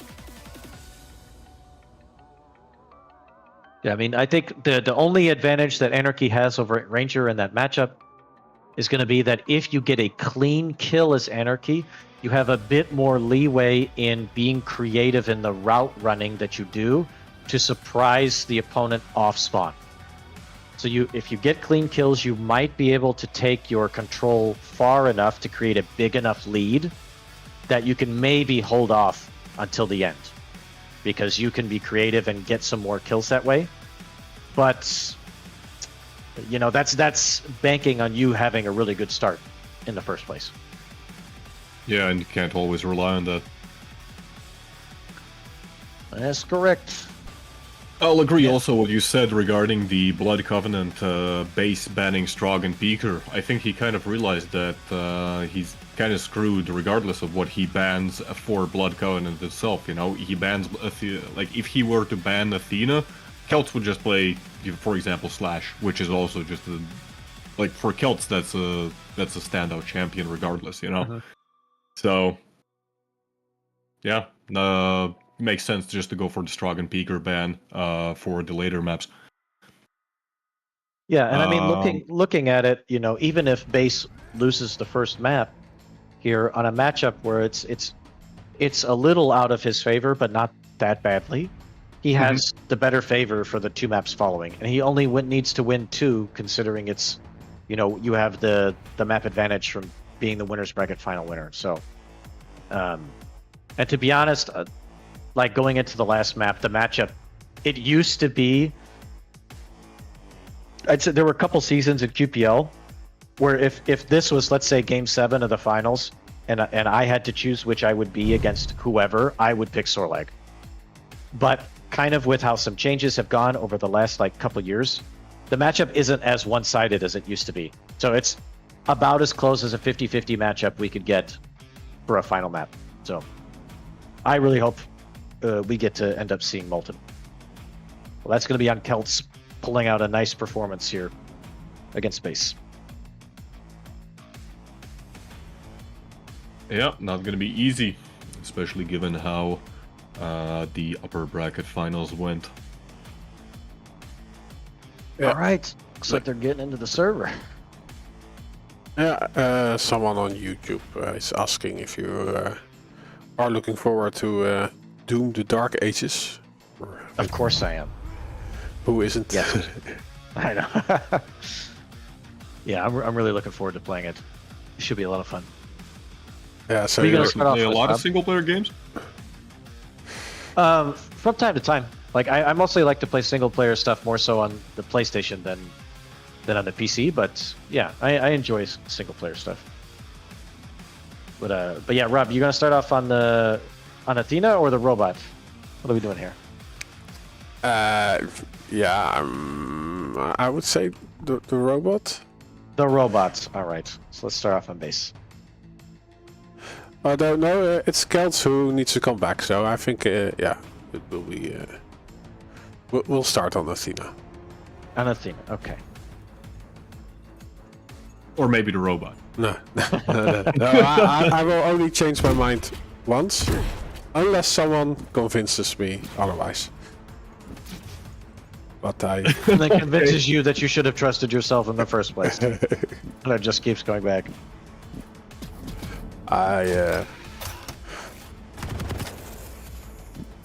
Yeah, you say in the Dutch. I have a very straight back. Begins in 3, 2, 1. Fight. Is this supposed to be like you stick with your decisions? Yeah, Yeah? yeah, but I already proved against that. But I won't change it a third time. So Kelts gets the Mega Elf, the big robot, the heavy. And oh, this is hurting Kelts.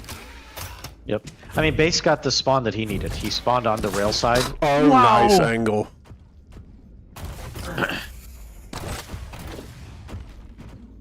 Great first kill. Oh, he didn't hear him.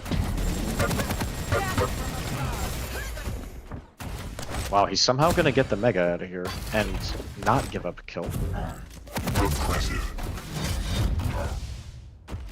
He could have stuck around to try to rail him a couple times because he was 91 health, but I understand the decision to just leave. It's okay. Oh, he didn't grab the bubble! I was actually expecting a telefrag. Stopwatch. Kelts can't fight for this. Don't fight for this. He'd just get rushed down with LG and it'd be over. He's gonna have to play slow for the next few minutes. What the? I'm sorry, but what the fuck was that rail? That rail wasn't even anywhere close to him. Yeah, I'm watching this on the stream with like a I'm 5-second sorry. delay. Like that did not look clean. But that's why you flick and shoot.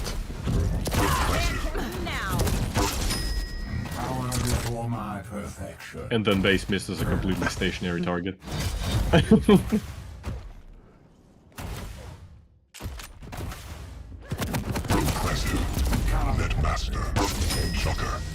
Yeah. Yeah, it kind of looks like base is shooting at Clutch's hitbox instead of the other way around.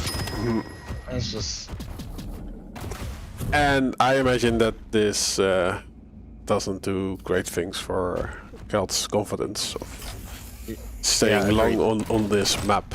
Because the last match was over in 10 minutes, I think. The only thing is, if Kelts can keep the score at max what it is now, until about the 5-minute mark, he still has a good chance to come back. But if he starts, you know, tilting a bit or playing out of position, getting caught out, any more kills could really kind of already seal the deal. Because the way that base can play with Clutch with the lead, yeah. As long as Kelps keeps his head in the game, he's still got a chance.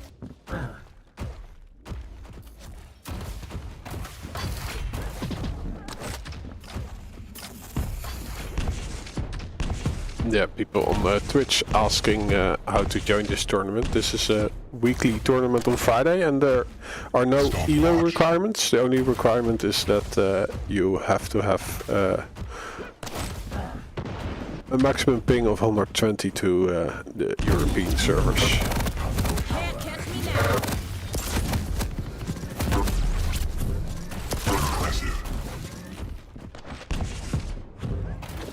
So on YouTube there is a link in the video description that will get you to the bracket, and there's also a link to the Estoty Discord where you have to be to join the tournament.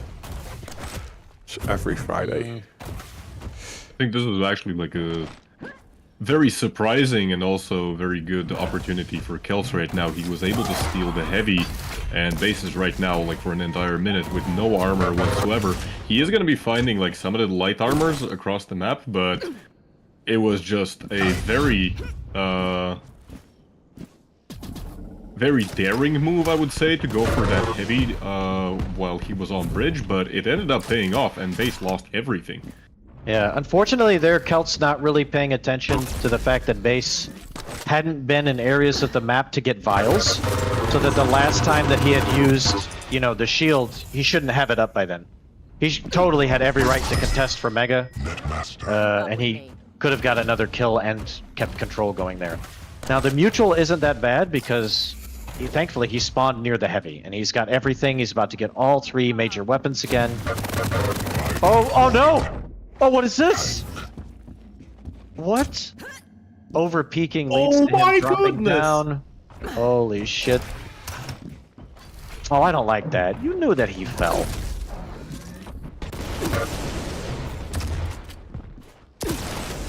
I like that he's not overextending for damage there. Oh, whoa. Those rails, it's just insane.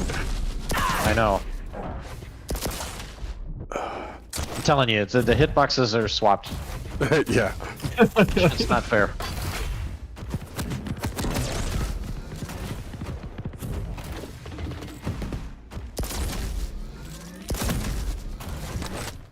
To be fair, I think a lot of people kind of discredit how a good base's aim actually is. He is, of course, very well known, like for his, you know, defensive and positional play in general, but his aim is not slacking either. Else, he just dropped a rail in front of your face, and you wasted a grapple to go to rail. And now what don't you have? A grapple to get away.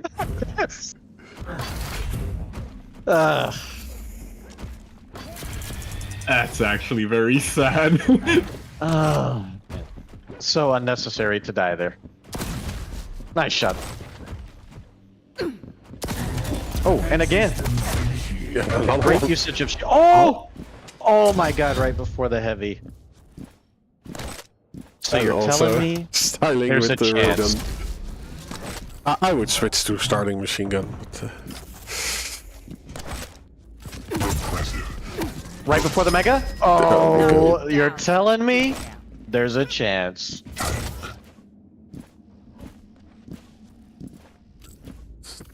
Definitely comebackable.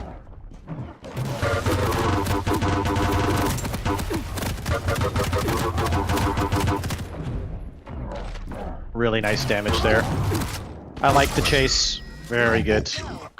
Very good waiting for the jump on the exit to then drop down so that base is like mid-jump and can't get away.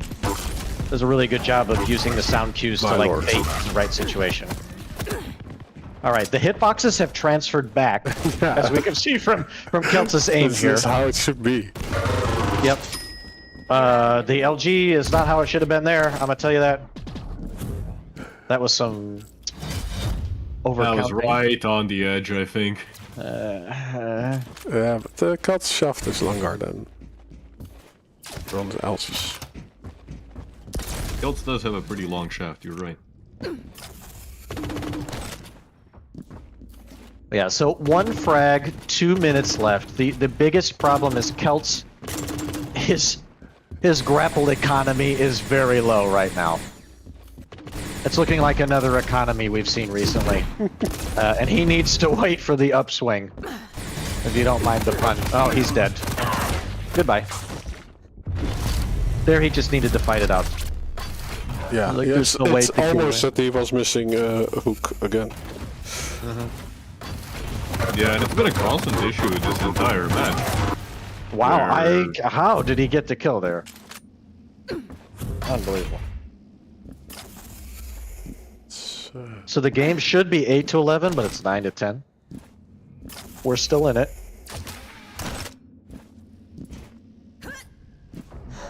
Base has heavy, and I like that he's going to the lower part of the map. Just trying to get LG. I don't really like this though. This fight doesn't help base at all.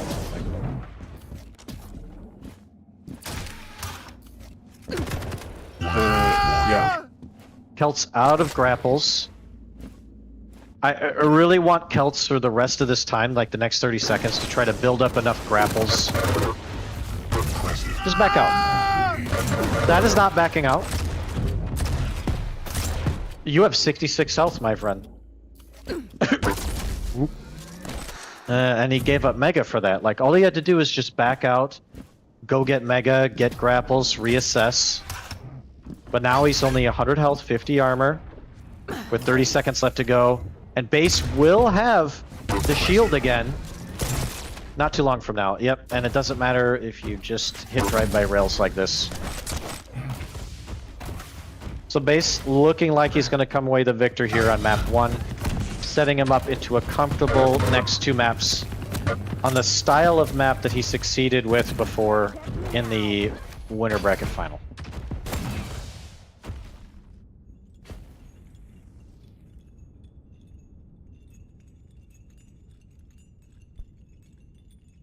Yeah, base now also on tournament point.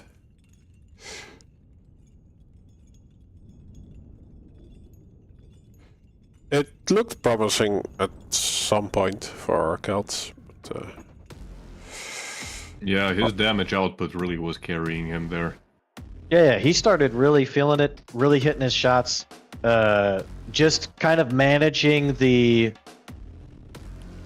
grapple economy was the problem. He didn't have enough to like either get away or to like bait a bad fight with the shield and then re-engage with it. Like just grapple hop then into the right area, and base took full advantage of that. Like the real ending of the game was that fight at heavy where like base popped the shield to win the heavy. At that point, like you just need to leave as the Athena. Like you can't really stay. Like the clutch using the double jump, like the like ramp jump, you know, boosting towards you at the nail entrance there or at the middle arch entrance. If you choose the wrong one, he's just there in your face and then it's over. You can't get away.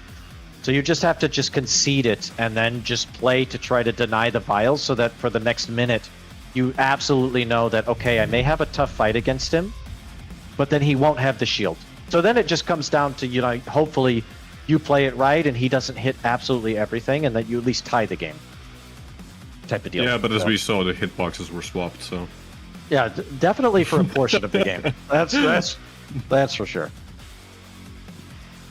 But yeah, exactly what you said about the grapple hook economy and, you know, going for the time vials. That, I think, yeah, it was just a little, maybe not wasteful, but inconsiderate, you know, when he was using the grapples. Like, the one critical moment was exactly when he gets a kill on bridge. Base drops a rail, and what does Kelts do? He goes over to, you know, the default rail spawn, wastes a grapple just to get it, and then like 10-15 seconds later he's caught in a fight out of which he cannot get out of because he's out of grapples. Yeah. It's kind of the rule of thumb in that matchup is you have to look at it like, I can't just have one grapple as Athena against Clutch because the grapple hopping is kind of like Clutch dashing one time. So if you're on just like a horizontal plane, the Clutch has the advantage then, right? So unless you have 2 of them. If you have 2 of them, because then that also adds in the point you can maybe get away and then horizontally and then go vertically somewhere. But if you don't have that, that's why you just need to absolutely keep your distance until those like kind of, you know, win conditions are met for you. Who are you watching, Rob?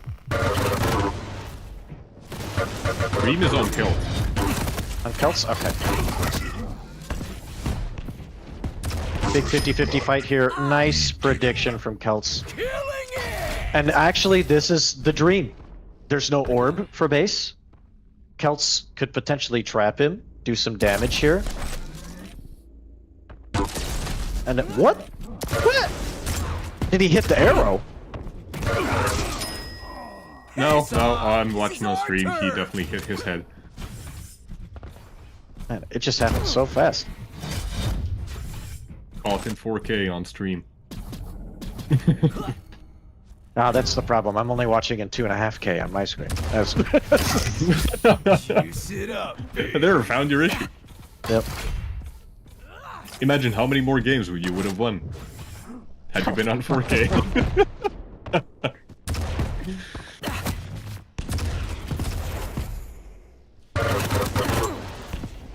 This is a really bad fight to take because Ranger has orb. Yep. Oh. Kelt's really lucky like- to get away with his life here. I feel like as soon as base went through the teleporter, Kelts should have just conceded that heavy. Agreed. And I like base just RJing up quickly, not even going for the lights, just securing the mega health based off of where he anticipated the spawns would be. So we see base in control here, but Kelts, oh no. If he didn't eat that direct, he'd be in great position to do something, but nice RJ fake by base, really intelligent there. Oh, great movement from Kelts to get out. Need time. Shit! And smooth as silk. Base tying it up. Yeah, it was a good attempt.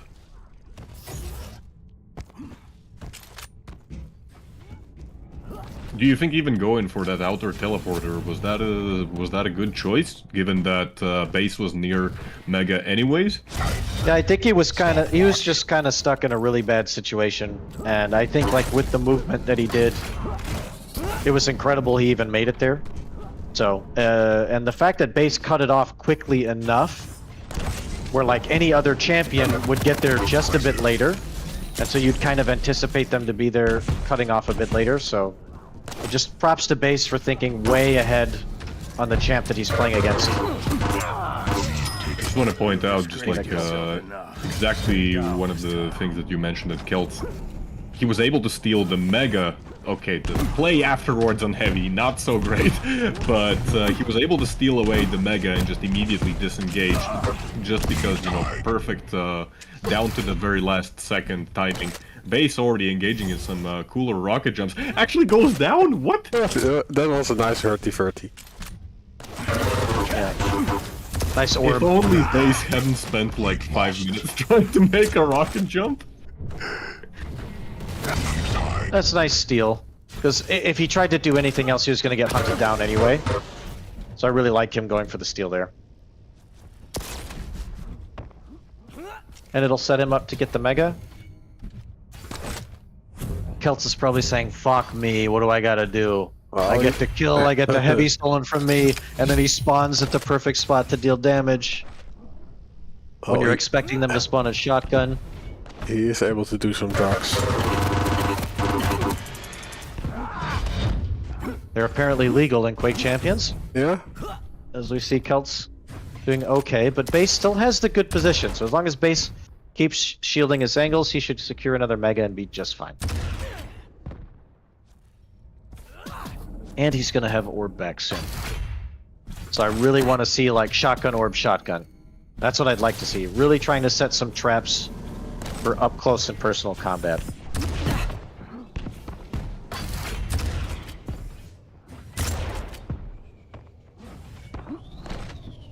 Five-minute warning. And Kelts right now, he just needs to keep his distance. Keep the score tied. Keep your distance. Hope you bait Ranger into a bad orb where he overextends and you're able to get away and then get control. Because otherwise, like, yeah, you can see Kelts is playing really careful because he knows the threat of the, you know, the orb burst damage is here.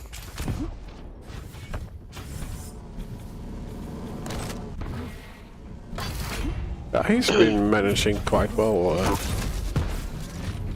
to survive for that long. This is a chance, actually. Oh, wow. Just destroyed.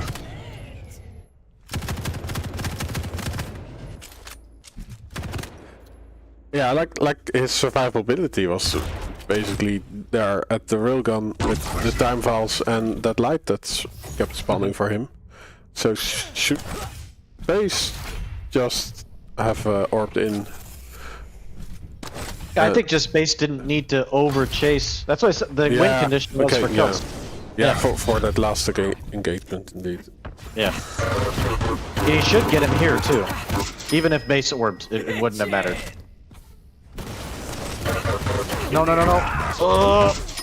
He's lucky to live there. Okay, he's got Mega, though. Now he should really be putting the pressure on.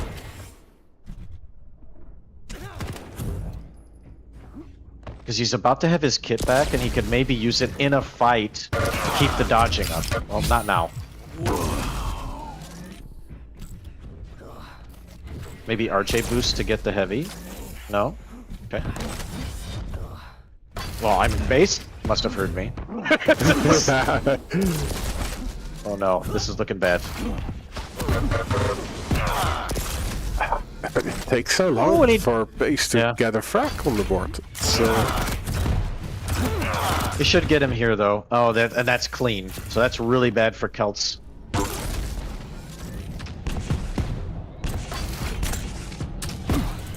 Nice direct. I don't know if it'll really mean much, though. yeah, bye-bye. Nice orb. Really good.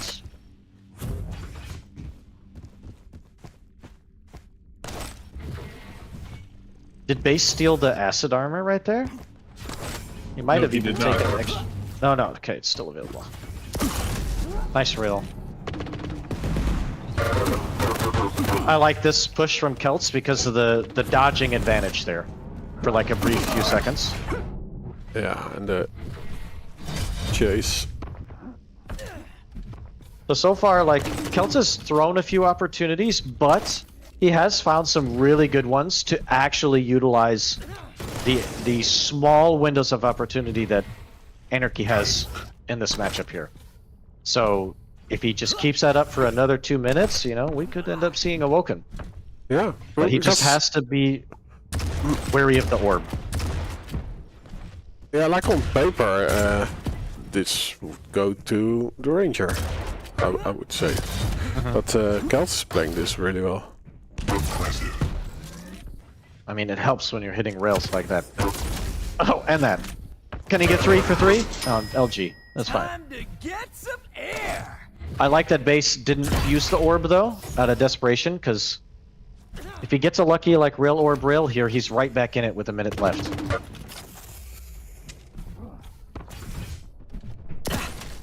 Rail. Gonna get the rail orb. Like... And we do! He's got a chance! Oh, never mind. Never mind. He had the wrong weapon out. Yeah, he knew. He left the server. GG, go next. Stopwatch. That sucks. Such a good feeling, like, oh yes, I have a great chance, and then you go into the rocket room and you decide to shoot a rail and miss, and then it's just... That's the end of it. Okay, so it's not over yet. We are going to Woken.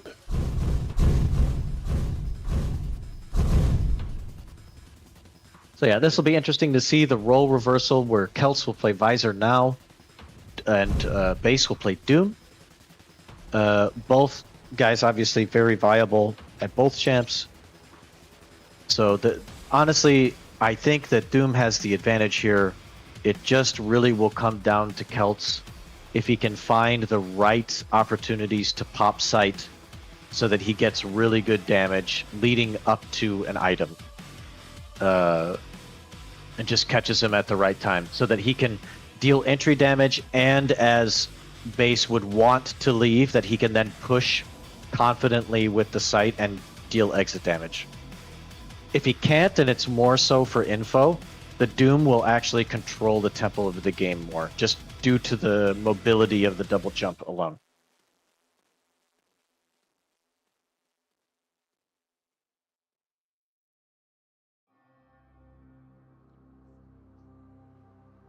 Yeah, I do have a feeling that you see Doom less and less these days. But on Woken, Yeah, I mean, he's still a force to reckon with. Yeah, agreed. I think he's the last couple of years he felt pretty decent on LAN, but online it feels like you can hit him just a bit easier. So it feels a bit more punishing to play as him. So that's why I think you don't see him as often. Plus, like, it's not like it used to be with the double jump a few years ago. You know, like you actually, like, you double jumping doesn't fully dodge rockets anymore. Like, if they place them right below your feet, you're still like taking some damage, and then it like just slows you down to drop into a direct. So it's much harder to actually utilize the double jump in terms of like mitigating damage than it used to be. Rob always needs a nap, but this was Rafa yawning. Oh yeah, that's me. Yeah, I wonder, like, how do you notice any difference in the routing? Yes, I. Hey, Okay, there we go. There we go. Since now you play from the Benelux. In a routing, what for, like, internet? Yeah, like. Yeah. I gotta say the EU servers are not what they were a couple years ago. In positive or negative way? Negative way. Because like you basically now have the best routing of in Europe, I think. The pings are fine typically, but I think just the server performance, and every now and then there's like some problem with packet loss, but it's felt like overall the server swap from Amazon over to Azure, the Amazon servers felt better for EU than they did for NA, whereas now the Azure servers, it's like reversed. Like, my experience of playing on them in NA was actually much, much better than what they feel like they are here. It's been much more inconsistent playing on them. Yeah, I'm still Kelts. Yeah, but I also wonder, like, how better your internet is, how more you notice the connections from other players not being that optimal. I mean, when the model is vibrating, like it's the fucking Flash from DC, you know, I mean, that's not my fault. So, base getting the first track, not that healthy after, but that's actually amazing. Little LG burst. That 56 damage means a lot.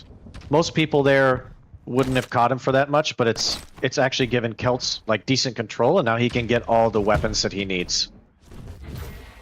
So even though he's down one, the start didn't go that well, he's like in good position to make a difference.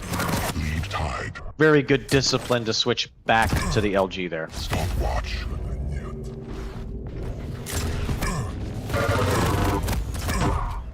Beautiful, beautiful combat. Good job. Okay, so he's about even though. Base has position here, yep, to keep him from going up. So base faking going up to T, just holding the cubby angle still. Oh, okay. See, I don't like that. I totally fine with base baiting all that time to go get a free rail, but you're 100 health, 50 armor. You cannot go back to the mega there when you know that you've given up position and you hear the guy go up the pad that early. So an unnecessary death from base. And then somehow working out a miracle. Well, if you shoot first. Ask questions later. Right? Yeah. I like that Kelts just using the sight to say, get away from Mega. Like, I'll have the LG angle 100% on you, so just leave.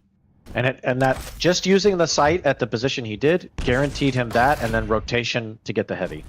So, but it's also good discipline from base not to panic even though he's down one, to realize, okay, you know, I'm actually not in a good spot to do what I want to do. I just need to give it up.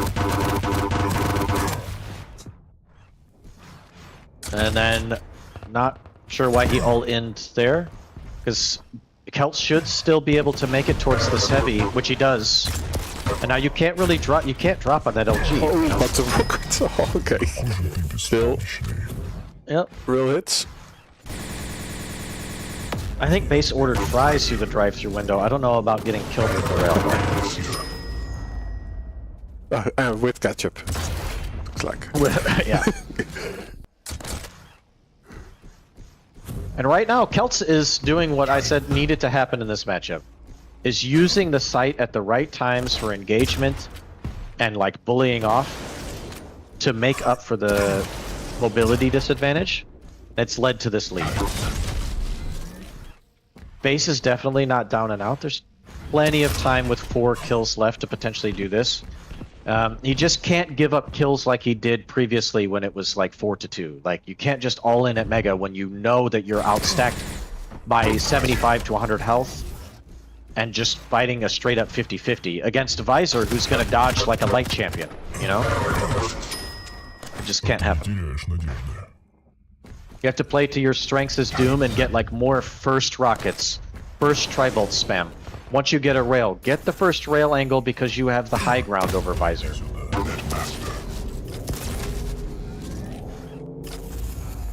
Alright, good damage there, and I think that he saw that Kelts was using Sight at the time. So he should know that Kelts isn't going to have that big fight advantage for a while. Nice shot. Problem is he's still railable. Oh, what a shot from Kelts. Yeah, he has to have for at least heavy to base, so he can lick his wounds at the LG. His base will be able to get this Mega Health also. He should, yeah.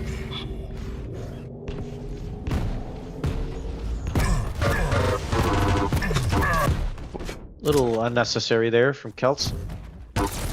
Okay, if he missed the rail, he was at threat of not getting the heavy, but the rail was crucial. So he'll get the heavy now.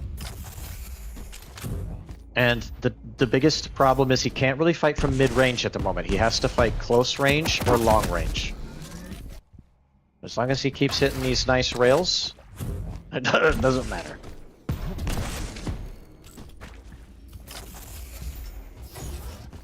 I'd like to see him go to LG and then go to heavy. He's opting not to go. Yeah, Kelts could get this if he's greedy enough. He's not. If Kelts had the exact timing, he could have possibly played for the like max damage and denial to like kind of hopefully reset the control. But not. And then base should have heard that. Usually when you're at T, you can kind of hear almost anywhere where the Visor is that he's using the sight. It's more so like if you're at heavy and he's over kind of near LG, then you can't hear it, and vice versa. Yeah, but this also shows that the Doom still is very viable on the Woken. Like, it's just really easy to get nice to defend that T RJ position. Up. No, RJ up. Okay, hit. This should be a free kill. Machine gun. You have a machine gun. He's so weak. Shotgun even. No.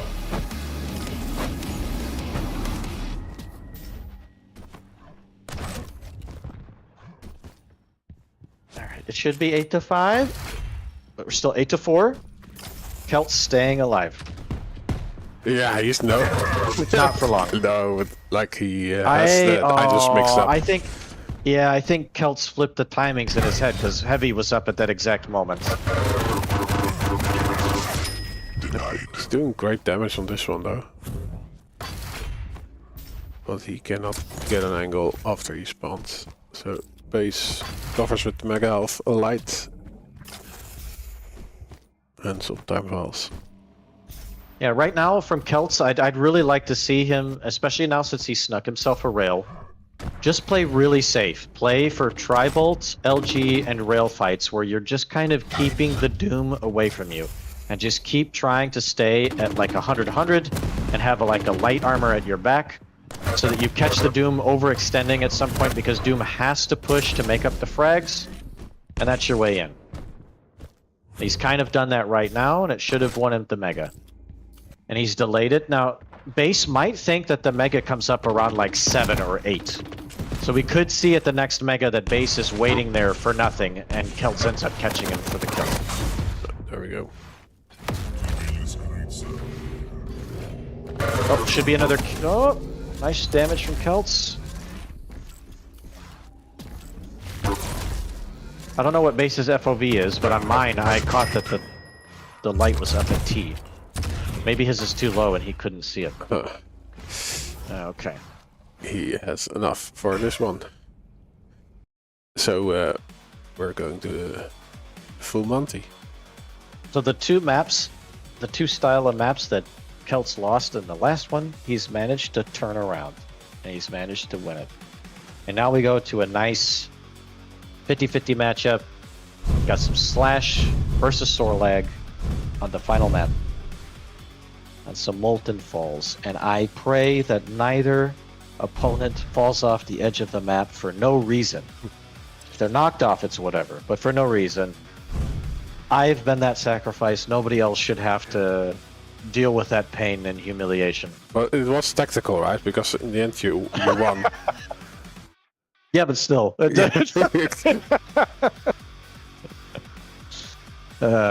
I still think about it from time to time. It still hurts.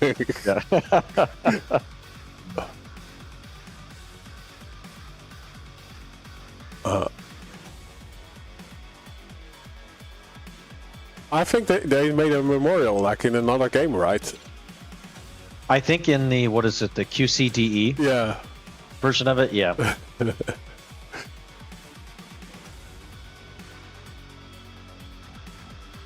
Brother Sledge.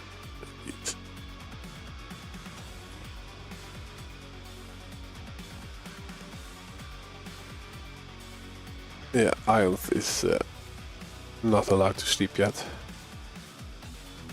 Not yet. Another 10, maybe extra minutes, but we'll see.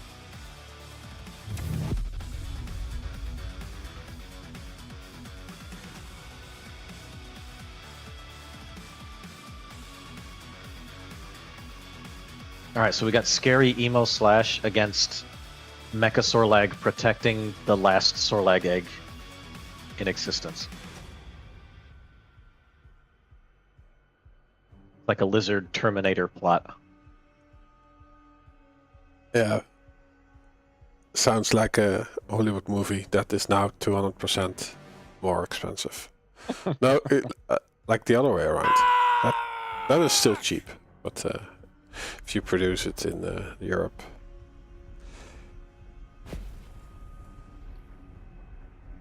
Unless it's at the Cannes Film Festival.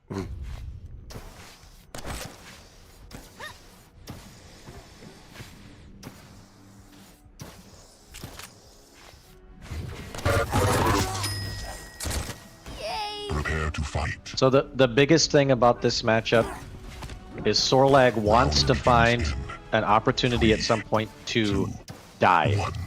You want to have a game where you're trading kills and you die, but you made Slash super weak so that you use your stack to gain control and just bully the shit out of her for minutes at a time. Slash, however, wants to get control and play a slower game.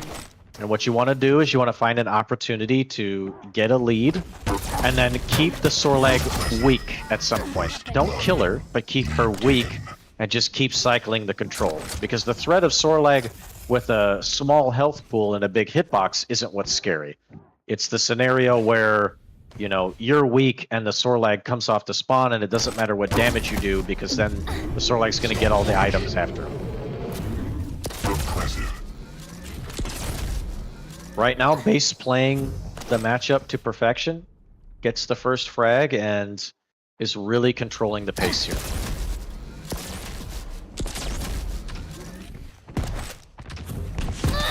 Oh, what a rocket.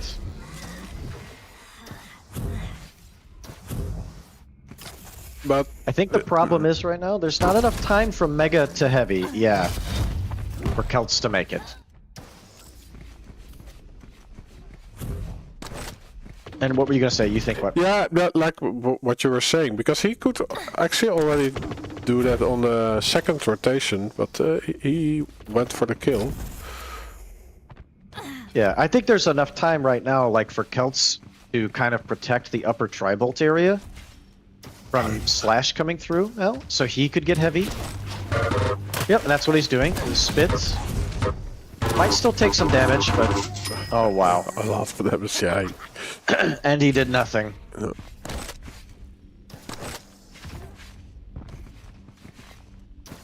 This is a scary slash at the moment.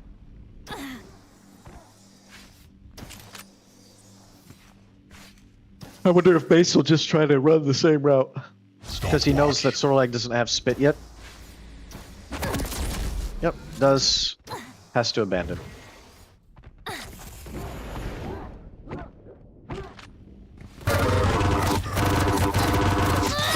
Yeah, so if you all want to learn a trick here for QC, okay? If you are LG versus LG, with the way that damage works with health to armor ratio, if you're 175 health, 100 armor, compared to 100 health, 175 armor, and you're both hitting like exactly the same, the person with more health will always come out on top. So when you're controlling the mega health, you want to have all-in fights like that. Whereas when you're controlling the heavy armor instead, and you're kind of split between them, right? You want your fights to be a little more sporadic. You want a little more chip because armor only protects 2/3 damage. So you'll take a lot of damage and you'll get away, but then you'll get the health to then make your next set of armor like worth more. And so that's why we saw that one fight go the way it was, where Kelts dropped down in the mid area. There's no way he's gonna win that. But in between then, we've seen some really scrappy fights with some of the spawns, and Kelts has turned this around. Yeah, and then you see that the slash starts out very weak. Yep. And now Base has to kind of play really slow again, like it's the beginning of the game. Oh, he trailed late. Fuck. If he would have started trailing as soon as he heard the next jump to shotgun, he probably would have won that fight and the heavy.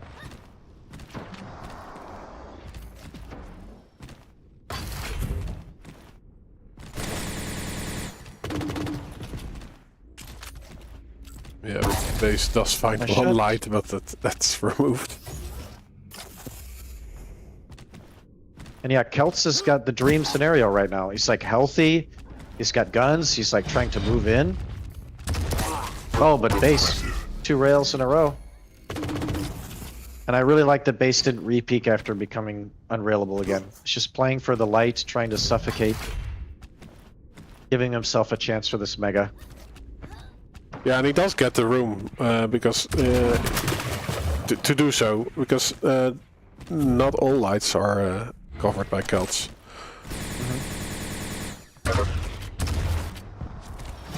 But yeah, this time the heavy goes to Kelts, but great punishment for Base.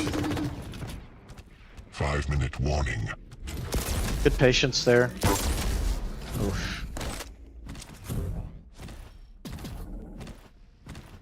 Yeah, I didn't like Base like overextending for the heavy there. He's lucky to get this light. Good catch from Kelts. Just clearing the area of most danger before the mega. Yeah. Unfortunately not getting back in time.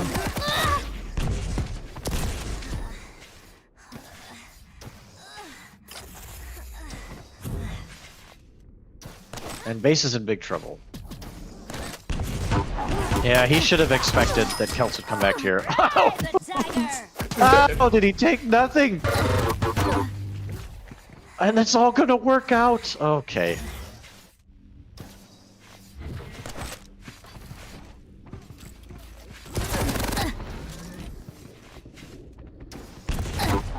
He has to hit some really good rockets here.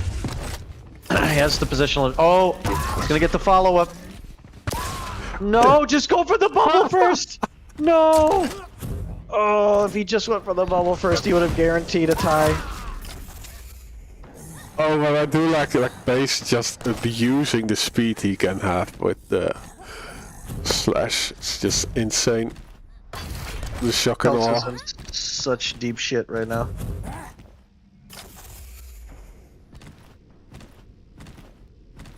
Base super stacked. There's a huge time between the majors right now.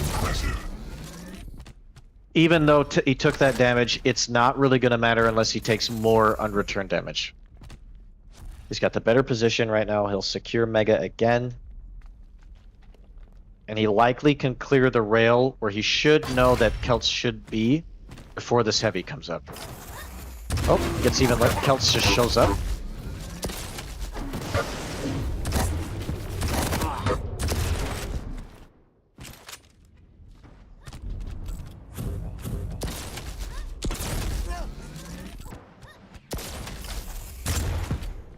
I think Kelts is being a little too willing to try to LG and rail at the moment rather than try to force like a bad rocket fight for base. Like catching him like speeding through the map and getting stuck in a corner. And it's leading to a lot of nice advantages for base where base can abuse the hitbox difference. And he's playing it very well. Slowly chipping away and methodically working himself back into the game. Just thinking about what guns Kelts needs to try to defend, and he catches him at LG. Great job.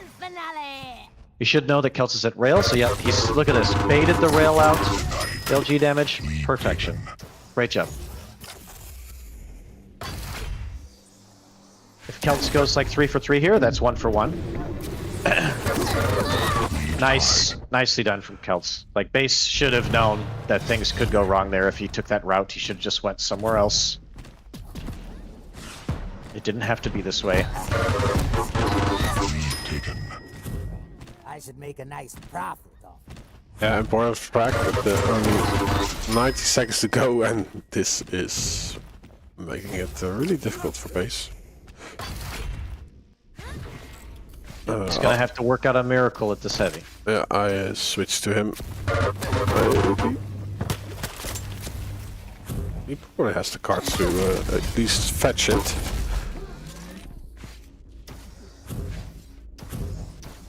He's got a shot, especially since... Oh no! You can't just run out there with rail, though. Like...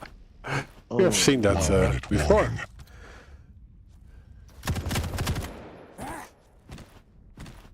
It's just... Honestly, it's kind of sad to see that base had such a good opportunity at just...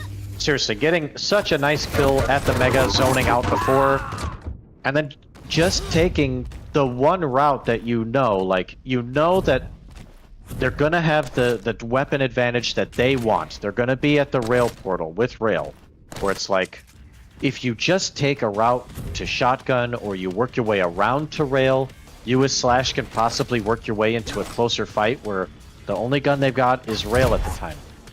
Instead of playing into that, and yeah, it gave Kelts the one opportunity he needed. He hit a nice rail, he got the nail gun, and then just dropped onto the heavy. Just spit and all, just...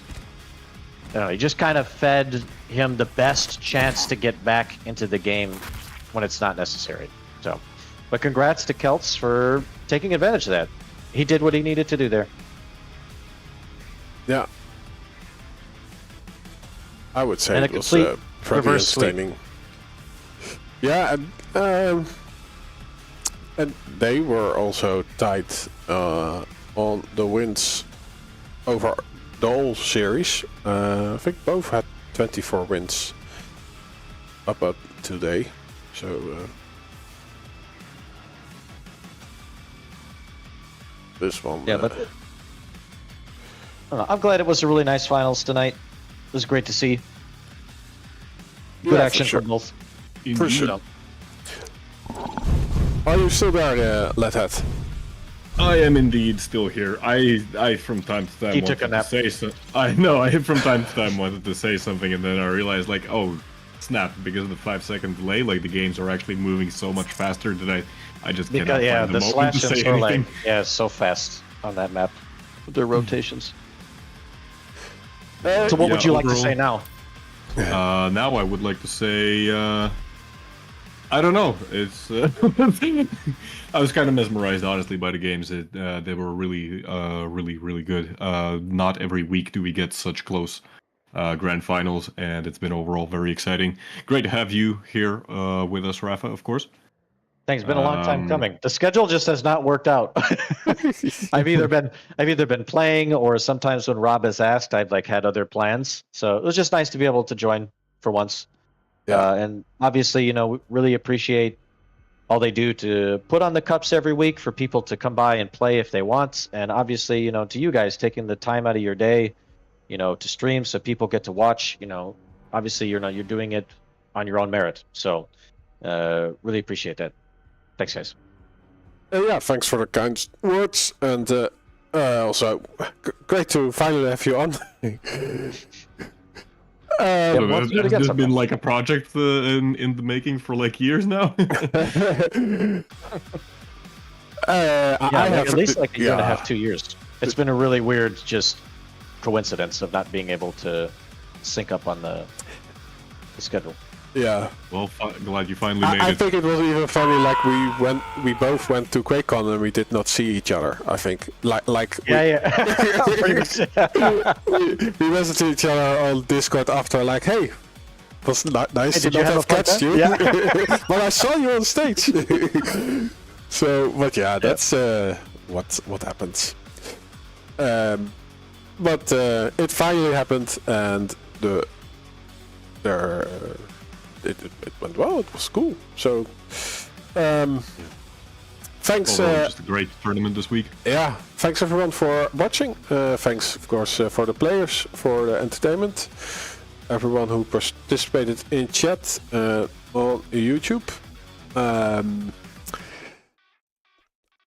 Let's see my schedule for next week.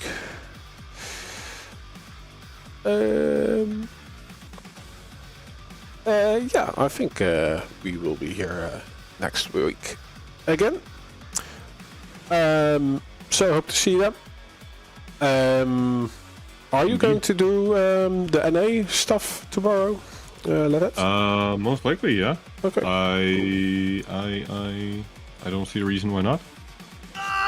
My day tomorrow is free. Okay, and that is 9 o'clock Central European time, right? Summertime. If I'm not mistaken, yes. If nothing has changed.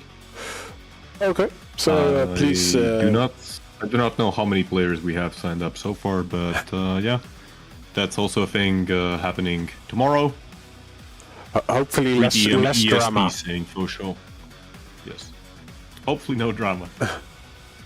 By the way, yeah, Rob, just a reminder for you, you're gonna have to download the Twitch thing because I forgot to record locally. Yeah, I already did that. I still have to encode it, but that will, yeah, the stream from last week, the NA stream, will be on YouTube like Sunday-ish. So yeah, wish you all a nice evening and see you next time. GG's. Bye. Oh, I don't have the end screen bind on the button, so I actually have to move my mouse to OBS. Yes, there we go. What you talking about? All right. Have a good weekend, fellas. The same. Bye-bye.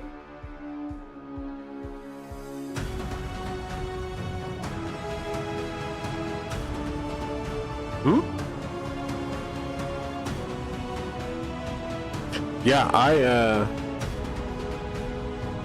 let's see. No, I'm still